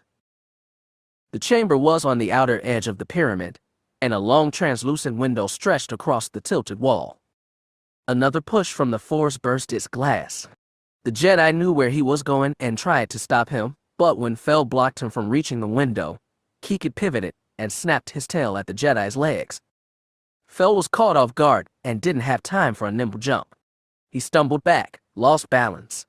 A killing blow would cost Kikit a fatal half-second, so he bounded on all fours for the window, jumped onto its glass-strewn edge, and grabbed the upper rim with 2 clawed hands. He looked at the Wookiee charging toward him, bore his teeth, and pulled his whole body upward. As Kikit sunk all 4 sets of claws on the pyramid's blue brick exterior, he felt pain run through his body and realized he'd underestimate the Wookiee's reach. Lobacca had taken the last 2 inches off his tail. Kikit hissed through his pain and tried to draw strength from it. He pulled himself up the pyramid's slanted exterior, notching his claws in the cracks between rough brick. Lobacca knew he'd been wounded and was climbing out to give pursuit. Kikit had planned to fall on him as soon as he cleared the window, but pain slowed him. The bearable pulled himself toward the peak, glancing over his shoulder to see Lobaka climbing after him. The Wookiee sunk his claws into the same cracks, and his lightsaber, gold blade still lit, was clamped tight between his fangs. Kikit drew on his pain and anger. He climbed faster, determined to get far enough ahead of Lobaka, then drop on him. And then they would fight, and then he would win, because there was strength and ambition after all. The Happen battle dragon held resolute in geosynchronous orbit above the Sith temple. What it was waiting on, Miragia didn't know, but the imminent arrival of the poor Dun was going to force it to act one way or the other. When the Star Destroyer was 1 minute from exiting the passage, it was already sending its fighter wing ahead, and Miragia made her decision. "All fighters, this is Empress Fel." She made her voice as imperious as she could. "Fall in with Night Squadron and initiate your attack runs on the battle dragon. Bombers, target the communications array beneath the lower disk. Everyone else, provide cover." If that battle dragon was waiting for a signal from the ground, Miragia would do her best to make sure it couldn't receive. The remaining 8 TIE sabers peeled out of the lower atmosphere. The poor Dun's full fighter complement was rushing to join them, and so were all the battle dragon's middles. Miragia placed her ships in between them and waited for the friendly TIEs to get close. "Shields on full," she told the pilots. "Break through the fighter screen and protect the bombers. Our target is the comm array above all." She glanced at her scanners. The poor Dun had breached the ice drifts and was cut in a straight line for Shidu Mod.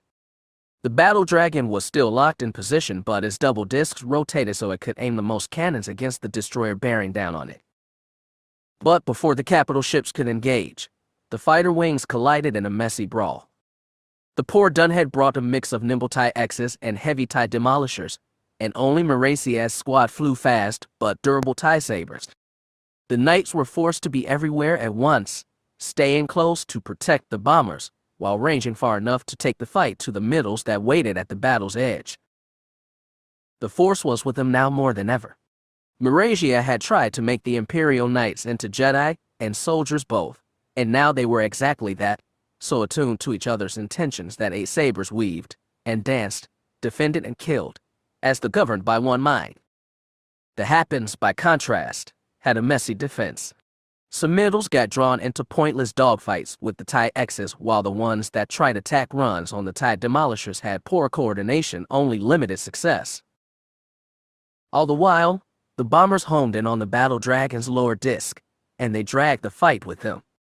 When they neared firing range, Miragia ordered the TIE X's to draw as many middles away as possible while her sabers fell in near the demolishers, to protect them and to add their torpedoes to the attack.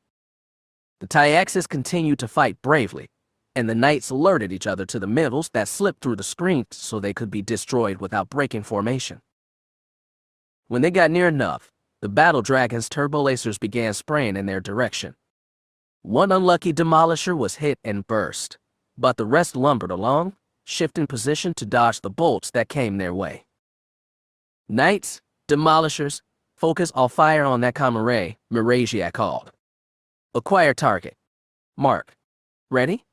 Fire." The demolishers and sabers all unleashed their warheads, 2 each. It would make a mighty blast, but she didn't know if that would enough to break through the shields. A normal bombing formation would scatter after the shot and come around for another pass if necessary, but something instinct or the Force told Miragia otherwise. "All ships, hold position.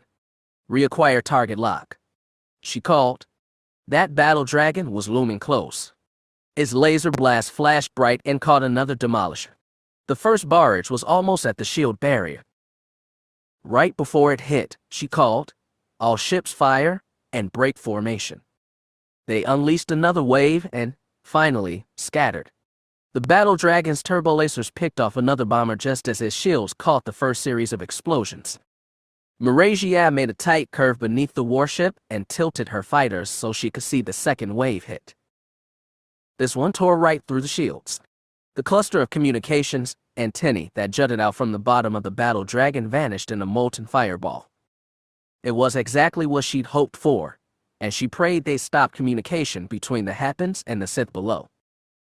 With the success of the attack run, the ties and middle spread out into a series of dogfights as chaotic as they were fierce. Despite that, the battle no longer belonged to the swarming snub fighters.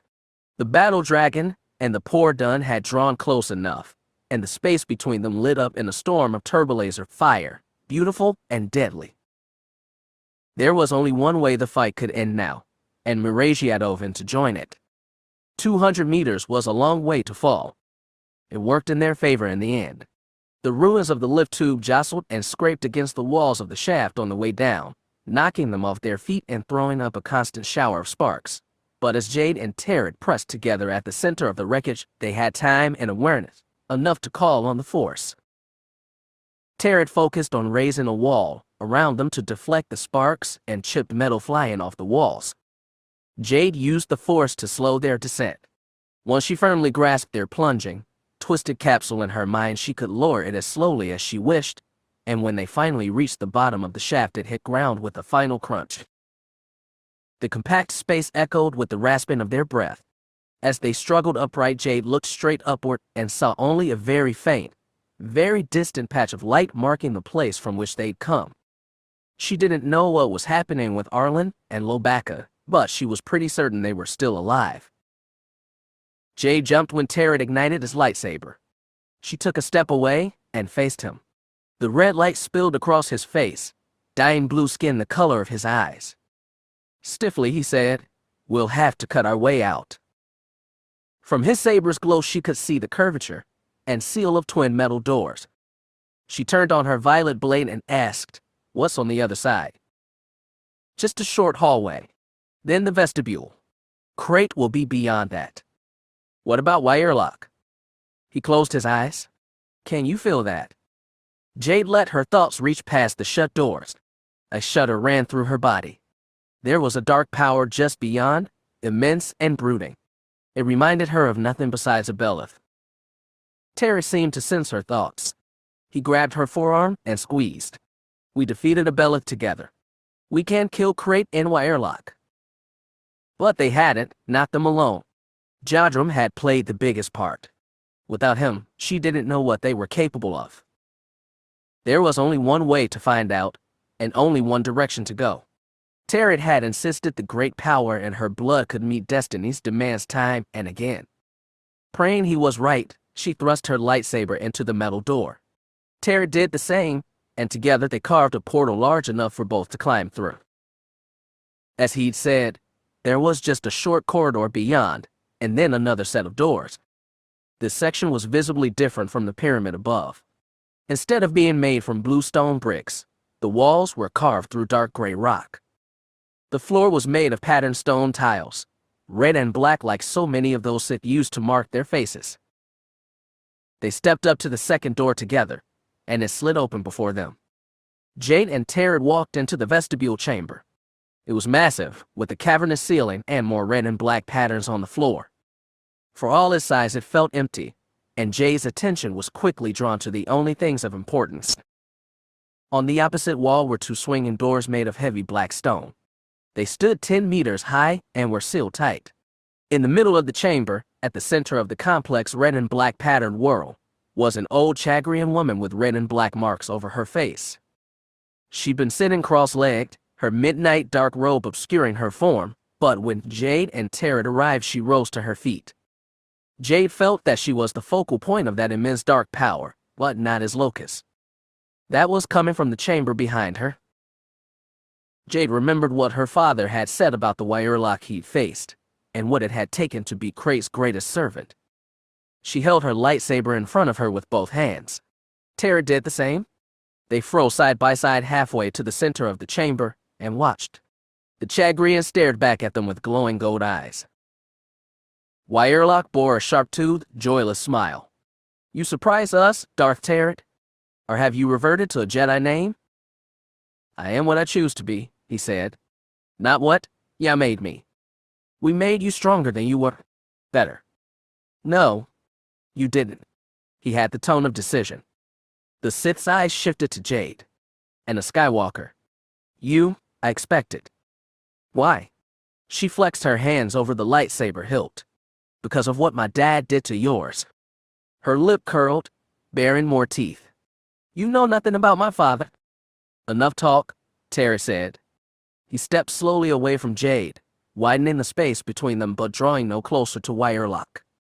There's a lot more Jedi up there. And when they're done slaughtering your Sith, they are going to join us down here and kill your dreaming old man in his coffin. I thought you'd want that pleasure yourself. That's why I came down first, he snarled. I thought so, Wirelock said, and threw up her arms. Force lightning burst from either palm. Jade held her lightsaber out and caught it, but the force of it kept her in place. Tyrant also held up his lightsaber, but he pressed ahead, step by stubborn step. Jade could feel the anger brewing inside him, anger he intentionally summoned to battle Wirelock. The Sith continued to throw lightning out from her hand as if it were nothing. She seemed to be drawing more and more out of Krait's coffin, filling herself to the point of bursting. Tyrant burst first.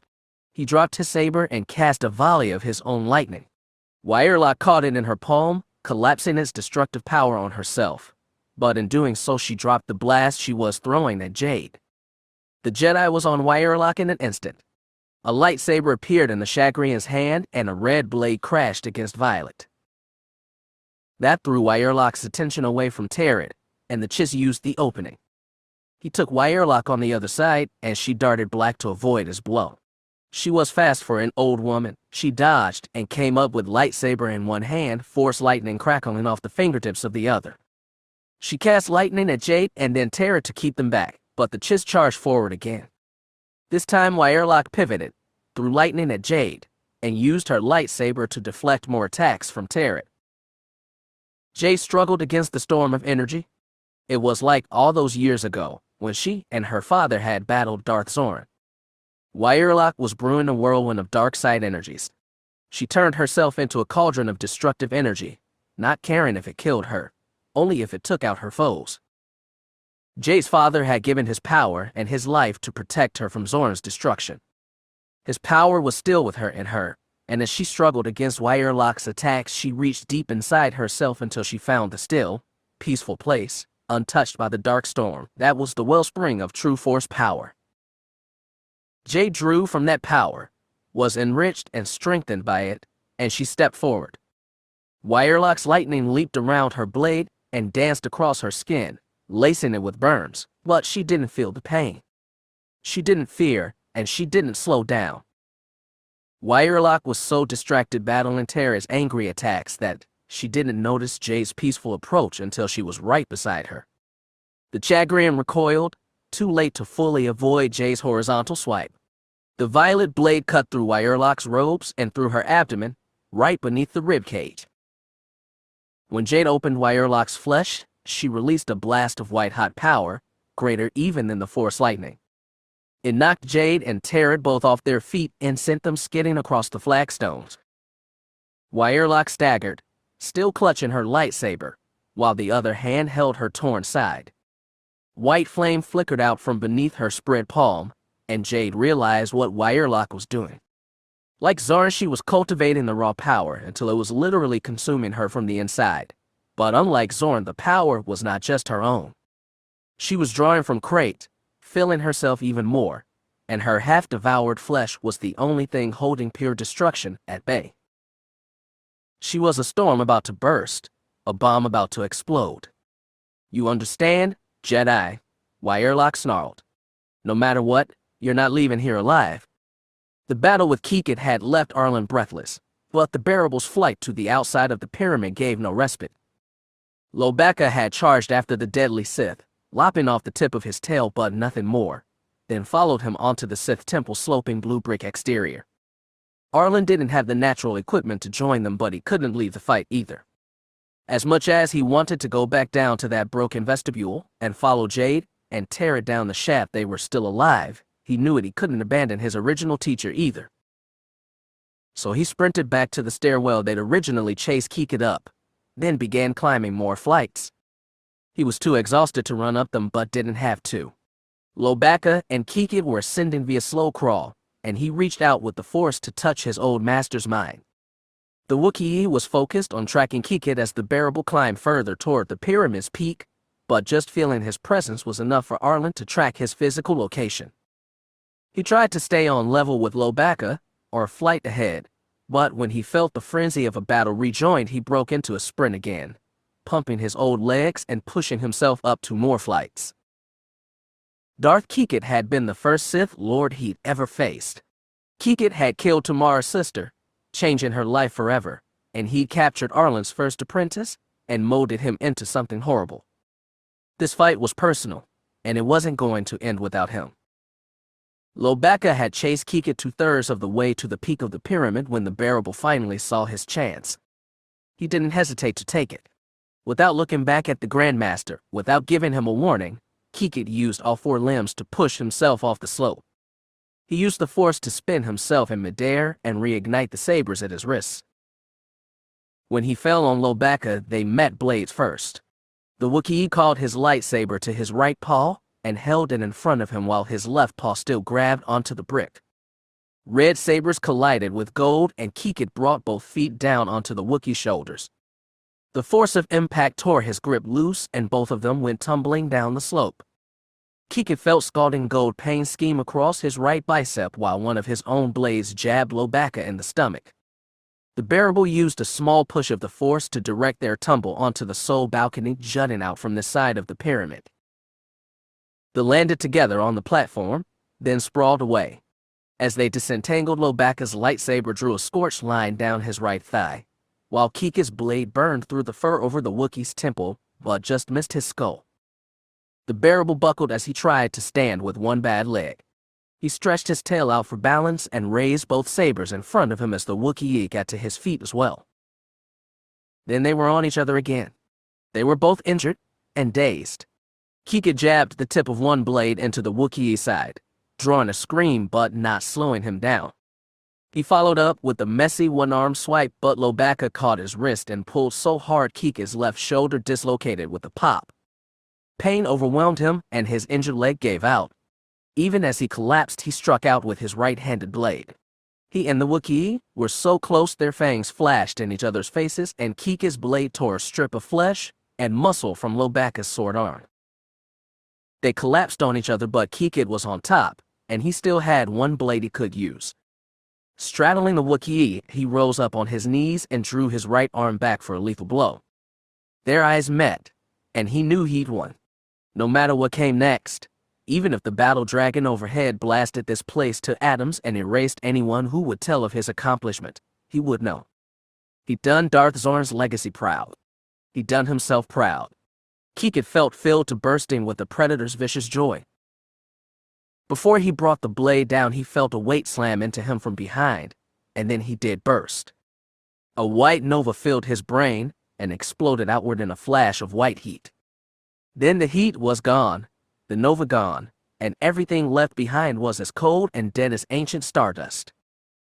When Arlen's blade plunged through the back of Kikit's neck, through his skull, and into his brain, there was a release of dark side energy that burst through the wound, through his open mouth, and the soft tissue of his eyes. It was bright enough to make Arlen flinch, and pain tingled across his skin, but it only lasted a moment. Then the bearable's corpse slumped on top of Lobaka's. Arlen grabbed the heavy body and tipped it off the Wookiees. "Master, are you okay? Master." Lobaka gave a weak groan and struggled to sit up. Arlen scoured his torn robes and burnt, tangled fur. He had wounds all right, some minor, some deeper. The 2 stab wounds in his abdomen were the worst. Lobaka raised his good arm and squeezed Arlen's shoulder harder. He roared gratitude but said he didn't think he could stand. "Don't worry, Master. We'll get you something," Arlen said. He reached with the Force to find the Jedi inside the pyramid. They were still fighting and hard, but they seemed to have winnowed down the Sith's numbers. The light was overcoming the dark, but he knew none of these Sith would be taken alive. They'd fight to the last and kill more Jedi before they were done. He only hoped Master K-Kruk was faring better and recovering the younglings. "Just stay here, Master. I'll get a healer. I promise." Arlen stepped back from the Wookiee, picked his lightsaber off the flagstones, and placed it in Lobaka's paw. Then he hurried back inside the pyramid. Somewhere down below, Tyrant and Jade were still alive and still fighting. He did what he could to help them, but until he made sure the Grand Master would survive, they'd have to fend for themselves. In the end, it was simply a battle between one Happen Battle Dragon and one Imperial Pelion-class Star Destroyer. Even allowing for differences in crew proficiency and blind strokes of luck, there was only one way that matchup could end. Once most of the middles had been destroyed, Miragia and her fighters pulled to the edge of the battle zone. The view from there was astonishing. The double disc and the bigger pale wedge had drawn close. The space between them was still aglow with exchanged turbolaser volleys, and while the Happen ship had a faster rate of fire, it simply had less guns than the Poor Dun, less missile turrets, and less powerful shields. Miragia watched as his energy screens crumbled and the Poor Dun's missile salvos began to chew the edges out of its upper disc. It had not been lost on her or her husband that Davek bore some similarities to Hapes' Sith Queen. Both were self-appointed monarchs who'd waged war against partisans for an older regime, but likeness didn't stretch much further. Davek defended the changes his father had brought to the Empire while Queen Sarissa brutally slaughtered those loyal to her grandmother. She'd returned Hapes to hermetic isolation while Davek had sought continued engagement with the rest of the galaxy. And, most relevant to this battle, Davek's battle with the Restorationists had forced his military to evolve. It had developed new tactics, new weapons, and most importantly, new vessels like the Pelion-class destroyer. Sarissa's Happens, for all their fanaticism, were using warships decades behind the times. It was inevitable, but the Happens kept fighting. Even at Kuvix 589, most of the Restorationists had known when to surrender. Miragia didn't know if it was some Sith compulsion that forced them to fight until the end or if Sarissa had instilled suicidal devotion through secular means. In the end, it didn't matter. They died just the same. Miragia watched from her cockpit as the Poor Dun's missiles ripped a huge gash in the battle dragon's upper disc. A wash of turbolaser fire obliterated the stout bridge tower, then tore away the extended struts connecting the upper and lower discs. The explosions that cut the ship in half seemed to come from the inside, as if a reactor had overloaded. Even as the two discs drifted apart, the Poor Dun continued to fire. Every meter of sleek silver hull became gnarled and black.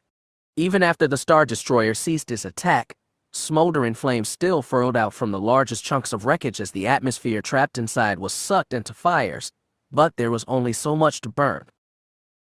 By the time the Poor Dun started pulling the largest pieces of wreckage from the planet with its tractor beam, the last fires and the wreckage had died out. Even the embers had gone cool. There was no hope to survive, and no choice but to fight. Wirelock moved more slowly for the wound in her side, but his pain seemed to add strength to her power. Every time Terra's saber clashed with hers, his own was nearly knocked from his hand. Jay struggled against the renewed blast of force lightning. It was hard to even get near Wirelock. Terry couldn't accept it would end like this. He hadn't savored revenge like expected, but this was different. As he felt the dark power radiating off Wirelock, he knew the power to be Krait's, knew it was the power that had corrupted his life and so many others, and as he battled Wirelock, he found a new kind of rage, not based on jealousy for her strength, self-hate for being outplayed. It wasn't anger based on grief for what he could have been, should have been, had the Sith not corrupted him. The anger powered his attacks. It was not the power of the Jedi he should have been, but it was the power he used. When Terra next got close enough to slash Wirelock with his saber, he instead unleashed a close-range blast of lightning. It caught her head on, scalding a face already torn by scars and boils as it burned from the inside. Wirelock let out a pained screech, and Jade took it as her signal to attack from the side, aiming for the same hole she'd carved in the Sith earlier. Then Wirelock spun. Black robes flew in both their faces. Terra jumped back, but not before a lightsaber lanced out of the swirl and caught him in the side. He staggered back as pain blossomed from beneath his left lung. He still raised his saber in defense, but Wirelock had turned her attention into Jade. A blast of lightning had caught the Jedi in the middle of a diagonal swing, stunning her, and Wirelock, still spinning, lowered her lightsaber to cut through Jade's thigh.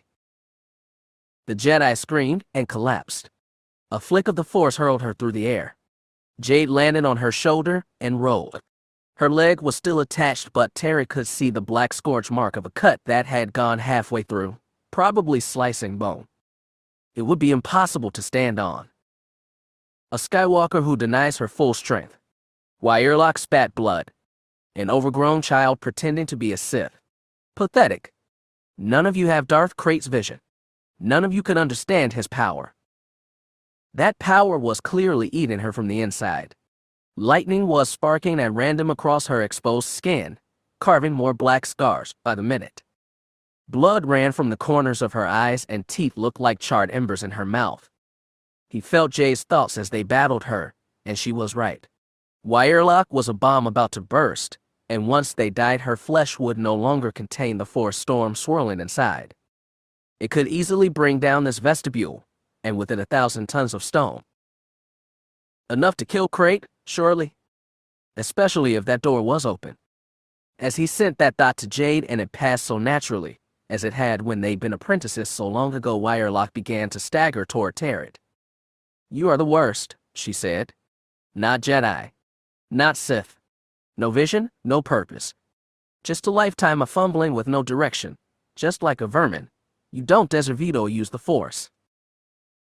Territ swayed on his feet. He was lucky lightsabers cauterized wounds, otherwise the gut stab would have bled him out already. His strength was fading fast, but he could last long enough if Jade did what he told her. "I'll put you out of your misery." And then the Skywalker, Wyerlock panted as she lurched closer. Almost in striking range. She broke in two, dying, so damn slow. And then, perhaps, the Jedi can send someone better. One more step. He sent Jade to wait. "Don't count on it," he rasped. Wyerlock took the last step. Jade, lying on the floor, too hurt to stand, whole body aching with pain, drew on her great will of power to grab the doors to Krayt's sanctum.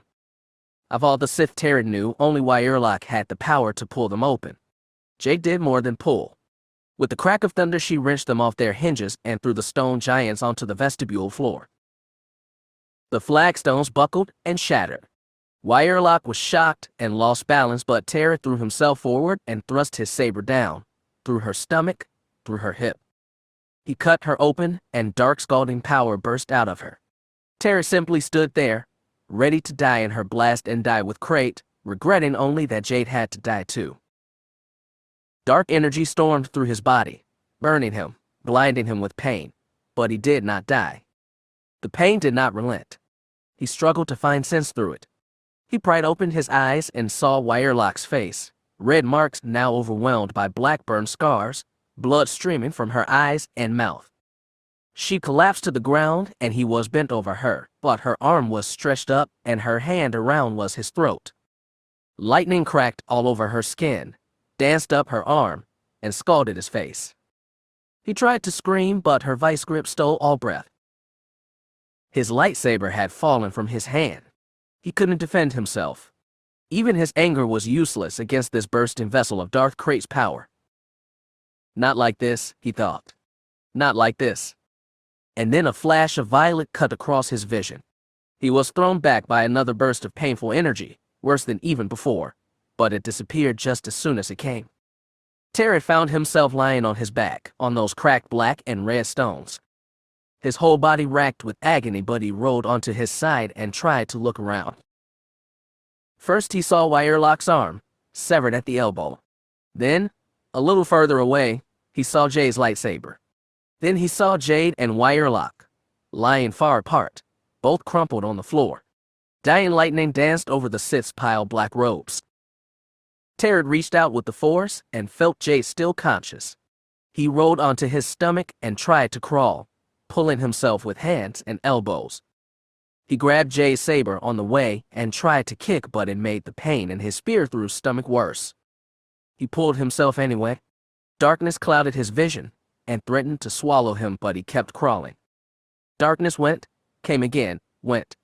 When he got close to Jade, he reached out and placed his hand over hers, lightsaber between their palms, fingertips locked together. "Thank you," Territ rasped. He bent his neck back to watch her eyes flicker open. Is it over? Very soon. Tyrant adjusted his head so he could see Wirelock again. She was crawling too, using her remaining hand to drag herself between the fallen stone doors, through the high threshold, and into her master's chamber. Tyrant's vision blurred, but he could still see the raised dais and outer casing of Darth Krayt's coffin. When she died, the energy from Krayt would be released. It would destroy her, destroy Krayt, bring down this roof, and destroy Jade and him too. He would have been satisfied with that, but he didn't want Jade Skywalker to die. Tyrant, Wirelock, and Krayt deserved whatever ugly fate awaited Darksiders after death. But not her. She deserved life. Can you walk? He whispered. She didn't respond at first, and he was afraid she'd passed out. He tried to nudge her with the Force. She groaned and said, I can't stand, and no place to go. She was right. Hope lay 200 meters over their heads, and there was no way to ascend the shaft. He watched Wirelock drag herself over the threshold rim, closer to Krayt's coffin. More sparks flashed off her dying body. Almost the end now. He tried to be satisfied. Dying with Jade was better than he deserved. Darkness light. Consciousness fading in and out. Intimations of death and life's stubborn refusal. It couldn't last. He thought he heard a voice. Jade. Warn. A memory, maybe? He tried to place that voice. And then two boots stomped in front of his face. Tyrant jerked against the floor and rolled onto his back. He saw Arlen Fel crouching over him and Jade, examining both. You're alive? He marveled. You're both alive. Can't walk, Jay said. Don't worry. We've got a fiber cord rigged and people up top ready to bring you up. Just hold on. Wait, Tyrant croaked. He tried to gesture to Wirelock. She's not dead yet. Arlen put a hand on his lightsaber. Then I'll finish her. No. When she dies, I'll Krayt's power. Like a bomb, Jade said with a blood-flecked cough. We need to get out. Arlen looked back at them. Okay. I'll call a couple more people down. They can get you both, and then... No time, he said. He placed his palms on the flagstones and tried to push himself upright. Arlen helped him sit, then helped pull Jade up. Her face was darkened by dirt, flecked with blood laced by burned scars. Despite it all, she looked resilient. Take her. Hurry, he rasped to Arlen. We all know which of us deserves to survive. Arlen and Jade looked at each other, and then back at him, and at that moment he felt like he was seeing them as they could have been, as they should have been, as they never would be, an old master and an old friend. Jade stretched out a hand. Warren, thank you. He reached. Fingertips pressed fingertips. A bit of strength passed between them. A bit of warmth. A bit of what should have been. It was enough.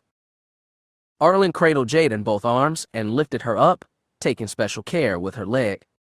He remained seated on the floor and watched Arlen carry her out of the chamber, through the short hallway, into the darkness where the wrecked lift tube, and there right up waited.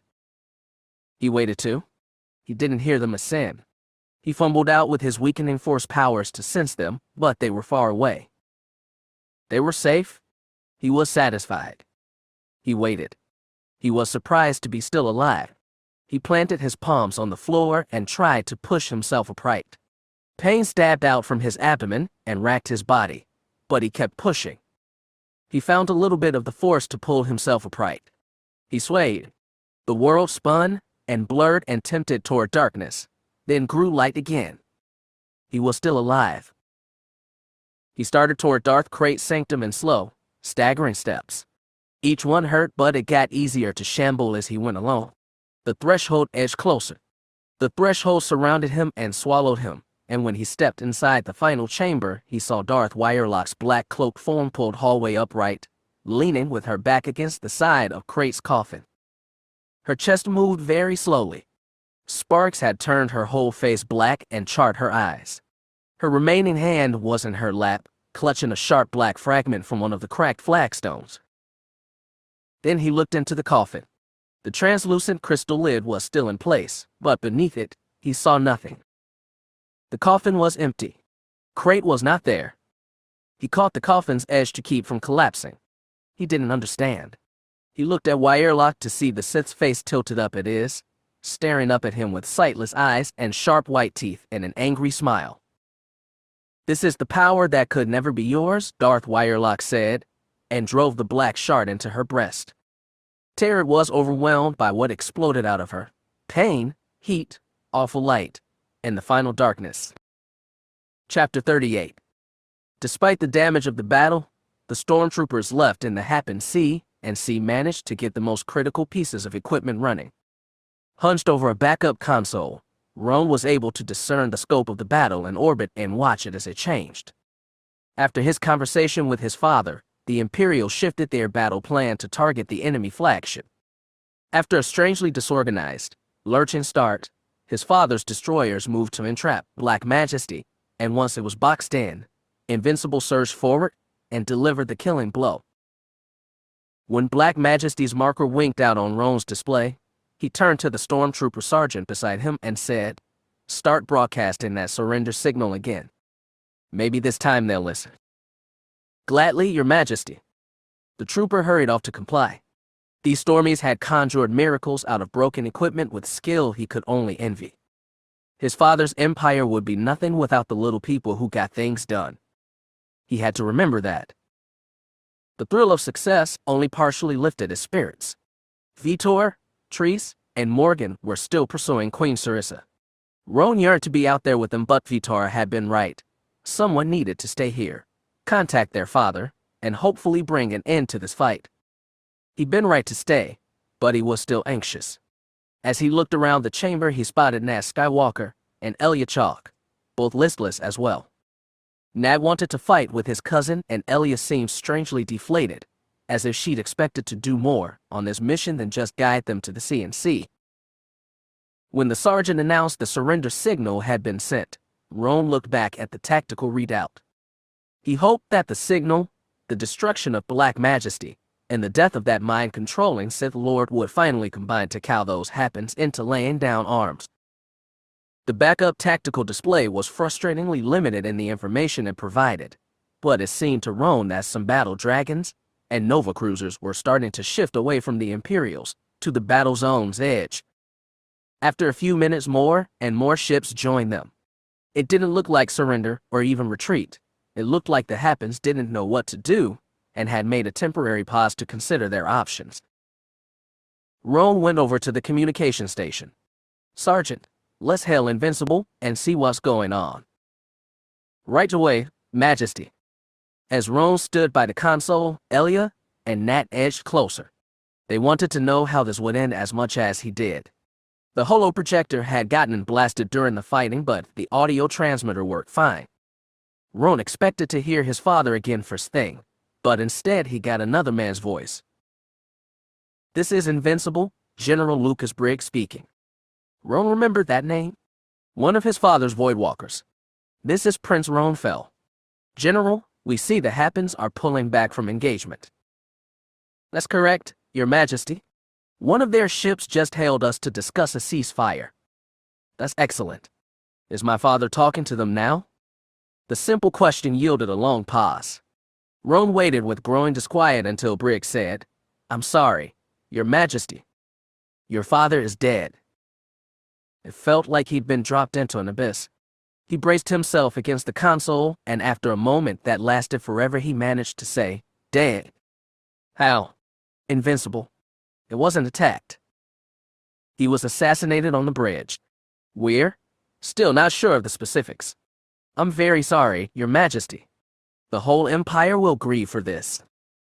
His father, the Emperor, dead here, dead now, after finally winning his long, grueling war for the Empire's soul. "I'm very sorry," Briggs repeated. Is your brother with you?" No. He's Vitor, an Emperor. He's not here now." "I understand. Your Majesty, I'll handle ceasefire talks with the Hapes." He'd forgotten those in an instant. "Yes. Thank you, General. Have you told my mother?" Not yet. We're having trouble contacting the Shidu mod team, but we'll keep trying. Thank you, hey General. The buzz of faint static filled their comm line. Finally, Roan said, I'll hail you again, and killed the link. He was suddenly aware of everyone else. The tired Happen commandos, the stormtroopers radiating shock even through their masks, Nat and Elia with faces full of concern. They seemed to spin and tilt around him, like the world had gone off his axis to waver uncontrollably. Roan had never wanted to come here. He thought his father's mission to free Hapes was a misguided venture and consoled himself that, after one more campaign, they'd finally settle into peacetime rebuilding. There'd be no such rebuilding for his father, or him or Vitor or their mother. When it was clear Roan had nothing to say, the stormtrooper sergeant called, The Emperor is dead. Long live the Emperor. Long live the Emperor. The other troopers echoed, and some Happens joined too. Roan didn't. He was too dazed and weak to speak. His eyes drifted across the spinning scene until they stopped on Elias. In their dark compassion was the only solace to be found. It was impossible to have missed Darth Maleth's final moments. The old Sith had blazed with power greater than ever before, and made himself a conduit for the Force, at his most raw and destructive. Yet when he'd flared the brightest, he'd been suddenly extinguished, without even a cry of agony in the Force marking his obliteration. That was when Darth Krone realized that they were in trouble. He hadn't expected Darth Sadel to stay and die with Melth, and he wasn't disappointed. He could feel her presence in the Force, proud as ever but also anxious. He couldn't tell if she was making a run for Intruder, but if Jedi were overrunning the Fountain Palace, it was highly possible. He fully intended to get there first and suspected her people had more important things to do than stop him. When he stepped out of his chamber, he saw the corridor empty, his guards drawn away. He wished she'd kept at least one to watch him. The Fountain Palace's insides were a labyrinth of passageways, both grandiose and secret, and embarrassing as it was, he had no idea how to get back to his ship. Since he was stuck without a guide, he did his best to retrace familiar pathways and guide himself back to the hangar, but it surely wasn't the best route. Help came with Darth Sadel. He felt her Force presence, nearby and just as anxious as him. If she was heading for Intruder, he was confident he could convince her to let him join. If she wasn't, he might be able to steer her. Either way, he preferred running into her than the Jedi swarm in the palace. He found her at the opposite end of a long white marble hallway. She had a dozen guards with her who immediately raised their weapons. Krone already had his lightsaber in his hand, so he ignited it, but the guards didn't fire, and Sadel didn't reach for her own weapon. She stared at him across the distance. I felt Melth die, said Krone. Did they take the command center? Yes, Sadel sniffed. They've destroyed my flagship as well. Then we'll escape on Intruder together. I'm not surrendering my kingdom to the Jedi, she spat. You won't. As long as you're alive, your soldiers will rally to you. From what he's seen, it was probably true. We must get to the hangar and escape. We'll go up to orbit and join your fleet. You can't fight another day if you die here. And she stared at him, eyes narrowed, until she decided, you can't find the way by yourself, can you? Krone hissed breath between his teeth and said nothing. Sadel chopped a hand, and her guards lowered their weapons. Come with me, Darth Krone. We can fight another day together. Vitor had thought he was ready to die, but as they chased Saris's Force presence through grand halls and hidden corridors, the fear came back. It was the kind he'd had at the very beginning, the chill in the very center of his chest that threatened to blank in his mind and freeze his body. He could tell himself he'd die well, and he'd done everything to prepare for it, but he was still at the edge of a precipice. What lay beyond he didn't know, couldn't know. Maybe it was pure oblivion. Marin could sense his fear, just as he could sense her resolve. She was still fiercely denying his coming death, and had set herself to save him. He didn't grudge her that resolve. In her own way, she needed it. It would hurt her all the more when she died, and the fact that he'd be unable to help her made the wait in dark all the worse. Terrified and determined, they both followed Alana as the woman guided them through the palace. At first, they retraced many of the paths they'd taken from the hangar, passing dead bodies, and blaster-scorched walls, but soon Alana was leading them down a different route, through white marble corridors untouched by violence. "We're getting close," she said, almost to herself. "Is she on this level?" Tanith asked. She kept pace with Alana the whole time. Marin and Vitor were right behind them, 8 Happen commandos after them, with Treese and Morgan bringing up the rear. "Not this level," Alana said. "She's beneath us.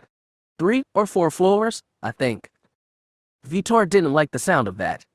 All the lift tubes in the palace had been disabled. "Are we heading for a staircase?" "Something better. And I think she'll be crossing there too. This part of the palace hasn't changed." Asked Tanith. "Not the part we're going to it. I doubt it anyway." Alana volunteered no more than that. Instead, she picked up her pace, and those behind her hurried as well. She guided them down 3 more corridors and around 4 turns, and finally out into the open. Not outside, though when Vitor followed her through the door that was his first thought. It was a massive atrium made from a shaft that cut down the heart of the palace. The ceiling dome high above was made of stained glass that must have lit a beautiful rainbow on sunny days, but on this overcast one their colors were faint and dim. The circular chamber was no more than 30 meters in diameter, but it rose at least 10 stories, from top to bottom. Walkways crisscrossed the atrium from different directions at different levels, and with a quick count Vitor gathered they were 6 levels from the lush green garden on the bottom level. "Which level do we need to get down to?" asked Marin as she bent over the guard rail and peered down.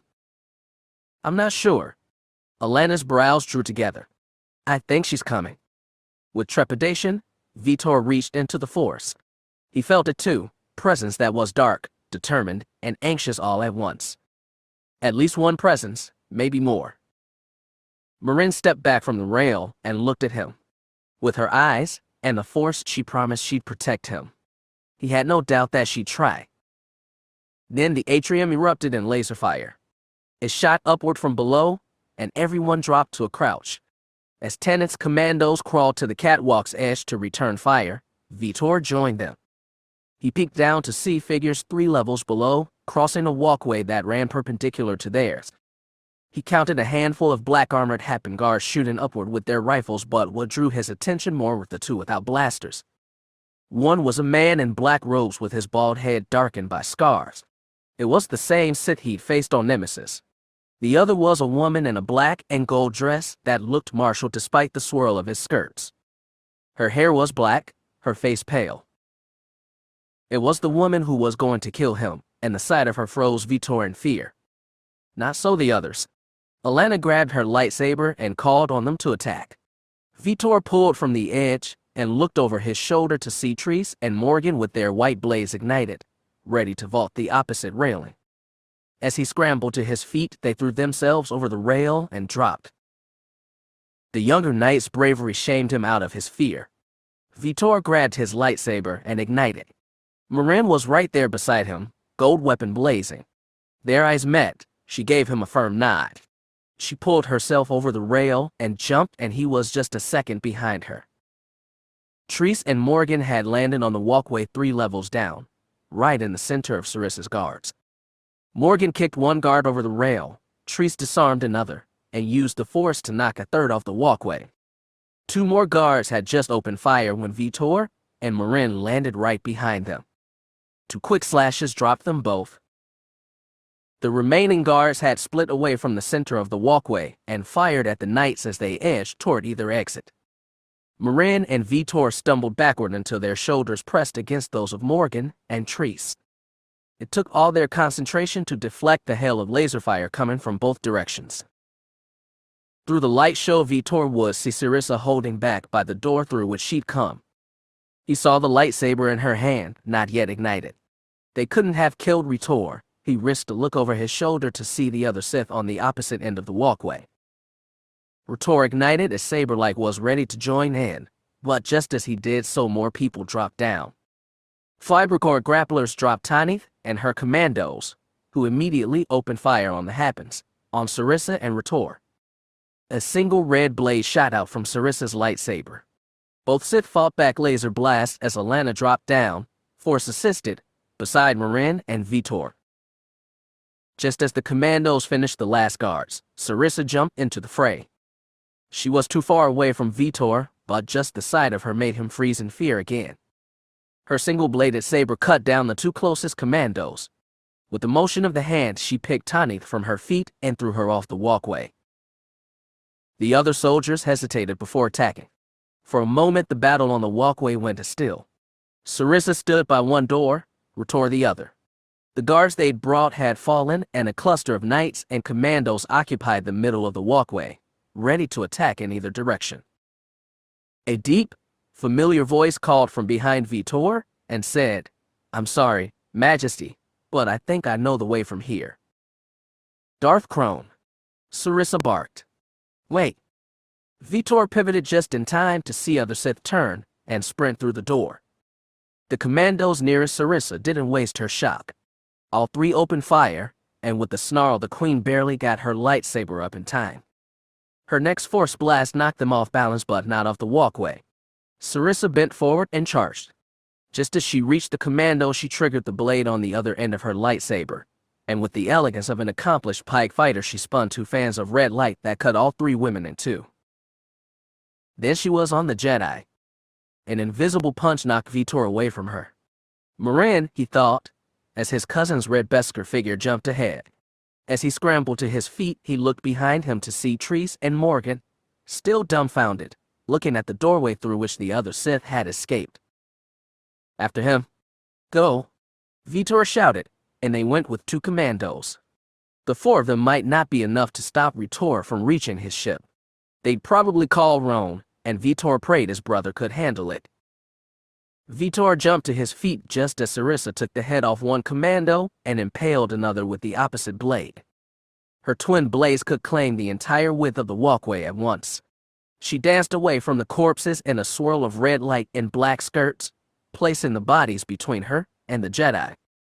Vitor realized that she had already dispatched all the commandos. There was only four of them left standing. One Jedi Knight, one Imperial Prince, a Sith Queen, and a Jedi One. Sarissa stood with her back to the door but didn't retreat. Her eyes had taken an angry yellow glow as she held her double-bladed lightsaber horizontally in front of her, waiting. Vitor joined Morin in standing beside Alana. The urgency of the fight had dissolved his fear. Alana lunged first. Sarissa blocked her first low blow, then spun her other blade to attack. Vitor and Morin rushed in together to join the clash. Red blades against blue, Sith versus Jedi, Queen of Darkness versus Queen of Light. Grief was a well he could sink into forever, and Roan was actually grateful when his personal comlink started buzzing. He was expecting Vitor, and dreading what he'd have to tell his brother, but when he flicked it on, he heard Tree's voice. "Roan, we need help." It sounded like his friend was running. "We found two Sith. Vitor and Alana are fighting Sarissa. This other one, Crone, I think he's going for the hangar." "I'll help," Roan said. Killing the Sith was exactly what he wanted to do right now. Head him off at the hangar. "Can you get back there?" "I can try. Just hold on." Roan shut off the comlink and found all eyes on him. He half hesitated a moment ago, but Treese news gave him something to pierce through the grief. Looking straight at Nat Skywalker, he said, "There's a Sith heading for the hangar." The young man nodded. "Then we'll stop him." "Good answer. Let's go." As they started for the exit, Elia blocked them. "Are you sure you're okay for a fight?" "Very," Roan said. There was nothing he wanted more. "Do you remember the fastest way back?" "I can find it." "I'll show you." "You don't have to do that," Nat said. "Please, just let me help." Roan didn't want her to come, didn't want to put her in danger, but he didn't want to waste time either. What he wanted was a little blood in recompense for his father. "Okay," he told her. "Show us where to go." Even though they battled her 3 against 1, it seemed impossible to land a killing blow on Sarissa Lore. They had numbers on their side, but the terrain was in her favor. The walkway was too narrow for them to attack her all at once, and she stubbornly defied attempts to knock her down into the gardens below. When the battle started, Morin threw herself into a somersault over the Sith's head. Sarissa had swiped upward, lightsaber sizzling against Beskar. then continually blocked Marin's attacks from behind as Vitor and Alana tried to take her from the front. She was constantly moving despite the constricted space. Both feet never touched the ground at once, and her blades were a constant deadly whirl. The battle dragged on, one draining minute after another. Alana quickly found herself short of breath, face slick with sweat. This fight to claim the future of Hapes was what her life had been building toward, the destiny waiting on her for 40 years, but that was decades too many. Sarissa was a nimble, fierce fighter but not without weaknesses. She overextended her attacks and relied too much on her double-bladed lightsaber to protect her back and flanks. Alana could have taken advantage of those flaws, and maybe even won if she were as young as Sarissa, still in her physical prime, but instead she was battling an athletic woman 1/3 her age, and it was a struggle just to block every attack. Marin and Vitor sensed her tiring. Sarissa sensed it too. She focused on attacking the older woman while still defending against the others. She knocked Alana back several steps. Alana stumbled on one of the chopped open corpses and lost balance. One arm flailed out for balance, taking her saber with it and leaving herself open. Sarissa spun one blade toward Alana's chest, but Marin threw herself into the other's rotation. Red light grinded against red Beskar but didn't cut through. Marin thrust her gold saber at the Sith's head, and Sarissa's whole upper body bent back to evade. The tip of the blade hissed a burnt scar across her lower jaw, but Sarissa twisted her hips and snapped a backward kick that took Marin in the stomach and launched her into the railing so hard she tipped backward. She was barely able to call on the Force in time to grab the catwalk's edge with one hand while the other still grasped her lightsaber. Alana found her balance and saw her opening, but Vitor saw one too, and he was closer. Sarissa, still tipped off balance from the kick she'd given Marin, adjusted her stance and stepped back. Vitor pushed forward, overextending, leaving his right forearm open for a cutting blow. Sarissa didn't take the bait. Instead of crashing her lightsaber into his Cortos's buckler, she snapped a kick into his stomach, staggered him, and sliced downward. The emitter piece from his lightsaber vanished in a flower of sparks, and he dropped the dead weapon, helpless. Alana was there. She fought back Sarissa's first blow, then another. When she counterattacked, Sarissa reversed her spin, dropped to a crouch, and struck low, too fast for Alana to fully withdraw. She felt the red blade slice across the inside of her thigh, tearing vital muscle. The leg collapsed beneath her and Alana hit the walkway hard. Sarissa still attacked, a series of spinning swipes from the left, right, left again. The fall had loosed Alana's grip on her lightsaber, and when she tried to defend with the Sarissa's fourth blow knocked it from her hand. The cylinder went skidding away across the walkway. Sarissa dropped back a half step, straightened her grip, then lunged forward to spear Alana through the heart. Vitor knew exactly when the moment came. He watched Alana collapse, watched repeated red saber blows knock the weapon from her hand, and when Sarissa tilted backward to prepare the killing blow, he knew what he needed to do. And he realized that if he hadn't been prepared for it, he wouldn't have done it. Surprise or mortal fear would have stolen the vital second. But no, the Force had sent him that dream, that damned vision, and it hadn't been a curse or a cruel trick.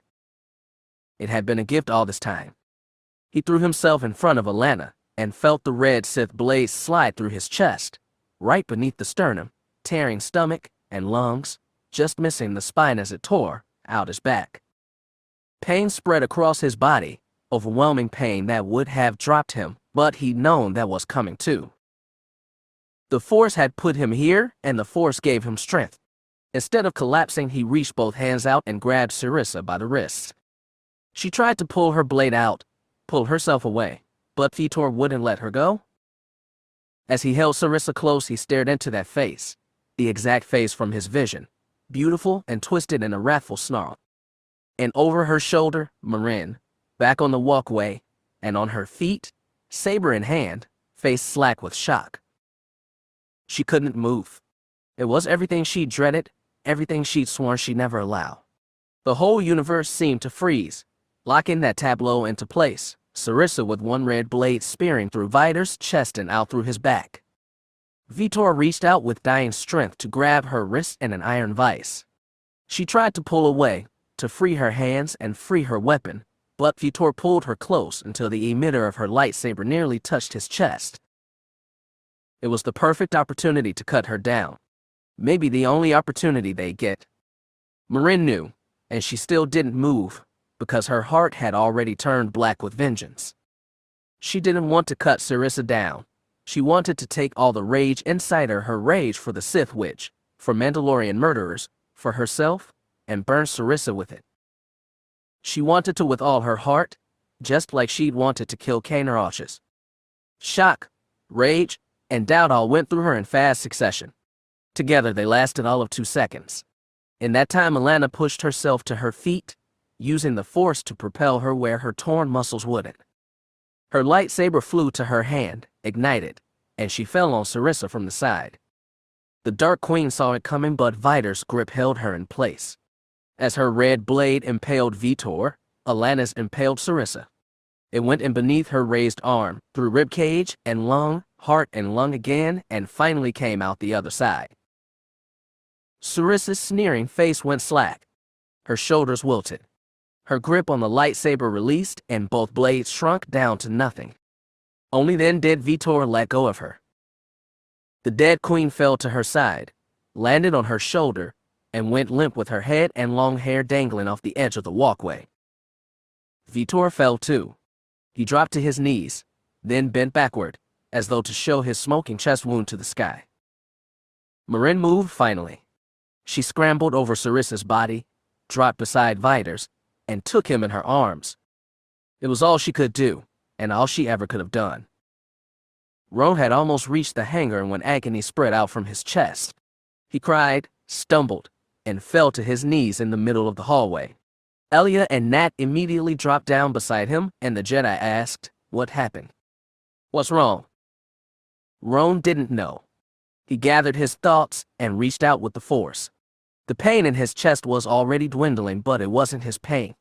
It was Vitor's. The realization nearly made him collapse entirely.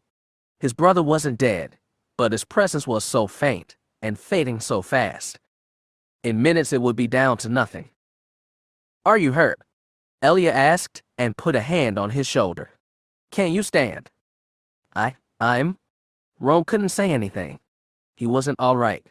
He'd never be all right again. His father and brother both, lost in the same day. The same hour.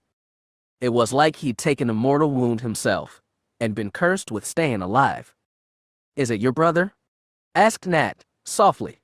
Maybe he sensed it from Roan, maybe from his cousin. Roan didn't speak, didn't nod affirmative, but Elia whispered, "Oh, I'm so sorry." He felt cut off from everything, lost in the void. He didn't try to stand. There was no reason for it. There was no reason for anything, not when everything had been stolen from him, when all the fighting should have been over. Then heard the sound of laser fire, and the hum and crash of lightsabers. He remembered the angry determination that had impelled him to chase that last Sith in the first place. It came back stronger than ever and pulled him to his feet. He could see the warning in Nat's eyes. Jedi had a dim view of revenge. His mother, too, had taught that it was a gateway to the Force's seductive, ruinous dark side. Maybe his mother was thinking differently now. As for Roan, he no longer cared. Without a word to Nat or Elia, he shoved past them and broke into a sprint. The battle sounded seconds away. Vitor didn't even notice it until he was on his back, facing the atrium's high and distant dome. The colors on his artful glass had grown deeper, brighter. The clouds over the Fountain Palace must have finally drawn away. The rainbow glow surrounding him had started from a blue sky. The light from high above beckoned, but everything around him was growing dark. He knew Marin and Alana were kneeling beside him. One of them was resting his head in her lap. Hands brushed his face, but he could barely feel them. It was like a memory of touch. One dark shadow hung close, halfway obscuring the beautiful light. He tried to lift one hand to touch the shadow. Both women jerked back. They thought he was already dead. He must have been so faint. Someone took his hand and squeezed. He felt Marin's touch in the Force, but not his pressure on his hand. He didn't even feel the pain from his wound. He felt like he'd already left it all behind. The body, the anxiety and dread, the future and the past. He'd never known freedom like this. It wasn't for Marin and Alana, not yet. He tried to squeeze Marin's hand back. He couldn't tell if it worked. The world had lost all detail. Shapes were shadows. Everything else was rainbow light that grew brighter and brighter, like he was being drawn to its source. Though Marin's shape hung above him, it seemed to dissolve before his eyes like mist. She seemed to be fading away, just like he was fading away before them, but he knew neither of them were really dissolving. They were parting, and only that. He tried to move his lips and tell Marin something while he could. He tried to say, "Don't regret this." Maybe he spoke it, maybe not. Her shadow faded, washed clear by waiting brilliance. Rainbow light surrounded him, drew him in, and Vitor was lifted high past the plane where he'd laid, shedding senses, thought, and crude matter until light was all. Darth Krone wasn't surprised to find 4 women guarding intruder. The way his luck had been going since coming to Hapes, he'd expected worse. No, not since Hapes. Since Kuvix 589. Since Arlen. Since the damned Fels had unmasked and defeated him on Bamora 8 years ago. Just the thought of it all gave him the power of rage he needed. Krone burst into the hangar with his lightsaber already blazing. Intruder still sat in the center, and 2 women had dropped to their knees beneath his right wing and were spraying laser fire at him.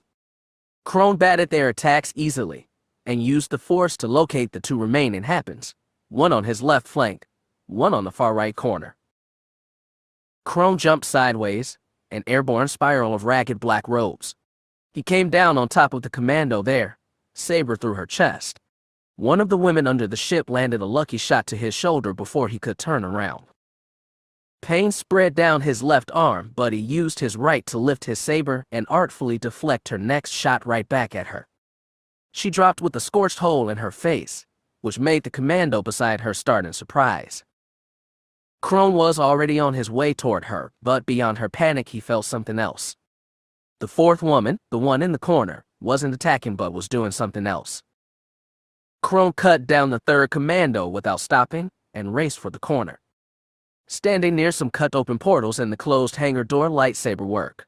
No doubt was one last happen. She had something small in her hand, a detonator. Krone used the Force to wrench it away from her. The woman dove across the floor after it. Krone got there first and stamped his boot down on it. A jab of his saber took her through the skull and stopped her dead at his feet.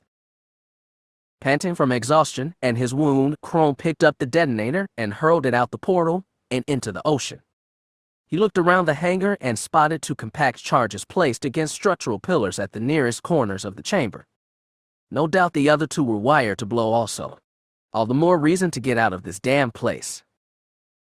He took his first step toward intruder when 2 more figures sprinted into the room. Red armor, white blades. Imperial Knights, Davek Fel's custom-tailored personal Jedi minions. For Vermin the man had ambition, and Krone hoped Vol had made him pay for that insolence. There was no choice but to engage them. When he got close, Krone saw they were mere youths, younger than the Fel prince he battled on Nemesis. They tried to take him at once, hitting both flanks. It was an amateur move, and Krone kept skirting away from their blows, forcing them to chase him and attack from the same angle.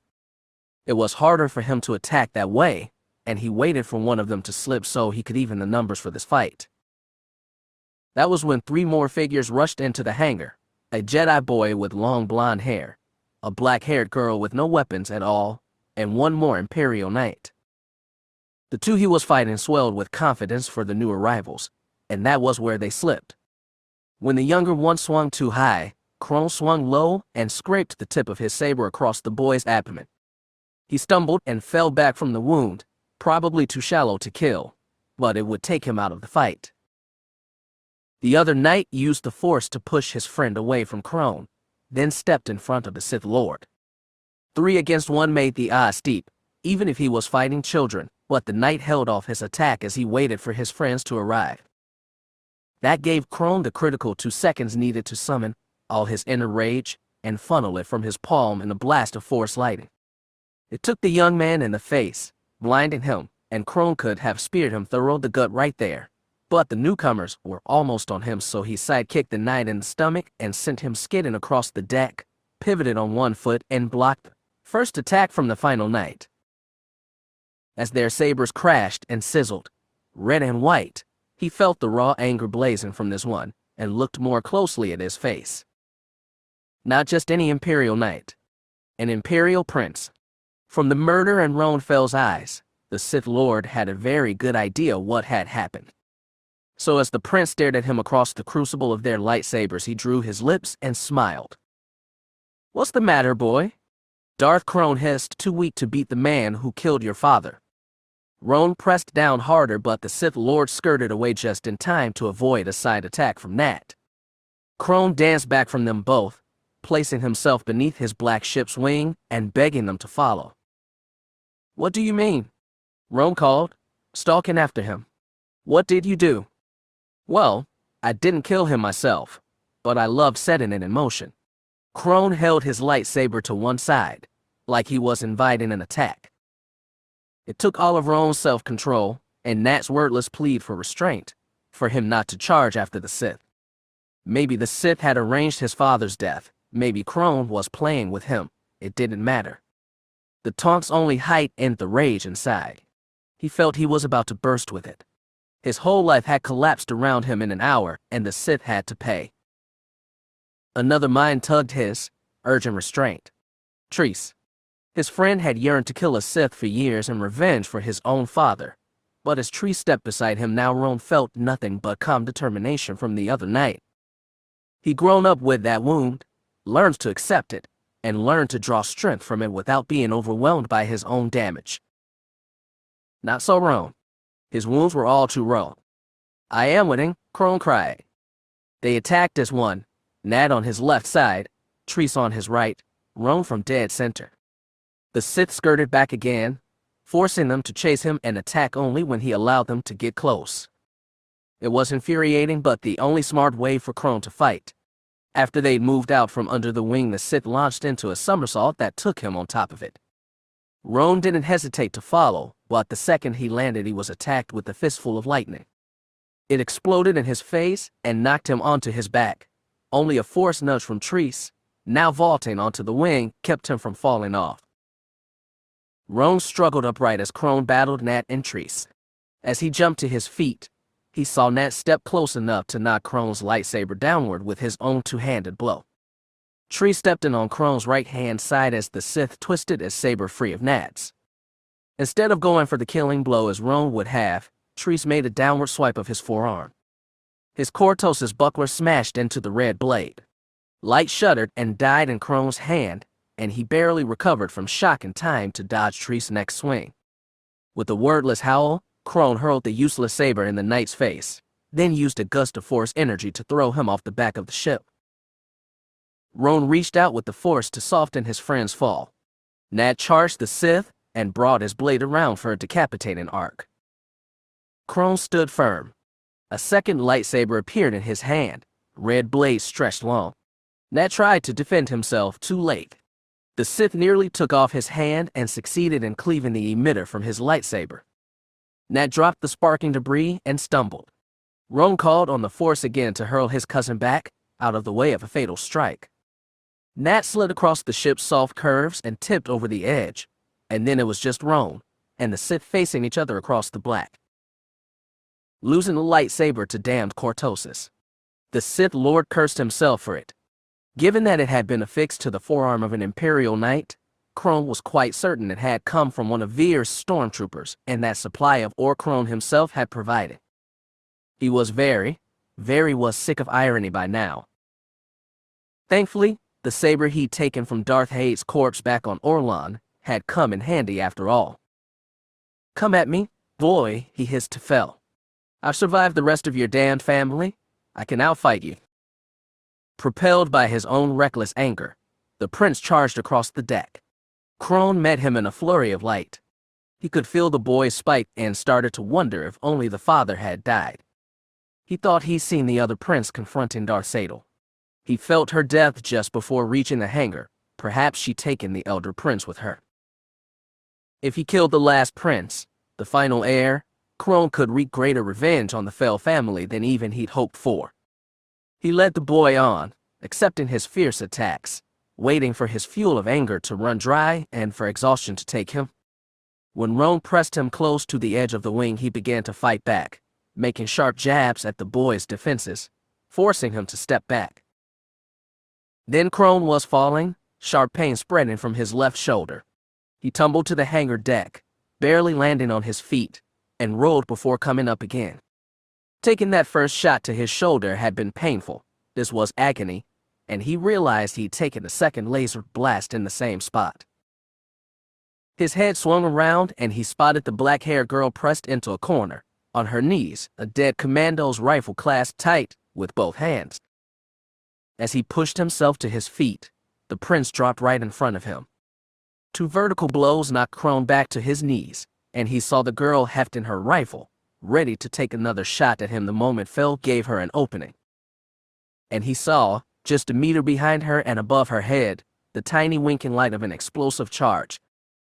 He dropped off his knees, onto his back, and used the force to propel himself 2 meters across the deck. When his shoulders knocked into the corpse of a commando, he grabbed her fallen rifle, lifted it, and fired a single shot over the girl's head. Somehow Fel knew what he was doing. He spun around, reached out a hand, and used the force to drag the girl away from the explosive charge right before Crone's laser hit it. The fireball sent a shockwave across the hangar, spilled dust from the groaning ceiling, and debris from the blasted open walls. White ash filled the air, clouding everything. Crone pushed himself to his feet and staggered through the haze. He couldn't even hear anything for the ringing in his ears. He called on the force to push away some of the ash, and started toward the spot where Intruder's landing ramp would lower. As he fumbled his free hand in his robes for the controls to pull it down, 2 white pillars resolved out of the haze. Lightsabers fell on him soundlessly. He grasped his own in both hands and caught their attacks. On his left, that red-armored knight who'd already cost him 1 weapon. On his left, the long-haired Jedi brat with the borrowed blade. Crone did what he'd done before, backed away and forced them to follow, but he only got a few steps before his back hit something hard, something metal. A damned landing strut. White blades fell on him. Crone could barely defend both with his bad shoulder, so he called his anger and turned it into a burst of lightning that knocked the knight back. He crashed his saber into the Jedi's with a one-handed blow. The Jedi, instead of pulling his saber out from beneath, twisted his blade and the Sith's arm with it. He twisted his arm a little more, twisted it until his forearm knocked into Crone's blade. The Sith didn't see the cortosis until it shorted out the lightsaber in his hand. Crone dropped it in shock and stared at his empty hands. Then he stared at the white blade that stabbed into his chest from the right. Another blade joined it, piercing him from the left. As pain overcame everything, even his anger, Crone lifted his head and looked at his killers. 2 children, 2 brats, neither of them even a prince. A young Imperial knight and a young Jedi, scions of a splintered union, now come together in battle to plunge their blades into a Sith Lord. It was sickeningly poetic. They pulled their lightsabers out of him as one. Crone lost the strength to raise his head. His vision grew darker. He tipped forward and felt his forehead crack against the hangar deck, but it was a distant pain. Everything felt distant, even all the ambitions and vanity that had driven him here. He wondered why they compelled him at all. As Crone faded into nothing, his only certainty was that while he hated irony, poetry was worse. By the time their hearing started to come back, they'd made sense of most of it. The explosion Crone had triggered had destroyed 1 support pillar and partially collapsed the roof.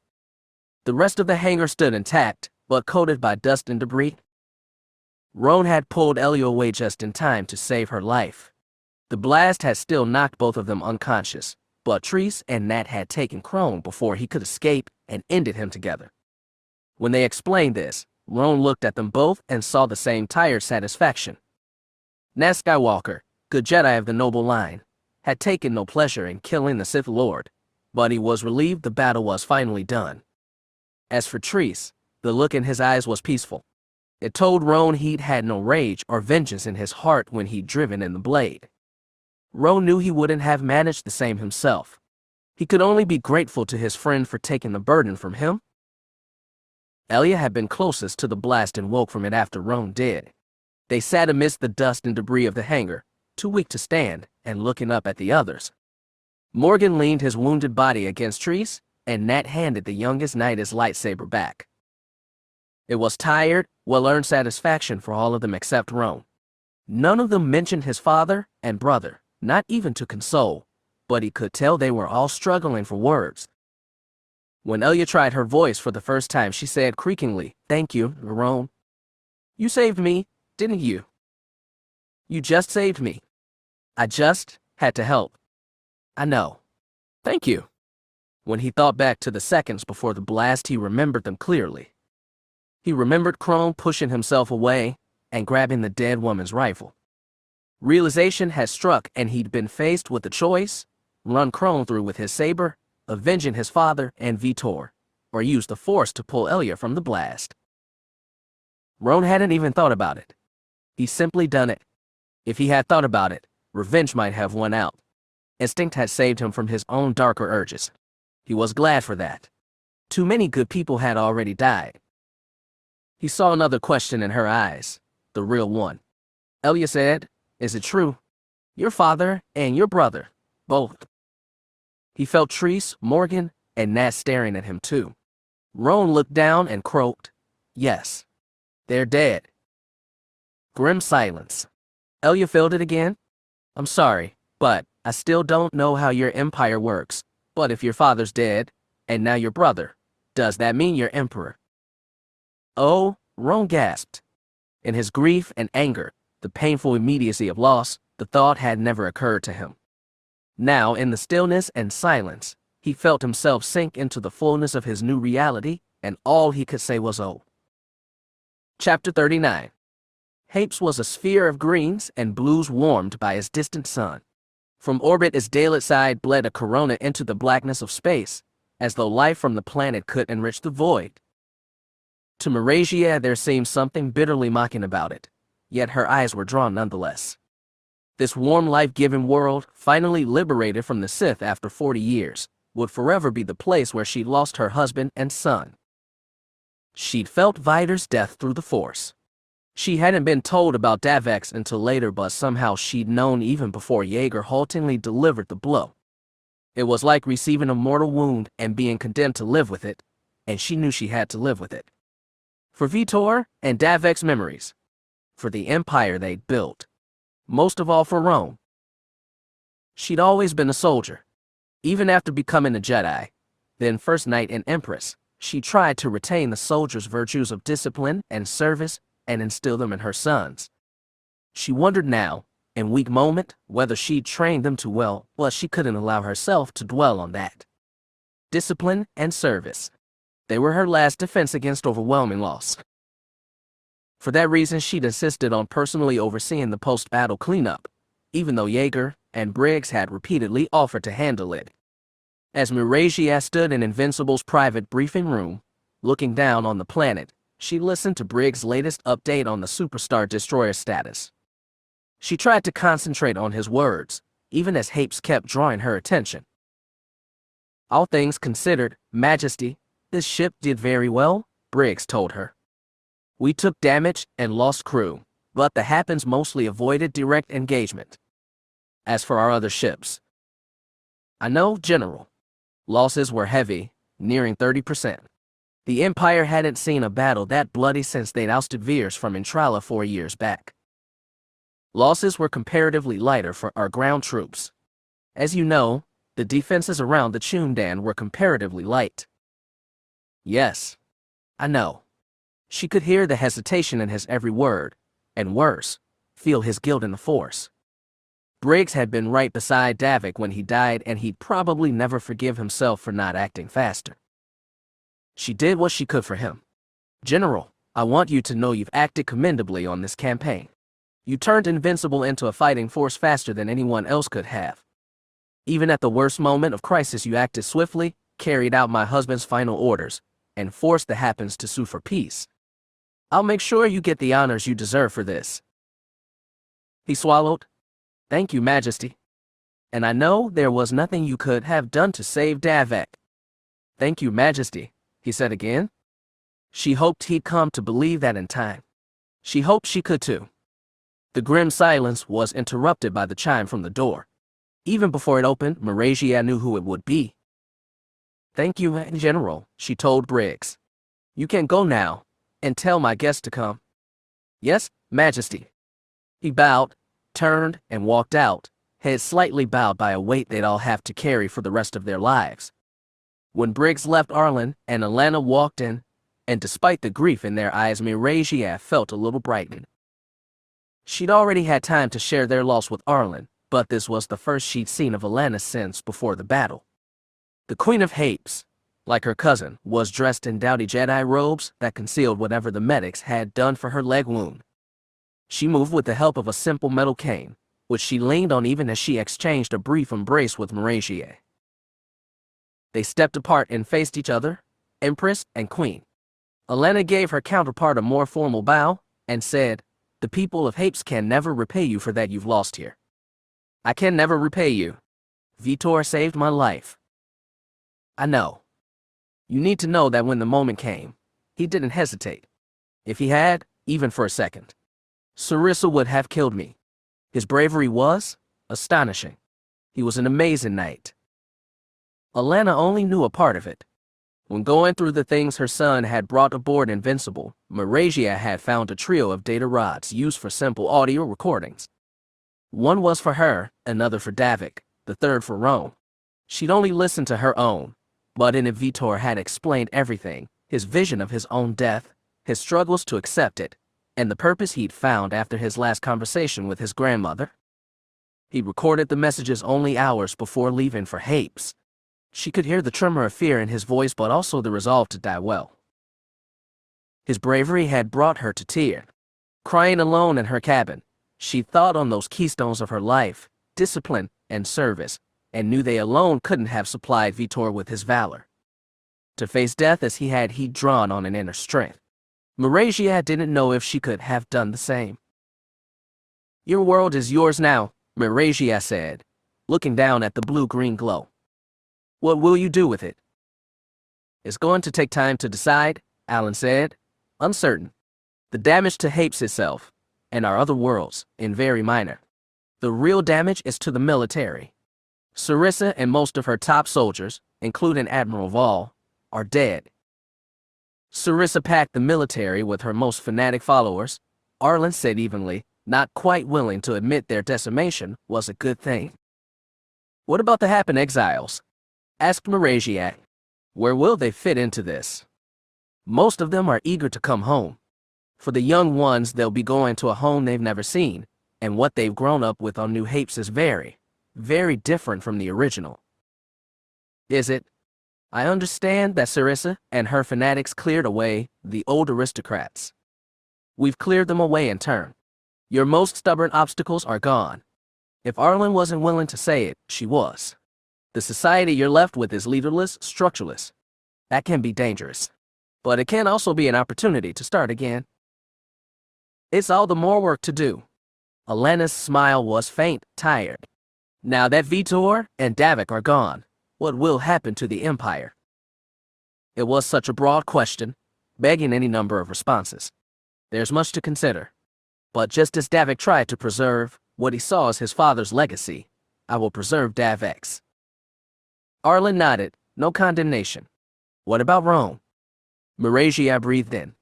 "Rome will become emperor." "He's very young," said Alana. "I know, and I'll guide him every step of the way. Davek prepared all along for his sons to succeed him. That's why he made them the face of the Imperial Knights in the public eye. He sculpted them to be heroes," Arlen said, with a little reproach this time. "The Empire needs heroes. It needs strong symbols for its people to aim toward. Most of all, it needs to press ahead to the future. Because Roan is young, he can carry the Empire ahead for decades and still remain vital and strong." "That's a very heavy burden for him," Alana warned. "I'll help him carry it. So will all the Imperial Knights." "It sounds like you've given this a lot of thought," said Arlen. I have. And it's my choice to make. The Empire needs to move forward, not look back and regret. It would be difficult. Meragia would struggle to do it herself. The finality in her voice made the others pensive. Alana asked, have you identified Davek's killers? That was another stab to the heart. Yes. It was a group of restorationists. Alana's eyes widened in surprise. How did they get aboard Invincible? Meragia sighed. Briggs had pursued the investigation with a guilt-driven fervor and uncovered everything. In the middle of the battle, Invincible recovered a set of escape pods from a destroyed frigate that identified itself as Swordbearer.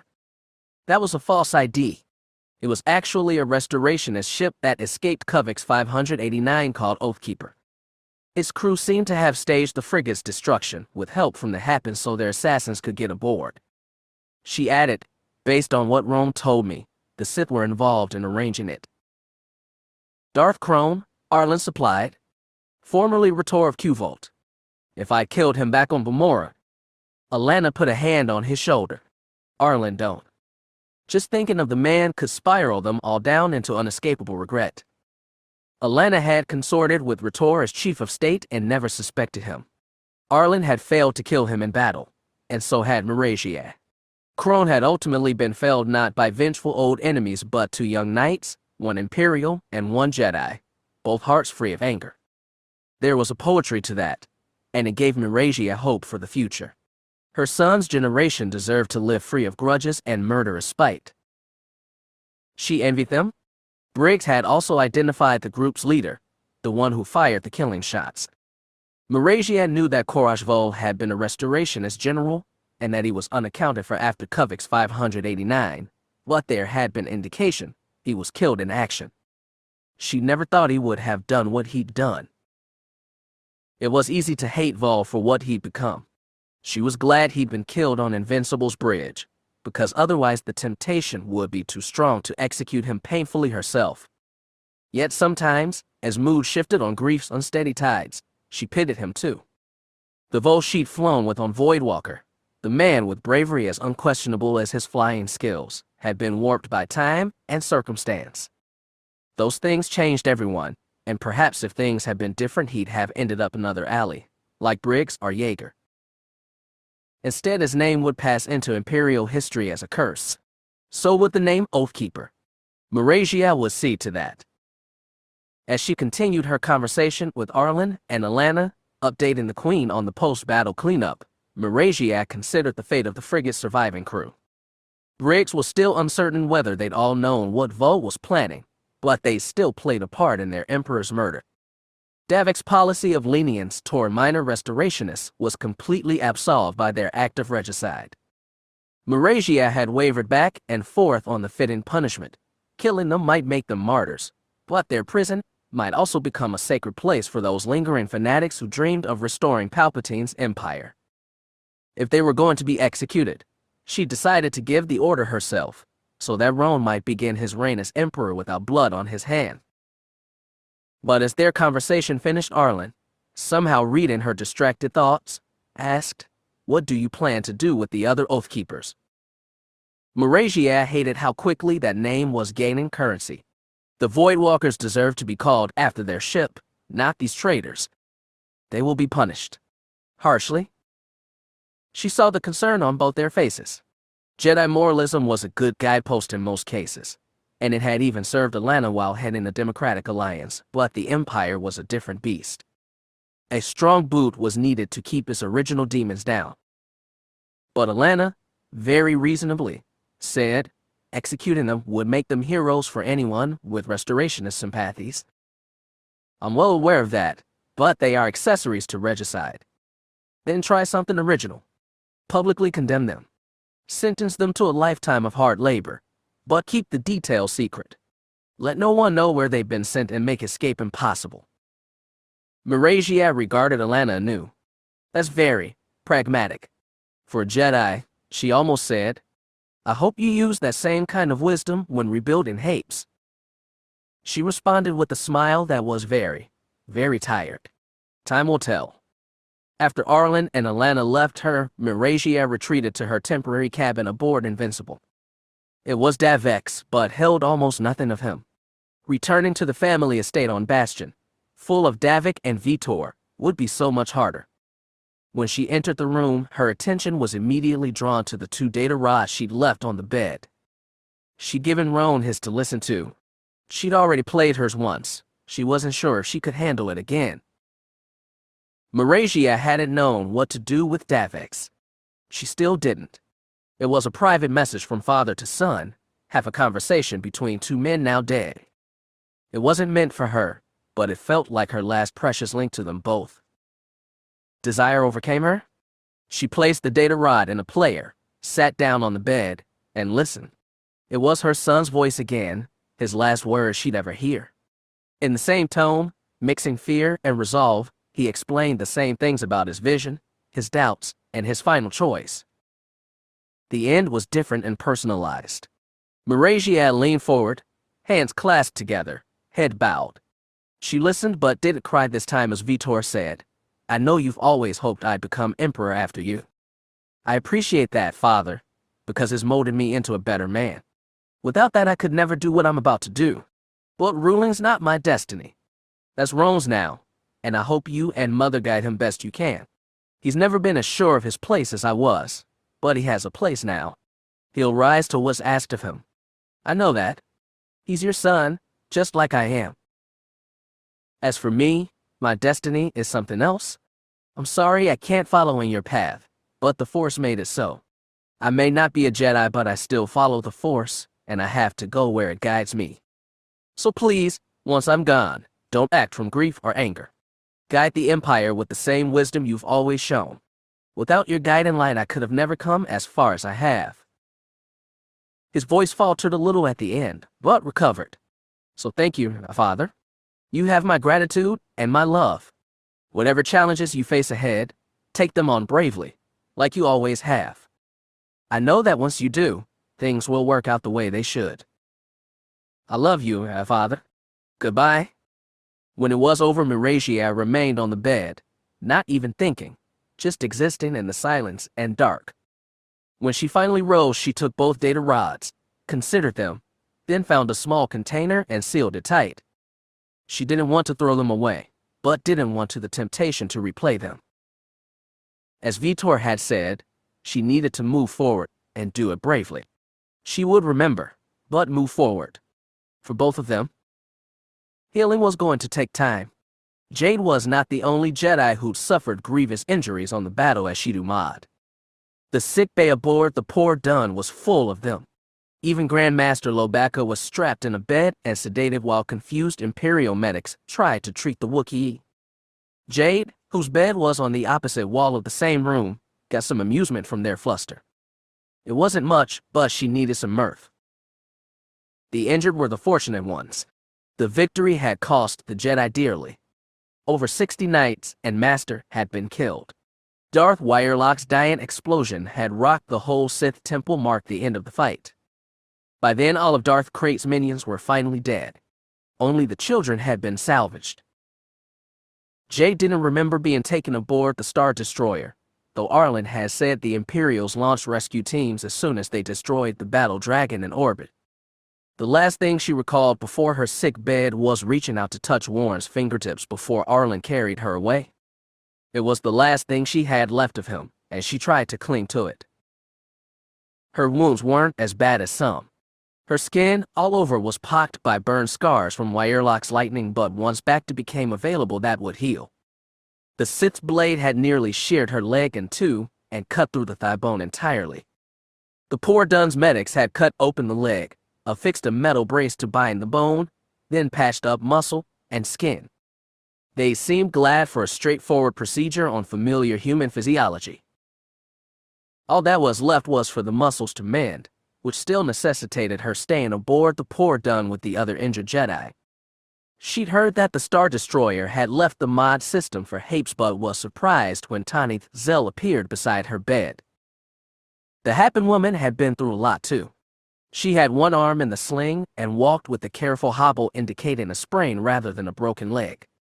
Jade had already gotten an explanation of the fight on Hapes, but listened to Tanith tell her own version. I'm sorry I wasn't there to help take down Sarissa, she said. I was so close. Jade told her, you were lucky to survive a fight with the Sith at all. Alana couldn't have done it if it weren't for Davek Fel. Did you know him well? Not nearly as well as I should have. I'm sorry. Liberating Hapes cost everyone so much. We can never repay the Jedi and the Empire for what they've done for us. What do you think you'll do now? It was too broad a question. Tanith sighed heavily. The Hapes used their entire navy to defend themselves. Now most of it's been ruined. It's going to take a long time to find people we can trust in the existing officers' corps. We can use people from the exile community, but they don't have experience with large-scale military operations. And we'll have to reform the bureaucracy too. She trailed off, lost in political convolutions. She seemed very much like Alana then, Alana who'd always been torn by so many great and competing responsibilities. What about your family? Jade asked. Your husband? Your son? The other woman blinked. We'll be moving to Hapes, of course. My husband, he thinks he wants to help. Let him help. Let him lead, if he wants to. Perhaps that will be allowed. Tanith smiled tightly. I'm hoping those us from New Hapes can make the original newer too. It had been half a lifetime since Alana had stood in the royal audience chamber of the Fountain Palace. She was surprised by how little had changed once you peeled away the martial black banners Sarissa had draped over the walls. The emerald stone throne was the same. As she stood before it, Alana could remember being beside her mother as Tenno-Ka held court, surrounded by hundreds of decorated nobles feigning admiration while devising schemes for personal advancement. Her mother was gone now, and so were the nobles. As she stood on the throne's dais and looked out at that great and empty hall, Alana felt small and alone. This could be a grand place again, said a voice behind her. We'll fill it for your coronation ceremony. We'll have to show that Hapes is now a part of the galaxy again. Invite people from the Empire and the Jedi, of course. The Alliance too, for all the help they've given us. We should keep good relations with them, though I wouldn't rush to rejoin. Alana looked back to see the only other person in the room. Tanith stood with one arm in a sling, free hand braced but still reverent against the throne's armrest. You sound like you're planning for the future. Always, Tanith said. A smile crinkled Alana's features. I was hoping you'd say that. She looked down at the emerald throne. She never coveted it, not when it had been her mother's, nor when Demia and Sarissa had claimed it. When she was young, she'd sometimes dreamed of what she'd do with queenly powers, but dreams had always been tempered by knowledge of her mother's burden. She fought to liberate Hapes from Sarissa because it was her duty, as a Jedi and rightful queen, to save her people from the Sith. She never savored the prospect of ruling, and she'd thought long and hard about what to do once she retook the throne. She'd also thought about whether she belonged on the throne at all. In the end, she'd been decided by something Miragia had told her. People of their generation had played their part in building the future. If great changes were to be designed and carried out, it deserved to be done by people with the time and vigor to do so. People of their generation still had a critical role as guides and teachers, but the future needed to be decided by those who live it. Tanith, I've come to a decision. Yes, Your Majesty. I will not reclaim this throne. Tanith stared. Majesty. I won't be Your Majesty anymore. Hapes has changed too much. We haven't done all this just to create a new generation of queens and scheming nobles. This is an opportunity, Tanith, and it's been paid for by too much blood. We can't afford to waste it. It would disrespect Vitor, Davek, and everyone else who died. Tanith didn't look surprised, just curious. What would you do? We can make this Hapes our new Hapes. It won't be an aristocracy, and it won't be a dictatorship.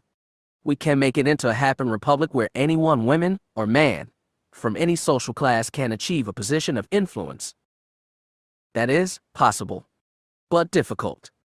I was chief of state for the entire Galactic Alliance. I know how difficult and messy democracy can be. Compared to managing that, the Hapes cluster is simple. So is that what you'll be? Chief of state for the Hapes consortium? Alana shook her head. No, it needs to be you, Tanith. The woman's jaw finally dropped. Majesty. I am not your majesty or anyone else's. Not anymore. I'm not prepared for this. You're the most prepared person I know.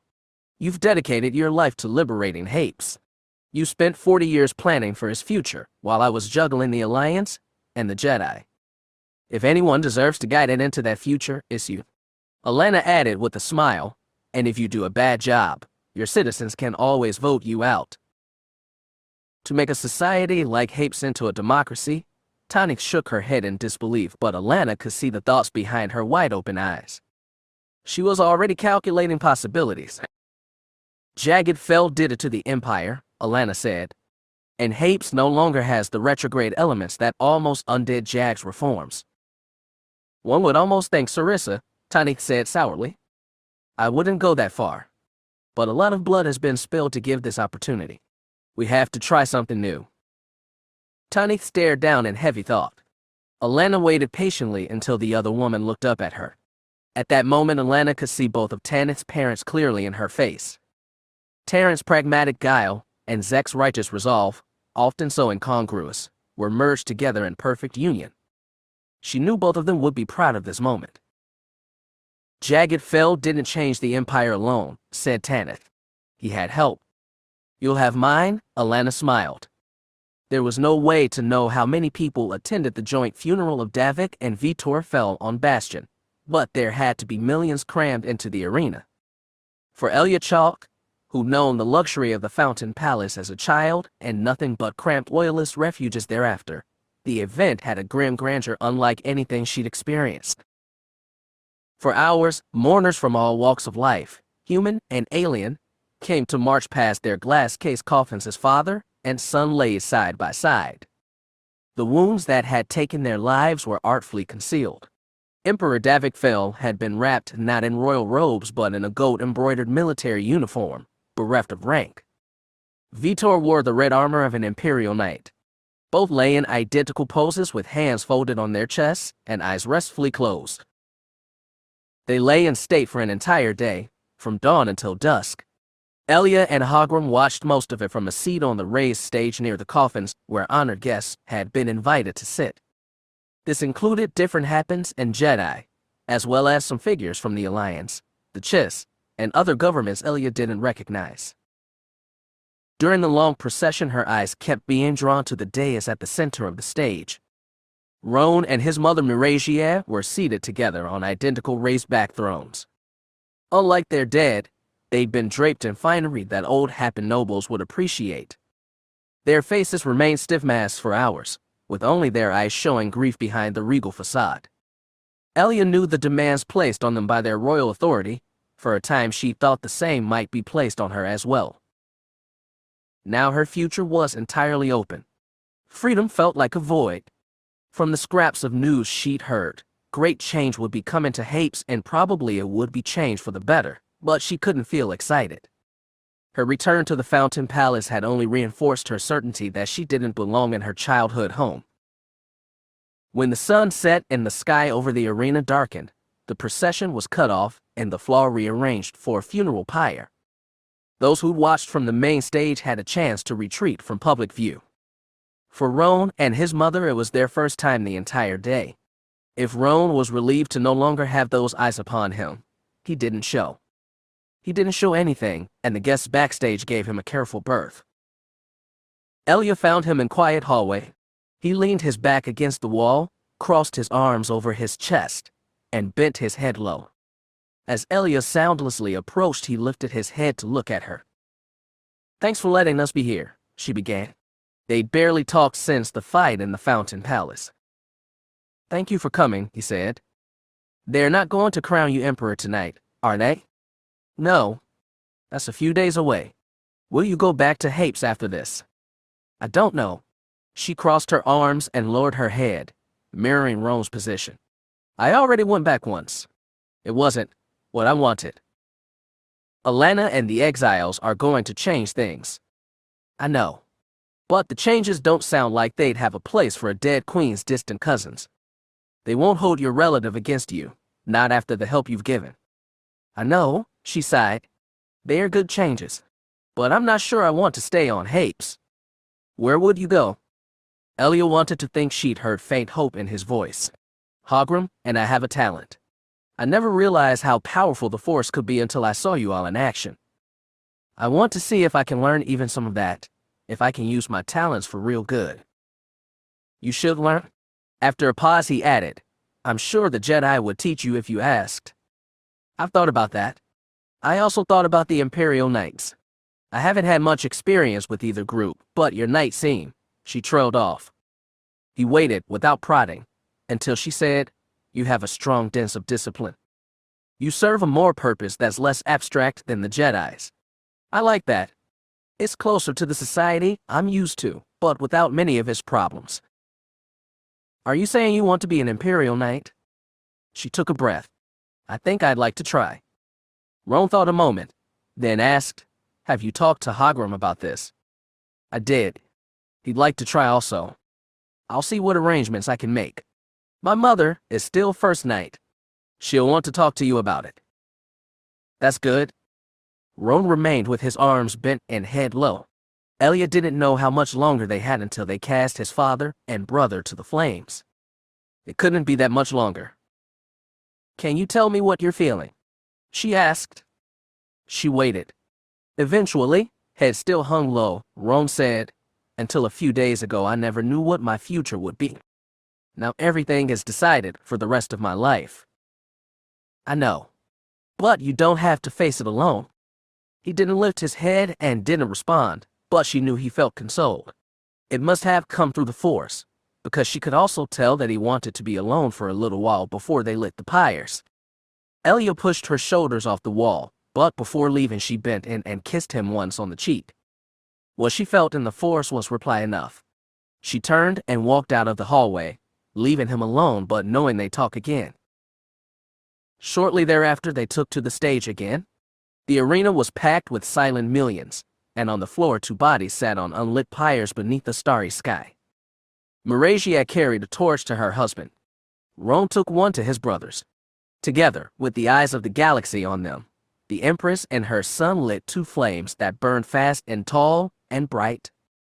Smoke rose invisibly into the night, carrying the ash of 2 lives. The essence of them, Elia knew, remained in all who watched. Marin had never felt at home on Ossus. Not really, but she never felt like a total stranger until coming back from the ceremony on Bastion. The feeling of alienation had been strong and immediate, but it only gave confirmation to feelings that had been growing inside her, not just since Vider's death but minutes. When she sat down with her father in his quarters, she told him what she decided. She begun with what she should have told him before events had swept them apart.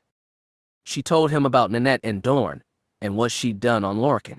She told him about Vitor, and what she'd done and failed to do.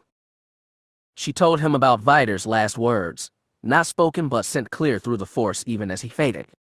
Don't regret this. It was the hardest thing he'd ever asked of her, and she told her father what she'd need to do first. She'd expected him to argue, or at least raise strong objections, but he listened to her words in calm and mournful silence. When she was done, Arlen asked, where do you think you'll go now? She was bent forward in her chair with her lightsaber in both hands. I'm working in that. The nice thing about spending a couple years in the Outer Rim is I've made a lot of connections. Some of them don't even know I'm a Jedi. She paused. What's a Jedi? That's going to be hard to get used to. You don't have to leave the Order, not officially. If you want to take some time alone to find your place in it, or apart from it, I'm sure Lobaka will understand. She shook her head. No, I can't be tentative with this. I went after Kaner all just telling myself I could just put that Jedi part of me aside, for a time. What I ended up doing was so much worse. I have to sever my ties entirely. Not entirely. Arlen reached out and put a hand on hers. Never entirely. I'm not going to hide. I'll stay in touch with you, and Mom. But I won't go to Mandalore either. I belong there even less. I'll find some place new. Like I said, I've made connections. You know, growing up I spent too much time among Jedi here and on Bastion. It wasn't until I left that I realized there's trillions of beings out there who don't have the Force at all. They live their lives without having the weight of the galaxy dropped on them or being torn apart by different cultures. Most of them seem to do just fine with that kind of life. Is that the kind you want? Where you don't use the Force at all? Do you really think it will be better than the life you have now? Dag. I'm not arguing. I just want to know. I think I have to find out.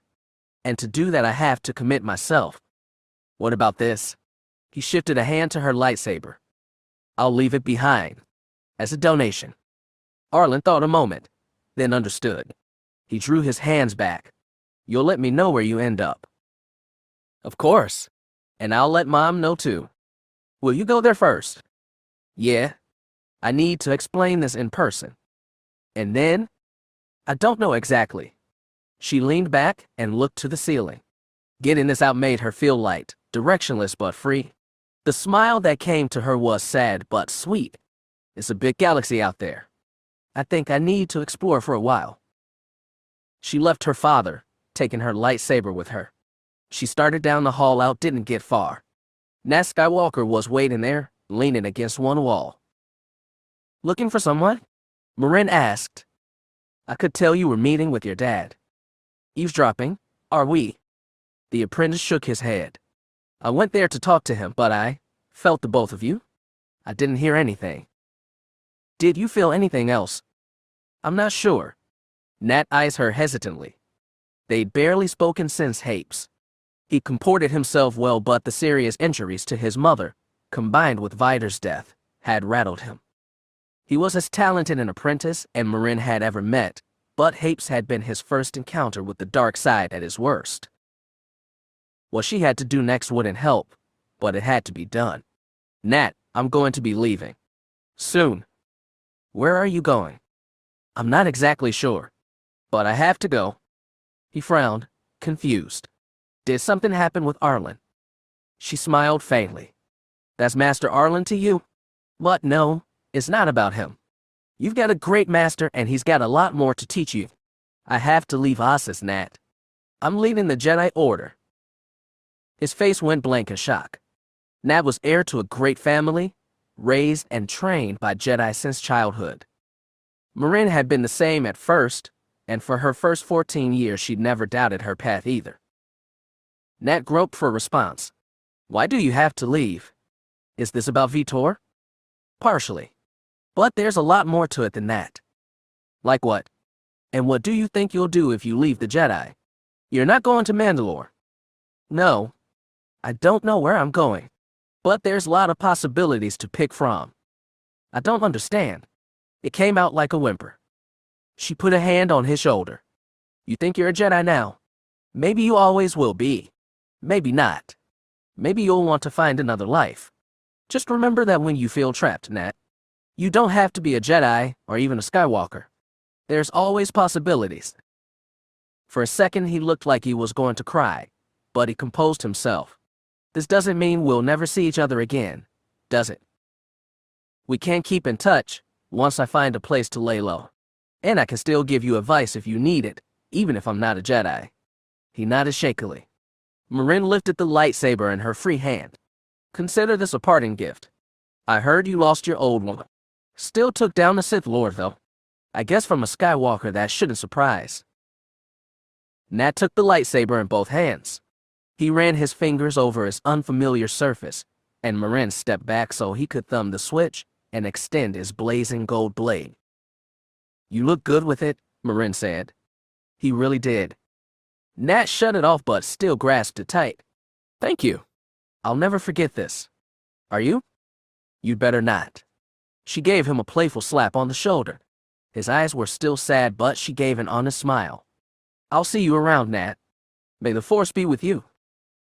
Nat opened his mouth to return her farewell, then reconsidered. Good luck. Luck's good too, Marin said, patted his shoulder once more, then walked past without looking back. Every step felt long and light. There was so much behind her that would always weigh her down, but at least she could keep walking. Ossus was rarely a charming world, but sundown was the exception. The sun smoldering on the horizon, turned the sky shades of red and gold, and though it was cloudless and blank, it was textured by colorful stardust that grew brighter as night encroached. At the same time, the desert and mountains surrounding the Jedi Temple were dyed the same red gold as the sky. 2 moons, so pale as to look spectral, were slowly rising. Once night fell, and they crawled upward, they looked down on the temple like a pair of eyes glowing out of the Crown Drift's face. I always remembered nights like this, Jade told Arlen as they sat side by side on the edge of a balcony near the top of the upper pyramid. The way those 2 moons lit up the sky, it was always special. For a long time they made me think of Mom. Arlen knew why.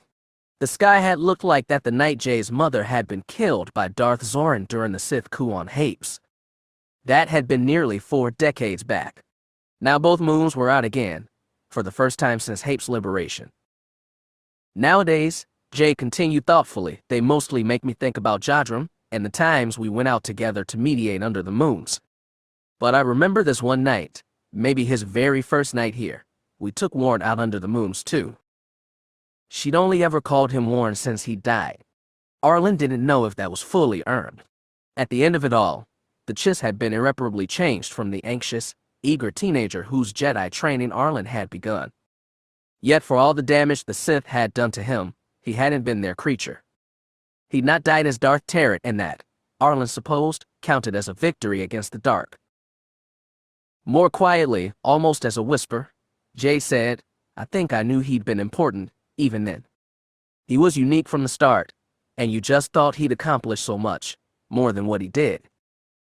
He allowed us to destroy Darth Krayt finally, and you and Jadram might not have been able to kill Abeloth without him. Arlen considered, then added, whatever he was in the end, he accomplished more to fight the dark than almost any Jedi. Maybe in his own way, the Force itself was working through him the whole time. When you took the help he offered, whatever his motives, you were accepting the will of the Force and moving the rest of the Jedi with it. It was a big idea, something he'd never articulated before, even to himself. He expected Jade to object or ponder it for a long time in silence, but instead she tilted her head back and shook with a dry laugh. What's so funny? She smiled at the sky. That's basically what your mom said to me on Zanima II. Well, she was always wiser than the rest of us. For Jaina, he knew all wisdom had come hard-earned. Jade dropped her head. She's not really gone, you know. I know. They heard a sound below, the warming of thrust engines. Jade tilted her head quizzically, but Arlen knew what it was. He felt his daughter touch him in the Force, a short farewell, before the engines roared and a battered old X-Wing leaped from the temple hangar and soared to a darkening sky. Jade and Arlen watched her 4 thrust trails dwindle to one faint light, indistinguishable against the brightening stars, until that too disappeared. Nat said she gave him her lightsaber. Jade said, it's a good blade. So she really means it. She's not coming back. No, I don't think she is. Night settled around them in silence. Eventually Jay said, you're taking it better than I thought. I never wanted this, but Marin does. And I think, for her, it's probably the right choice. There's so many possibilities out there for a life that doesn't demand she be a Jedi, or a Mandalorian, or a Fel, or the scion of a Skywalker. Jade made a faint, wistful hum. Arlen glanced at her to see her still watching the rising moons. He knew Jade had never desired the heavy destinies of Ben, Luke, and Anakin. Destiny had found her anyway, again and again. Warren had always dragged her into it, or maybe it was the reverse. Now that his destiny was ended, perhaps Jade's was too, and she could have the peace she desired as she continued to guide Nat and Cole. And when they grew, destiny would probably find them too, and they'd have to deal with it in their own ways. That was something that could only be revealed in the fullness of time. Hey Arlen, Jay said, you're having some grandiose thoughts, aren't you? Possibly. Jade breathed deep of the dry, cooling air and carefully pulled her legs on the balcony stone edge. She shifted to sit in a cross-legged meditation pose and said, we should clear our heads. Here. Yours doesn't need clearing. When he didn't deny it, she looked up at the sky again. Red and gold were fading to violet and would soon turn black. The moons had turned from specters to luminous disks that would only glow bright as they reached the apex of the sky. Nights like these didn't come often, but they were always special. Okay, I could stand a little meditation, Arlen agreed and shifted his legs. A night like this, just us and the universe. Sounds good to me. Darth Rune had never been here before, but it still felt like a homecoming. Every one Sith on Shidu Mod had been trained in their order's ancient lore, and all of them had ached to one day see Corbin. Darth Wyerlock had forbidden their coming here, on the belief that the Jedi, knowing of the one Sith's existence, would have watchers on the place at all times. None had been detected when the ship from Shidu Mod had exited hyperspace over the dark, seemingly lifeless world. They fell into the atmosphere and settled within the Valley of the Dark Lords, where stone ruins remained majestic and fearsome even in decay. As Ruin stepped out of the ship and into the valley, he tilted his head back and stared with unashamed awe at the towering statues of Sith Lords thousands of years dead. Each monument had endured the grind of millennia and the predations of the Jedi to proclaim the power and majesty of the Lord entombed within. The thought of one day leaving his own mark on the galaxy and earning such a memorial for himself was intoxicating. "Do not fall victim to your vanities, Lord Ruin," said a voice behind him, rasping but firm. "Always remember, we are one Sith." Ruin stiffened and turned to see the other Sith who'd escaped Shidu Mod descend the landing ramp. At the heart of them was a figure taller and broader than the rest. While the others wore black robes, his body was encased in jagged, organic US Hinvong armor that had been grafted into it nearly a century ago and taken root. A fearsome horned mask covered all his face except for his tattooed lower jaw and glow of his eyes, one golden red, the other icy blue. The other Sith cleared the way so Darth Krayt could step into the valley. The Dark Lord of the Sith closed his eyes and breathed deep, savoring the acrid air. More, he savored the dark energies that seemed to emanate from every tomb. Even in death, the power of these ancient lords lingered on. They filled the air like invisible miasma. Just being here was intoxicating. Ruin felt like this was the moment he'd been waiting for all his life. Then Krayt said, "Come, follow me." The Dark Lord led the way. The other Sith followed him deeper into the valley. The chasm grew increasingly narrow, and the ancient ruins loomed higher. The crumbling stone faces of the ancient Sith seemed to leer down at them in judgment. Darth Krayt had spent many years on Corbin. For a time he'd even slept here, until the attention of the Jedi had caused him to seek another shelter for the one Sith. Best Rune knew he'd been in stasis since arriving on Shidu Mod, directing Darth Wyerlock through his dreams. Those dreams had allowed him to see the coming of the Jedi to Shidu Mod and prepare. Ruin had been surprised when Darth Kika gave him the order. He thought, with arrogance plain in retrospect, that the Sith stronghold could withstand a Jedi assault, especially with the aid of the Hapes. He had been wrong. He felt his comrades die from across the stars, one after another. All of the Sith had recoiled in shock and agony except for Krayt himself, who spent most of the flight to Corbin locked in solitary meditation, funneling his strength into Wyerlock across light years so she could make a convincing end of it. Krayt led them through ancient ruins like a man walking casually into his quarters. Lightning cracked overhead and thunder rolled, but the Dark Lord paid it no heed. He marched them to the base of a tomb whose statue had cracked at the base and jutted diagonally outward. It seemed on the verge of tipping but likely hadn't budged in millennia. Krayt stood in the shadow of the tipping statue. His acolytes gathered behind him. Ruin felt the rustling of dark energies and heard the scraping of stone over stone. He watched as the door to the tomb slid open. Figures in dark robes emerged from the lightless catacomb. There were dozens of them, more than those that had escaped Shidu Mod, but far less than those who'd been left behind. Darth Rune had never heard of this hidden Sith redoubt until Darth Kika told him, but here it was. They'd lost much at Shidu Mod, too much, but they would rebuild. The figure closest to Krayt stepped forward and threw back his hood. It was a young Chagrian with a face tattooed in black and red. As he looked up at Krayt, his eyes widened and his jaw hinged open, like he was lost in awe. Then he dropped to his knees and bowed. The other acolytes did the same, and once on their knees they threw off their hoods. Each of their faces was marked in black patterns, the sign of those born into the one Sith. "Lord Crate," the Chagrian hissed, "it is an honor to behold your majesty." The Dark Lord looked down with a faint smile. "Greetings, Darth Wyerlock." That sent titters of confusion through the Sith at Crate's back. The Dark Lord turned his horned head and told them, as his grandfather and mother did before him, "This Wyerlock will serve. He will speak for me when I return to my stasis chamber." That garnered more confusion. Ruin held his tongue, but Darth Vuric was brave enough to say, "Lord Crate, we thought that you had emerged from sleep to command our revenge against the Jedi." "I have, but that hour is not now. We will need time to rebuild and recover from our losses. But do not fear. Our victory is more assured than ever. The Jedi believe our one Sith destroyed. They believe I am dead. Because they do not seek us, we will be more able to plant the seeds of their destruction. Be patient, my Sith. Look around you. I have selected you to join me on Korriban because you are loyal, and because you are young. Don't despair of seeing our design realized. Don't doom yourself with vanity and haste like Tyrant and his traitors. As your Dark Lord, I promise you that within 30 years we will have broken the spine of the galaxy.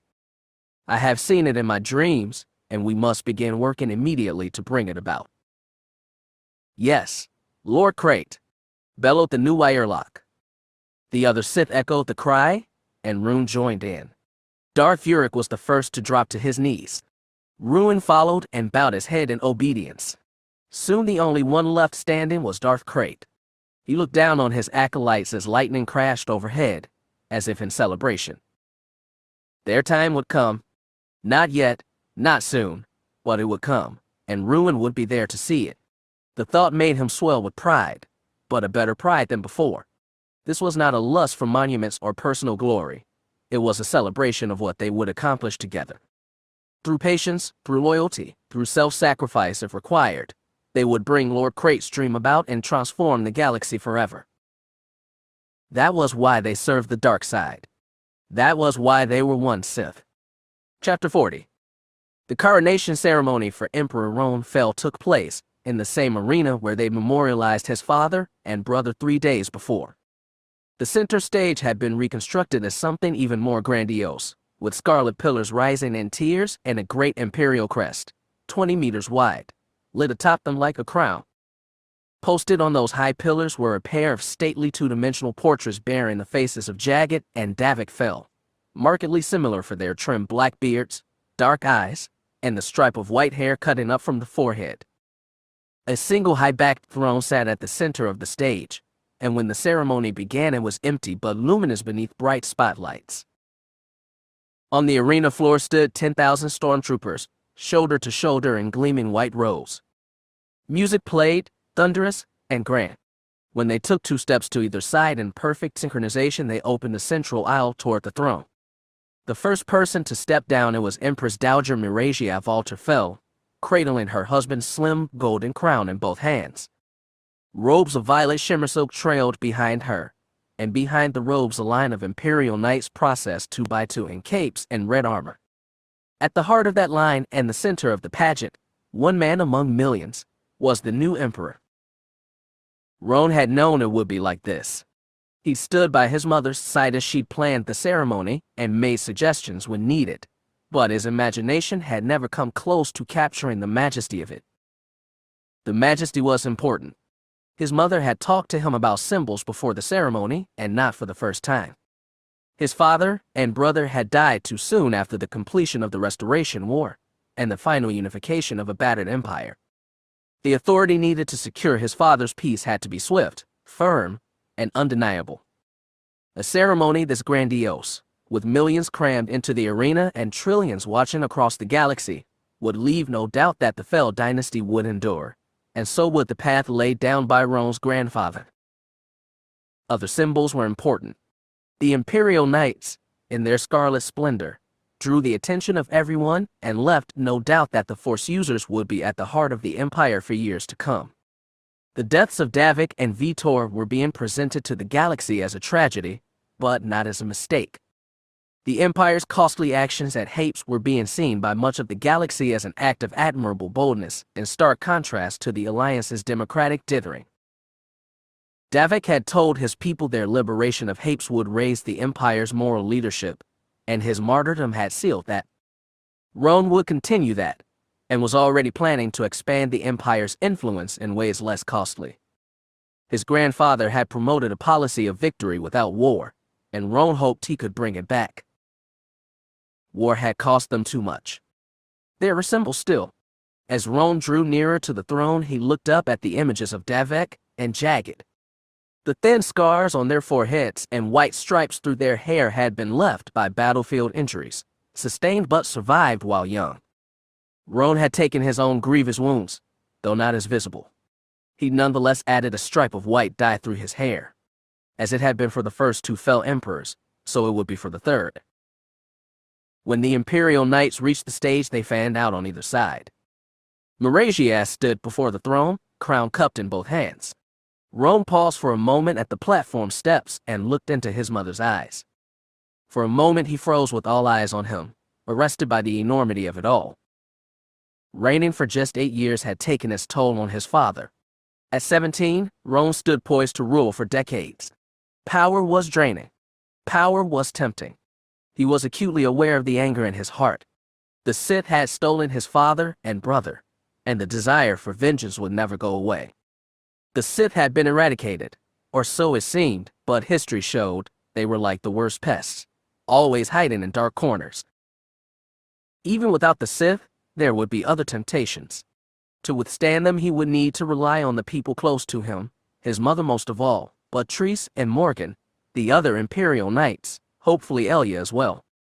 With them, the toll of ruling would be less harmful. Roan clung to that thought and mounted the steps. The music reached crescendo. He stepped in front of his mother and dropped to one knee. Merazias placed the crown gently on his head. It was thin and light but seemed to weigh so much. Yet when he felt his mother's touch through the force, he rose smoothly, proudly, to face the assembled millions and the trillions watching from afar. The Imperial Knights lined on either side of the throne ignited their pure white lightsabers and lifted them as one. Stormtroopers pounded fists on armored chests and raised salutes. The crowd erupted in a messy chorus of adulation. It was a moment of history defined. The new emperor tilted his head back, closed his eyes, and let history become him. 5 days after the coronation of Emperor Roan Fel, a very different pageant took place in the grand audience chamber of the Fountain Palace on Hapes. Absent were armored guards with blazing swords, thunderous marches, and assembled rows of soldiers. The emerald throne from which hundreds of queens had reigned was conspicuously empty. A silver cord had been draped from arm to off, elegantly sealing it from use. The dais around the throne, while much humbler than the one the Imperials had used, was still packed with dignitaries. Empress Dowager Fel was among them, representing a son already busy on Bastion. From the Jedi Order, Jade Skywalker and Grandmaster Lobaka made an incongruous pair, and many in the audience themselves selected from every planet, gender, and rung of Happen society had a hard time keeping their eyes off the mountainous Wookiee. From the Galactic Alliance, Kir Esh had come to represent the triumvirate. Once the ceremony began with the piping of a mere half-dozen horns, attention turned to the women who stepped onto the dais from either side. From the right came Tanith Zel, from the left, Jaina Solo DJO. Both wore dresses elegant but not elaborate, and it was hard for the audience to miss the silver lightsaber attached to Alana's belt. Nonetheless, it was not for the former queen that they were gathered. When they converged before the empty throne, Alana placed a hand over her heart and recited the words they'd agreed upon. I, Alana Dijo, agreed to formally pass my power to you, Tanith Zel, on the condition that you abide by all rules laid out in the new constitution of the Hapes Consortium. You will govern by consent of the Happen people, for all Happen people. As first president of the consortium, you will establish a Senate of the 63 worlds, and will work with its representatives to build a new future for us all. Do you swear to hold by those terms? Tanith exhaled, smiled, and deviated slightly from the wording agreed. Absolutely, Your Majesty. Not anymore, Alana whispered, smiling, and turned to the audience. I hereby relinquish all authority passed to me by my mother Queen Tenoka. The Happen monarchy is ended, and the first Happen republic has begun. I wish you the greatest fortune in determining your own fates. The applause was instant and loud. Alana stepped away, leaving Tanith alone in front of her people. When the clapping subsided, she began her inaugural speech, sticking exactly to the words she and Alana had worked out. Alana watched from her place beside the Jedi. Some in the audience kept glancing at her as Tanith began, but 2 minutes into her speech, all eyes were where they belonged. Jade edged close and whispered, "Congratulations." "Thank you," Alana said, "but I'm not out of a job yet. She'll need all the help I can give her." "Still, congratulations." Alana nodded. "Thank you for coming. I know you can't stay long." "It's my pleasure." "You'll be going back to Zanima second." "Yes. I'll take Nat and we'll spend some time with Cole." It was more than deserved. Alana knew more than anyone how important it was for family to be together when it got the chance. "How much time?" "As long as we need," said Jade, with a tight, satisfied smile. Alana smiled too. They watched Tanith complete her speech, landing every word, and she ended with the day's most remarkable reversal, one she had suggested and Alana enthusiastically supported. It was centuries-old custom for Happen Queens to finish their addresses by commanding everyone in the audience to bow as one. When Tanith's speech was over, of the people before her looked ready to dip on one knee. Instead, Tanith was the one who dropped and bowed her red head in supplication to the people. The audience froze, shocked and dumbstruck. From the back, someone started clapping. More joined in, and soon the audience chamber rocked with it, louder than Alana had ever heard. "It looks like you successfully passed the torch," Jay said over the din. "How does it make you feel?" Alana wanted to say relieved, but it was more than that. The loss of Hapes had cast a heavy shadow over the second half of her life. The pressure of future rule had weighed the first half. All of that was gone now, and while challenges remained, they always was. She felt a freedom unlike anything she'd known. No, she thought, not quite.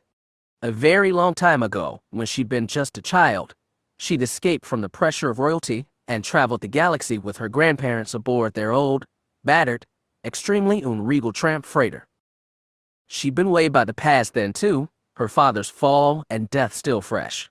But the galaxy had never seemed so fresh or full of wonder as when she'd explored it with Han and Leia. Alana leaned close to Jade and said, "Believe it or not, I feel young." Sundown over the Skirata encampment at Kiramorit was never as dramatic as sunrises, but it still had certain beauty. While the sun set unseen behind mountains in the west, the eastern sky changed smoothly from blue to gold to red to violet, and finally to black. On cloudless evenings like this, it was an especially impressive sight.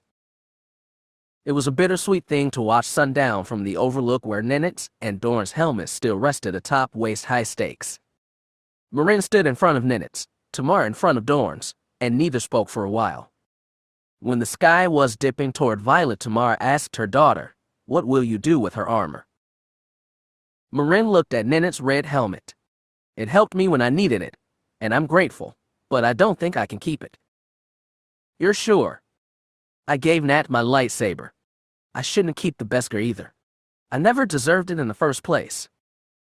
"Yes, you do," Tamar said firmly. "You're a Skirata. You always were." "Maybe. But I was never a Mando. I just pretended sometimes. The only time I really tried to be one." Marin shook her head. "The thing is, I wasn't just play acting as a Mando. I was playing as a Jedi too." Tamar had tried to be a Jedi once and failed far worse than Marin had, but she didn't think her daughter would find that consolation. She'd also tried what Marin was about to do, live a life as neither Jedi nor Mando. It had been a lonely, drifting thing. Tamar had come back to Clan Skirata having realized she'd never be a perfect Mando, but she was glad to be one with the people she cared about. The life she had here was not perfect, but good enough. She was too old to waste years wandering in discontent.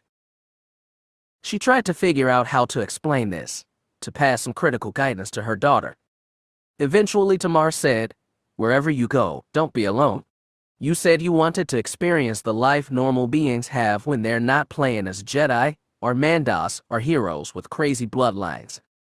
So live it. Find people to live it with.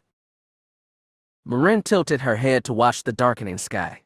After a while, she said, I've already been to a lot of places. I know a lot of people. Some of them I think I could trust. Some of them don't know I'm a Jedi. Then you have a place to start. Maybe. A lot of them don't know me as Davek Fel. I didn't want to advertise the name and give myself away. Understandable. She hugged herself against night's coming chill. They know me as Jaina Solo. It's pretty inconspicuous, and still in the family tradition. Tamar smiled tightly. I've heard your great-grandfather was quite a rogue. Dad bragged about it, didn't he? More than once. But Arlen isn't a rogue, even if he play active when he was young. I don't you're a rogue either. Maybe not. But still, it's a good name, isn't it? I approve. I'm glad. Marin breathed cooling air, shivered, and said, I think I should be going. Do you want to say goodbye to anyone else? I think I've said all I need to. They started back through the forest, past the main settlement, toward the small landing pad on which Marin's battered X-Wing rested. You drop the name, the lightsaber, and the Beskar, but you keep the ship, Tamar observed.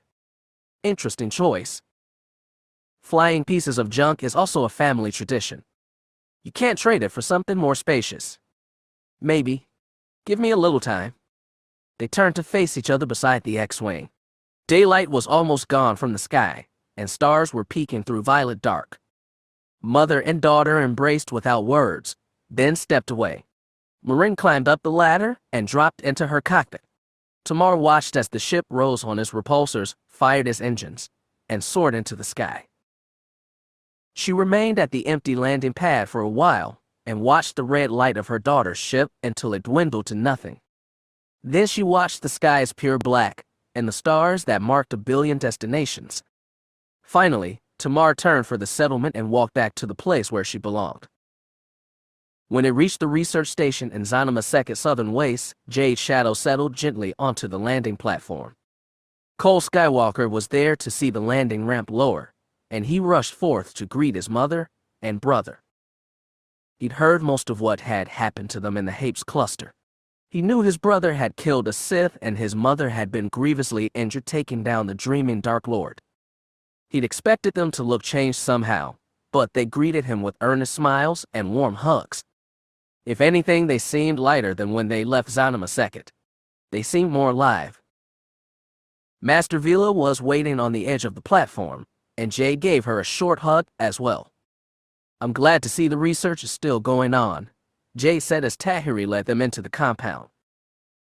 The Alliance is prosecuting Rennis in full, the older woman explained, and they've arranged to send 2 scientists to replace him. I hope these ones are completely vetted. They have been. They're working well with the Shapers. I'm glad to hear it. Jade looked at her son. How have you been helping, Cole? I've been in the labs a little, but less than I did before. Nay runs up in the middle distance. She said she has a lot to learn before she can really help this project. Nay Ren sounds wise. Cole nodded seriously. I've mostly been training down here. You mean you're getting instruction from Master Vila? Asked Nat. Partly, Cole muttered. They gave him uncertain looks. It would be easier to show them later. Neither Jade nor Nat had actually been to this facility before, and Tahiri gave them a short tour, letting them look in on laboratories used by the Alliance and US Hinvong scientists. Do you really think you can heal the whole continent this way? Nat seemed skeptical. That's the goal, said Tahiri. With Jedi, US Hinvong, and Alliance teams all working together, we make more progress than any of us could alone. It's what Aunt Jaina wanted, Cole added seriously.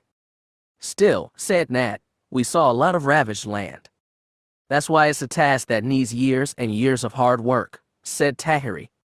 If this goes well, we might even be able to undo some of the US Hinvong terraforming on worlds like Duros and Tina. Let's not get ahead of ourselves. Even Jay seemed skeptical. Cole didn't hold it against them.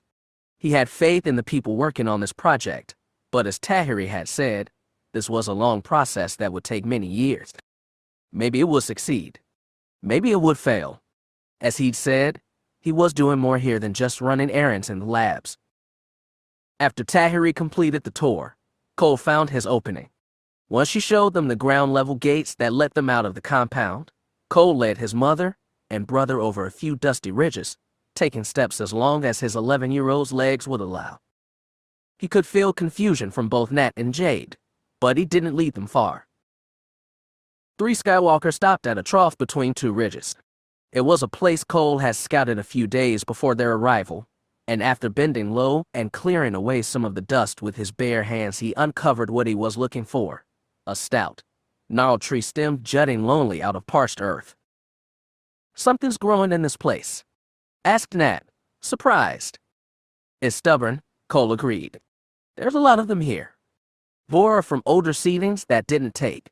But they're not dead." "It looks close," said Nat. Jade, though, seemed to sense Cole's intention. "What do you think you can do for this?" "Just watch," Cole said. "This is something I've been working on." He lowered himself to the dust and sat cross-legged. Jade sat next, on the other side of the tree sprout, leaving room for Nat. Cole's brother, resigned, dropped to the ground too. They waited, watched. Cole closed his eyes and bent forward so his cupped hands were near the boar's dry stem. He breathed in and out and found his peaceful inner core, just like Tahiri had taught him. He felt the life all around, just like Jaina had shown. Cole felt Nat in the Force, fresh with energy, and still striving to a goal he didn't yet know. He felt his mother as something vast and powerful but also calmed, like the ocean in clear weather. Against those 2 bright, powerful lives, it wasn't easy to find the faint spark of the tree, but he did. And with the Force he built a bridge, from himself and his family to the tree sprout, and through that bridge he began to pass a little power from the greater to the lesser, the mighty to the small. As Cole shared of himself with the Bora, he shared himself with his mother and his brother, and they shared with him, and 3 Skywalkers and 1 small life were linked together as one in the Force. And as they linked, Cole could feel something else, the bit of Jaina that had been passed into him, adding his strength too. The link didn't last long. It didn't need to. When Cole separated from the tree, he separated from Jade and Nat, and all 3 were alone in the Force but still warmed by each other's glow. When Cole opened his eyes, he saw the Bora sprout before him, still small, humble, and weak, but enriched with the healthy green color. 2 leaves had folded out from the stalk to take in the light. It was a small thing, but it was life. It was resilient. He looked up from the tree and examined their faces. Nat's eyes were wide in wonder. Jade's smile was bittersweet with knowing. She put a hand on Cole's shoulder and said, "That was good, son. That was beautiful." He nodded, smiling, and looked back to the fragile sprout. And drawing healing breath from his brother and mother, he'd in turn been drawing it from a line of Skywalker that went generations back and would continue beyond them as well. He knew the Force called Skywalkers to different destinies which were never easy, but they always came, and Skywalkers always had to rise to them. Cole had no idea where his would lay, but as he looked at that fleck of life in the desert, he thought he understood some of it. They said Skywalkers saved the galaxy time and again, but it wasn't true, not exactly. Empires rose and fell. War gave way to peace and to war again. Generations followed generations without end. Countless beings had lived and died without knowing or caring what the Jedi did. Yet the Skywalkers had a role to play. In giving of their power and themselves, they safeguarded the life of the galaxy, fragile though it sometimes was. They sacrificed. They nurtured. They kept it resilient. It was a role passed along for 1,000 generations. Cole's was just one in the link, but it was his time now. The legacy of all who come before was in his hands, which meant he couldn't sit here forever. Cole rose first and brushed the dust from his pants. Jade and Nat looked on the boy with new respect. The look made him flush, embarrassed, but it gave him confidence too, and when he met their eyes he couldn't keep from smiling. "Come on, let's go back," Cole said. "We've got a lot of work to do."